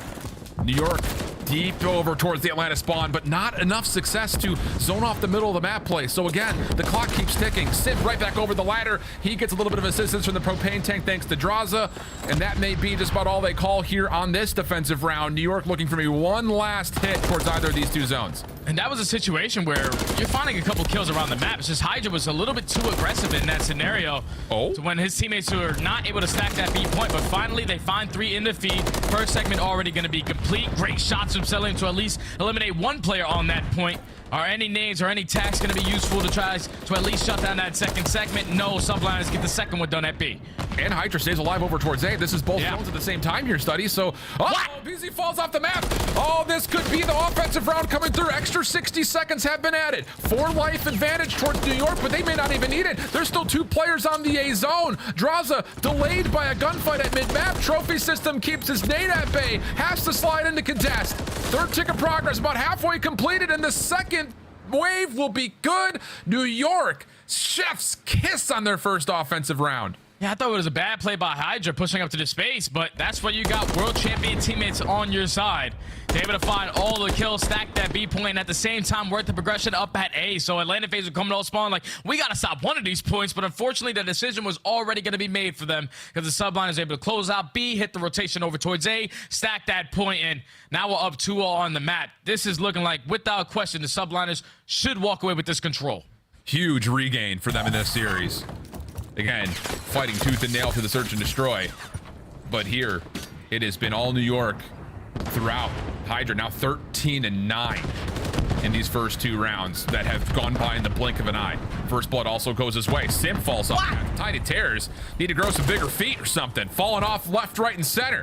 More kills come through for New York as they start to push the envelope over towards the Atlanta spawn. Kismet in place. Sky's watching over his corner. Here's the follow-up hit. Looking decent, but the trades will allow Atlanta to at least get out of spawn for now. Yeah, those size 4 shoes for the Tiny Terrors is not playing a big part walking across ledges. And now you're allowing the Subliners to put you into the trap. You also have a cruise missile to work with in the back pocket for Skies, just in case it gets a little bit freaky, but Atlanta FaZe have not had any breathing room. Subliners are dominating so far on this map. Clean. 4 life advantage. Skies top heli. Able to find one. Gets a read that there's more nearby, but not 100% sure on where exactly the intention is for this Atlanta approach. It will be a clock stopped over towards B. Draws are the ones staying on for now. Simp looking to hit a bit of a route. May need to find success with it because that's 4 now in the feed. Now it's both zones at the same time for Atlanta. 2 on for B. First tick lock. Second surely will be given as well. Trophy system looks like it's fully healthy. And you've got Cellium and BZ working on getting forward through A. Not just on it, but through it. They call the cruise missile. Second tick has been locked. Draws is still working though on the third, and he will be traded out. New York will regain control. Now 20 seconds left. And it's their last push. Atlanta fans have to make this one count or they will be 3-0 in control. Cellium finds the first Simp with the trade through the middle of the map, able to put the game clock again at a pause with 14 seconds left. But it's still a bunch of players from the Subliners contesting over towards B Street. Just one more set of kills. This map's theirs. 10 seconds left. Atlanta, not an option besides to hopefully get the extra 60 towards B. But there's really not much of a route to hit. It's just this one from Abizi. Gets the first. Reads that Skies is in the elevator, but Sib is right there to support. Simp, the last one up, needs to slide in. Not going to get there in time. And wow, was that the fastest high-rise control we've had all year? Because it sure felt like it. We were in it, and then we were out of it that quick. And I will say that is massive for New York to say, okay, we are in it. And production's telling us that was 7 minutes and 22 seconds on map number 3. Hey, to handle Atlanta FaZe, who are the best control team, like the way you just did, that's a lot of confidence for the Subliners in this series. They just went to a round 11 to search and destroy. If that one went the opposite way, then the Subliners would have been able to be up 2-1 in this series. But now you got some life. You're able to fight back with a dominant performance in that control. It's just Atlanta FaZe couldn't get anything going. On their first attacking round, you find a couple opening kills, but it was always New York coming out on top in those trade fights. And then you get to the defensive side, and with the Subliners just able to reinforce with their numbers, dominating over towards B Street, they just shut it down. Like, Kismet barely had to do anything. 1,700 damage. He was cooling it. 12 and 12, but the AR is putting down damage. Hydra setting the tone with the pacing, hitting routes off the hot bubs, pushing into their base. 17 non-traded kills, 3,500 damage. No one had to go above and beyond. That was just a very, very clean map from the Subliners. Love it. Absolutely love it. Okay. We may have ourselves a series now all of a sudden, because New York, after the slow map number 1, a stiff fight in the second map, and then here, all New York all the time. And the bigger thing about it is, like we talked about, New York has been statistically one of the best offensive teams on this map.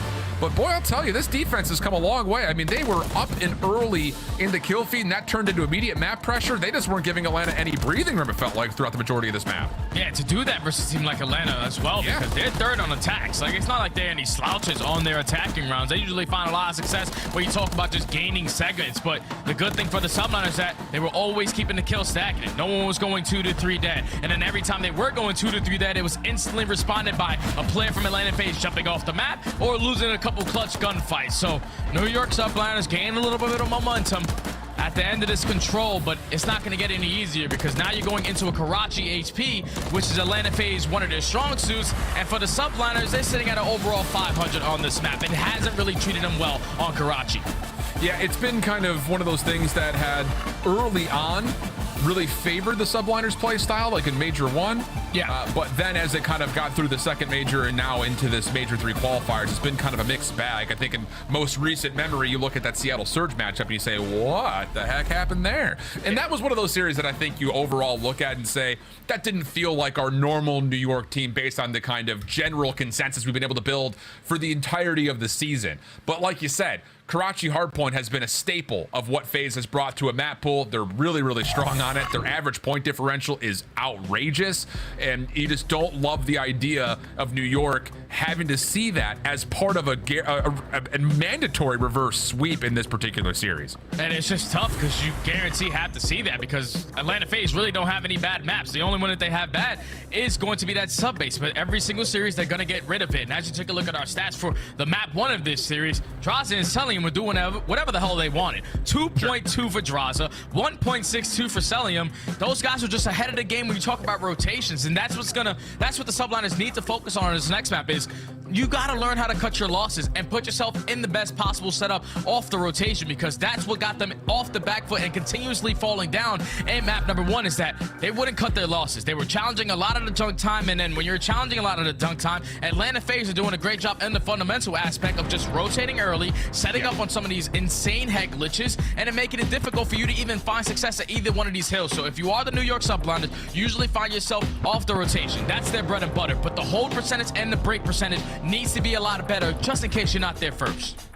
Well, here's an overarching look at how the hardpoint has gone. FaZe have not played Karachi hardpoint so far in this qualification stage, but you know, that's one of those things that they haven't needed to, if you even want to call it that. You would test map pool in this one. You know, you get 6 stars in, you get the vistas in, you know? Yeah. And the thing is, rotationally, hold-wise, this Atlanta team is difficult to deal with. So lots of questions here in terms of how New York will try to combat that. Opening hard point, though, over towards P1. Lots of high ground focus for New York. We know that Atlanta kind of likes to take their time on their approach here. Try to see if they can flush out this high ground first and then approach the hill. And so far, New York, really good setup around the hard point. They've got every answer already put together for them. Yeah, they take full advantage of Atlanta FaZe playing super slow off the beginning of the game. Usually when you're on Atlanta FaZe's side to start off, you're instantly going to be the team into the point. They didn't want to go 2 to 3 dead and then give up all map control to the Subliners, but that decision has been made for them. Only 20 seconds remaining on P1. You have to start hitting this rotation if you are Atlanta FaZe. They find 3 in the feed, so they're going to be able to get the break, and that's even better shots out of Simp. You see the jaw drop to the ground. Cannot believe he just won that gunfight, and now off the rotation, Subliners are forced to jump over this dumpster. Yeah, and you're going to get a little bit of a refocus through the middle of the map just to avoid that. And this will be largely read by FaZe, but not dealt with. That's the thing about it. So now Simp kind of has to hit the deck here. Draws a nearby. First shot's good from Simp. Still streaking it together. 5-in-1 start. And now it's just about the finesse game. And there may not be many better, if any better, than Simp at pulling stuff like this. Simp's got to be thinking, where the hell did he go? Kismet finally able to get the shutdown, but it comes 1 kill too late. Cruise missile earned, and FaZe trying to reinforce from the front. Still have a chance to challenge the hard point, which with that elimination from Abizi, they will own the numbers, at least for a time, to allow Draza to get a little bit more score built up. Yeah, it's going to turn into a one-on-one, and Hydra's able to get the better of Draza in that gunfight. So the final 25 is going to go in favor of the Subliners, but off the rotation, this is where Atlanta FaZe need to be able to stop the bleeding, and with them dying off the rotation, this is where Subliners can start to get aggressive, but you still see at least a couple spawns for Atlanta FaZe, still going to be over towards the P3 side. One player's going to spawn all the way out, so the rest of the players have to clutch up in these fights to not lose spawns. The thing about it is hardpoint's going to open here in Atlanta. Is still trying to get someone back to get into the hardpoint. What does this do with spawns for New York? Ooh, bridge side spawn for Sid. He's going to catch Abizi off guard. FaZe, okay, it's going to be Draza spawning in the exact same position to essentially guarantee his own trade. Sib is not going to like this. Pistol out, now back to the MCW. Shots are clean, enough to help Cellium out for 1 initial trade, but still a really scrappy battle to confirm control over what happens at the 3rd hardpoint. Every kill, a massive one, and finally, Atlanta come on top of the kill feed to get themselves set up with 30 seconds till the fight for it. Yeah, they're able to reinforce their numbers in towards the point, and now with only 25 seconds remaining on this P3, Subliners have to be playing the exit kills. Try to trap them in as long as you can, but we know going over towards the P4, it's all about the positioning, not really about soaking up a majority of that hell time. So with Draza sitting on 4 in a row, make it 5. He's 1 off of earning himself a cruise missile, and keep in mind, Simp already has one in the back pocket.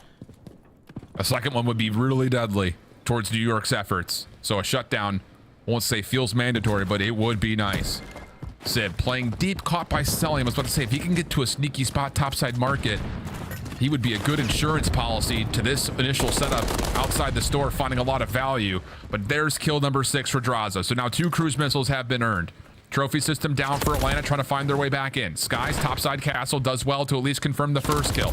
Hard for Atlanta to find an entryway in with New York guns absolutely ready for every single fight. Simp trying to force something along the backside. Can he get more than just the first, though? Sees the dead body. That alerts him towards Kismet's position, but the trades go out in favor of New York. Still 20 seconds to fight. And New York do a great job. They were trapped in towards the back, and I know Atlanta FaZe were thinking we can trap them in and potentially soak up a lot of that hill time, but New York kept finding trades efficiently, and then were able to at least walk away with 25 to 30 seconds on that P4. Now you're going to force Atlanta to give that one up. Hit the rotation over towards New, but this is where the Subliners have to find some success. When Atlanta FaZe rotate early with about 25 to 30 seconds left, New York can't even get close to the hill. They need a break. First setup looking decent here for FaZe. Cell tested over towards the middle of the map, but dealing with the pressure that is starting to be amassed here by New York. Hydra over towards the cubby at barrels.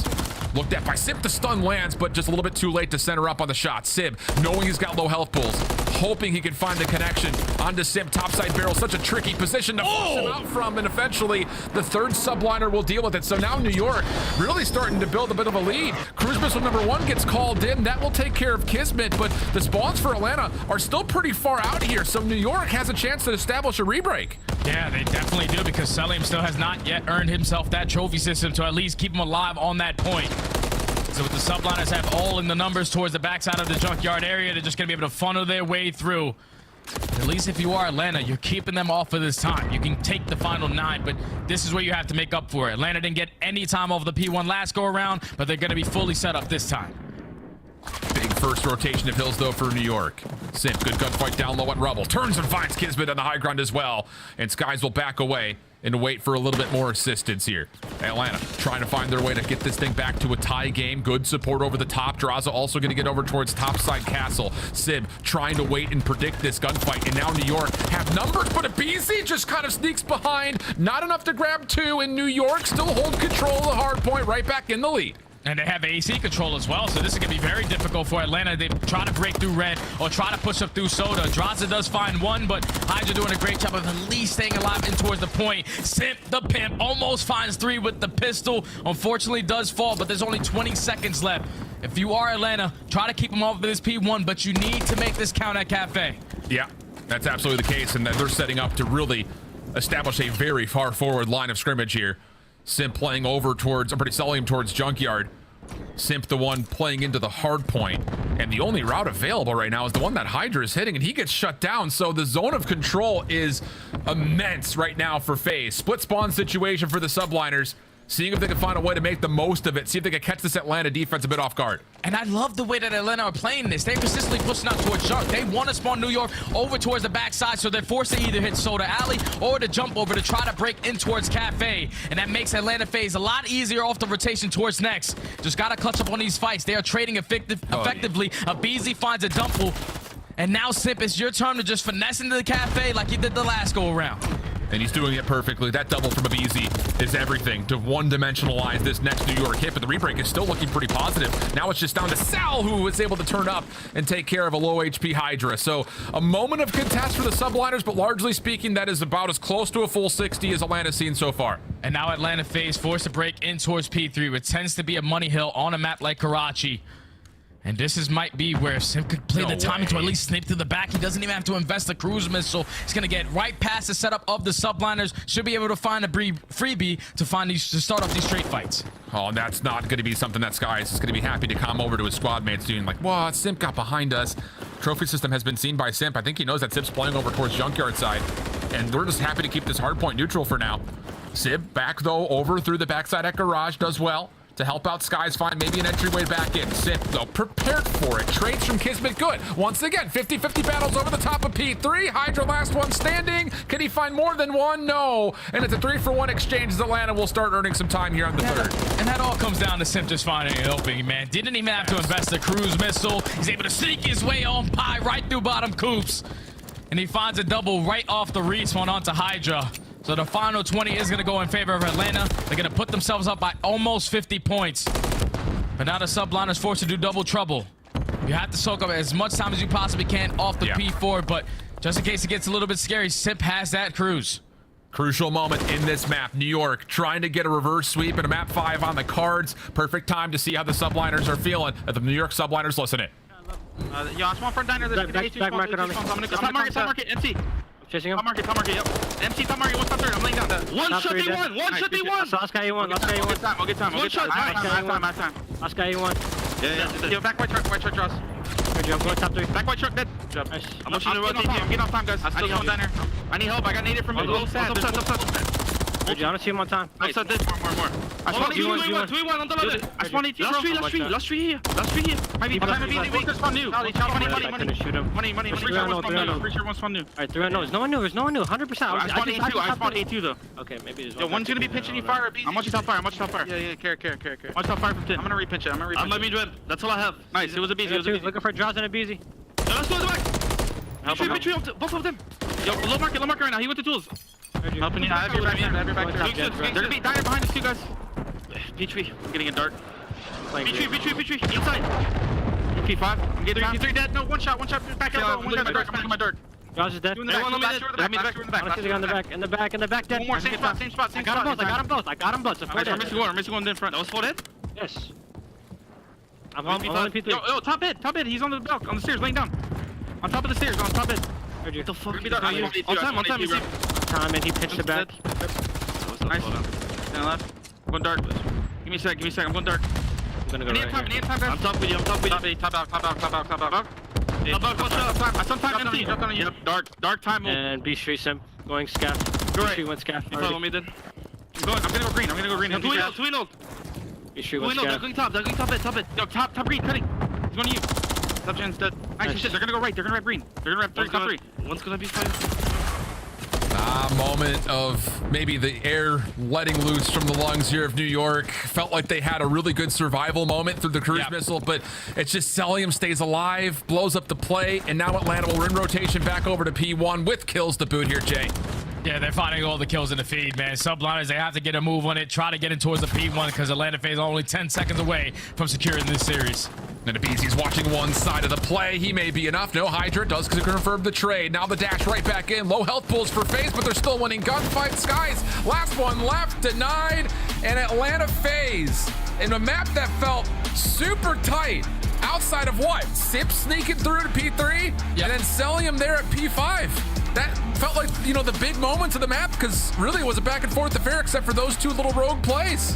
Yeah, because if the Subliners are able to not allow Simp to sneak on by, then they would have had to invest that cruise missile to try to find a break on P3. And that's very difficult to even find a kill with at certain situations because we got players put side short junk. The guy in the hill, we know he's not going to fall. But once you allow Simp to sneak on by, then you're forced to re-break back into it. And then now this Atlanta FaZe still have that cruise missile to break into P5. I thought the Subliners, as soon as we jumped into a listening, they were accounting for everyone. You even heard Simp, no one in towards the back. He was able to go on a little bit of a spree there to at least put the spawns in favor of New York and shut down that first pressure, even with the cruise missile coming in. It's just like you said, Cellium staying alive, giving his team another opportunity to find the break. And when they found that break, they did not look back at it, as they are going to be able to close out this hard point, close out the series 3-1.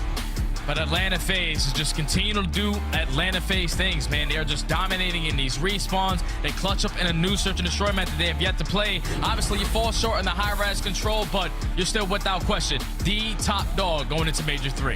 And this game flow also just reiterates that point because it was from P2 to P3 that Simp snuck through. And then again, P4 to P5, Cellium stays alive. And that's some of the biggest growing moments in that game flow chart in favor of Atlanta FaZe. Decent start, though, for New York. Signs of life, I mean, let's just reflect a little bit, like, compared to what the general consensus was about New York, like, people started to say they're a bit fraudulent. Obviously, a couple of individuals maybe not living up to the standards that they had set in previous majors.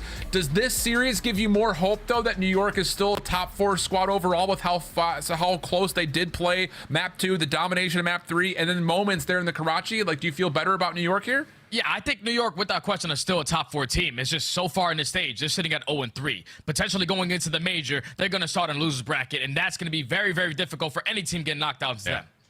Tough scenes, but it is the Monster Energy matchup going the way of Atlanta FaZe once again. We head back to the dash to give us our final thoughts on the weekend. Excellent stuff here as Atlanta FaZe lives up to the hype. They dispatch of New York 3-1. Let's revisit what decided this series as we had some strong performances, especially in hardpoint from all of the Slayers. Draza, most importantly, 31 and 19, adds another 5K damage to lead the lobby in Game 4. And just to rewind, he went 32 and 14 in the opening Rio hardpoint. Oh, so 63? That's pretty good. Is now moving towards making their hardpoint just basically untouchable. I mean, it was a very close game, that map number 4, but once we got to that second half of rotations, it was all over. Atlanta FaZe in that second P2, they had the early setup, they had the streak to work with, and Simp was winning some like unkillables, situations he should never be able to get that one in, and he stayed alive much longer than he ever should in that situation.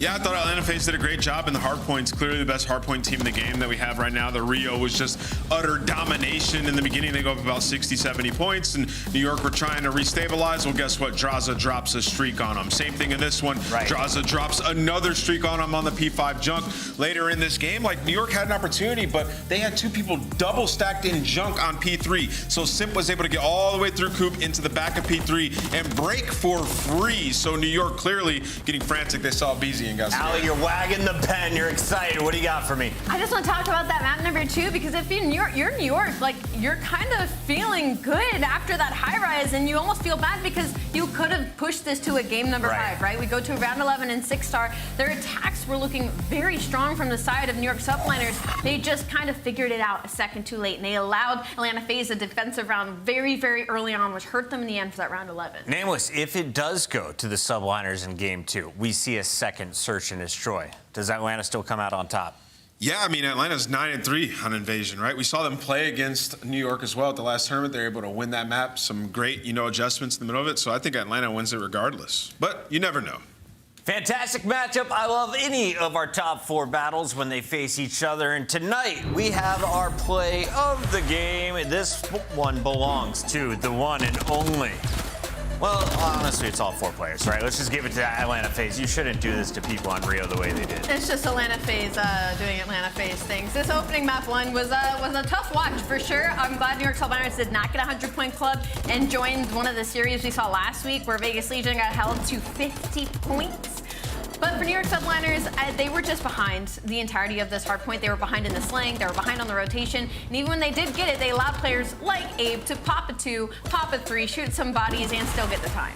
Yeah, I mean, just masterful. You saw it right there as well, the streak that comes in that gets 2 people. That was New York's opportunity. They were down like 60 points at that point. They had a good setup, had fought off the initial wave, and then from then, you're down to 100. Atlanta FaZe has options. We can rotate setup, we can hit scrap simultaneously. They steamroll them, man. That's how good this team is. Turning bodies into Swiss cheese is the young man who joins us now in our Monster Winner Spotlight, Cellium, a.k.a. MacArthur. Welcome to the show. How are we feeling?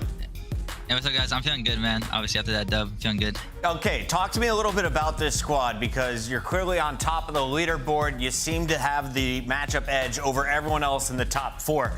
Do you guys try extra hard against the top squads? Nah, I wouldn't say so. I think our preparation for every team is the same. So I mean, it's just a good matchup every time versus the top 4. Touching on preparation, do you yourself or Atlanta FaZe have any pre-match rituals that you do every single day? Because you guys are looking unreal. Yeah, how many bots are you shooting? Nah. I mean, I'm shooting like 300 bots before the matches. So I mean, I'm feeling good. Obviously, our warm-up scrim, we go with that. But I mean, other than that, I warm up and then I play. Cellium, how has Draza affected your gameplay so far this year? It seems like you're having like way less interactions than you had at least the previous 2 years, and you guys are finding so much more success. So, personal level, how's it affecting you? Yeah, I mean, for me personally, it's been amazing. All my job this year for me is just get in the hill and just don't die in it, pretty much. So, it's been really easy for me, and Zach's been the beast. Like, his pace has been insane this year, so he's just the beast, man.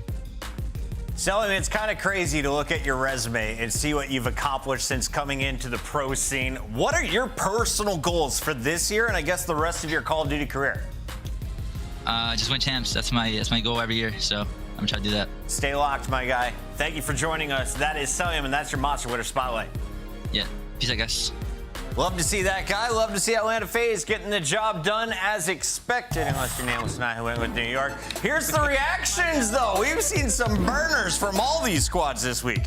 Man, Sib He's having a rough one, man, these last couple of weeks. But listen, New York, they're going to bounce back, man. Best believe. Yo, I got to get that bib. The thing's nice. All right, let's take a look here at some of the numbers, though. I asked for the control digits, Allie, because we were talking about it. Yes, you lose around 11, but you felt confident in a Game 3 win because of this guy. Yeah, because of Hydra. Like, even though he's been kind of struggling everywhere else, control, he has been the best player in the game, rocking a 1.41 going into this and continuing it now versus Atlanta FaZe. It's time to recap the whole day. If you're just joining us, pause. If you missed any of the previous games, rewind, because we're here on YouTube. If you're live and you watched it all, well, let's revisit what we saw earlier. Going back to Seattle versus Las Vegas.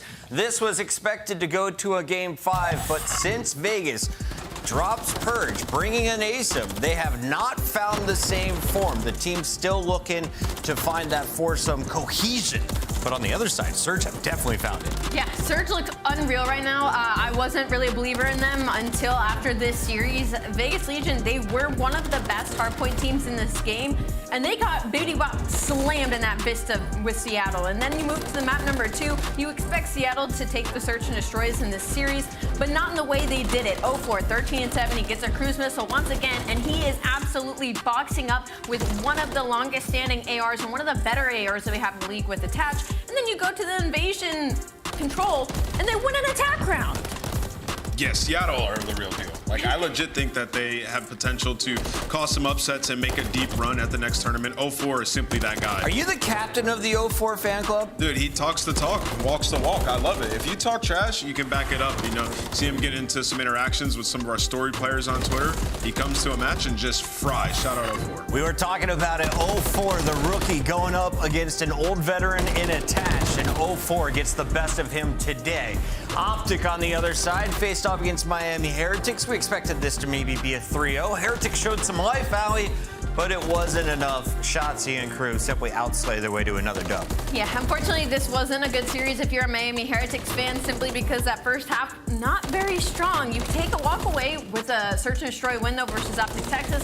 The only downside of that is OpTic Texas is kind of testing maps right now. They're not that strong in Search and Destroy. And then you move forward to the high rise. You don't even push it to around 5. But I will say, medals, 31 and 23. And that Karachi hardpoint, only a 20-point game. Miami could have pushed this to a game number 5. So maybe you walk away with that kind of information of, hey, if medals goes positive, like, we are about to finish up these maps, but it's a lot of pressure to put on one player. Yeah, I mean, push comes to shove, you got to try to make it into winner's bracket. And for the Miami Heretics, they're now 1-3. So every match becomes that much more important. I'm excited for next week to see if they can rise to the occasion, because I do think that they have a talented roster. 2 weeks till Toronto, and here's where our standings are currently at. And it has been a fun ride to see Atlanta FaZe standing on top of the leaderboard 4-0. Right behind him is OpTic Texas. The only blemish is to that FaZe squad. And Seattle Surge, the surprise of stage 3 right there with LA Thieves, who finishes with a better record going into Toronto. Oh man, this is tough. I think I might be leaning Seattle Surge. I like that call. If you're looking for individual players, Nameless, you haven't seen these numbers, break them down for me. What shocks you? What stands out? I mean, Cellium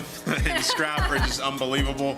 I think Sky's having a nice bounce back this week. Honestly, you know, they lost, but Sky's performing is good for New York. And you look down, Flames. That's the guy. Yes. That's one of the biggest stories of the week. We're excited to see what LAG can become. Flames in 0-4. We are super fans, and we can't wait to see you again next week. When do they play? Well, you can catch Flames and the Gorillas against OpTic Texas on Saturday night, May 4th. And, of course, you're going to see everyone else battling across the weekend. Big fight for me. Can LA Thieves continue to impress against Boston Breach? And what's going to go on with Vegas? Because you are drawing Atlanta and the Subliners here in the coming week, Allie. Me personally, I saw Seattle versus Miami on that day number 3. I think we might just go to sleep so I can wake up on that day. Highlight of your week? Flames in 0-4. These young guys, they're so good. Teams are getting better. It's more competitive. Stay tuned. Young blood, making it fun. We will see you all next week, Friday, 2:45 Eastern. Wait up. Wait up.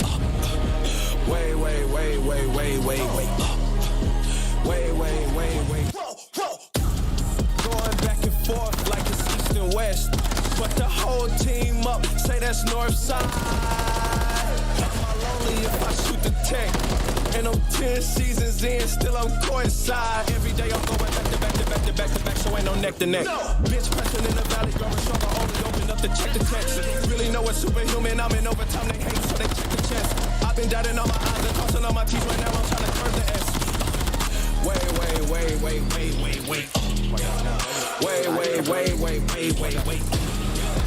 On the gas and I'm smashing it. I've been in my lane, I'll probably crashing it. Wait.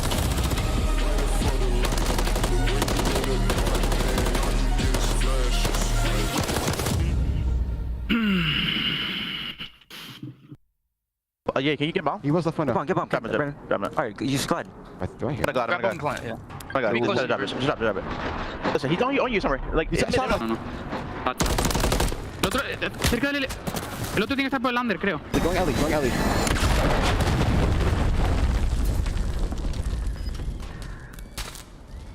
Other Propane.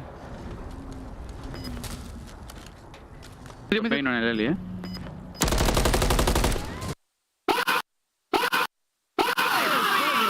Eso es, joder. Bueno, Javi, coño. Madre mía. Nice try, man.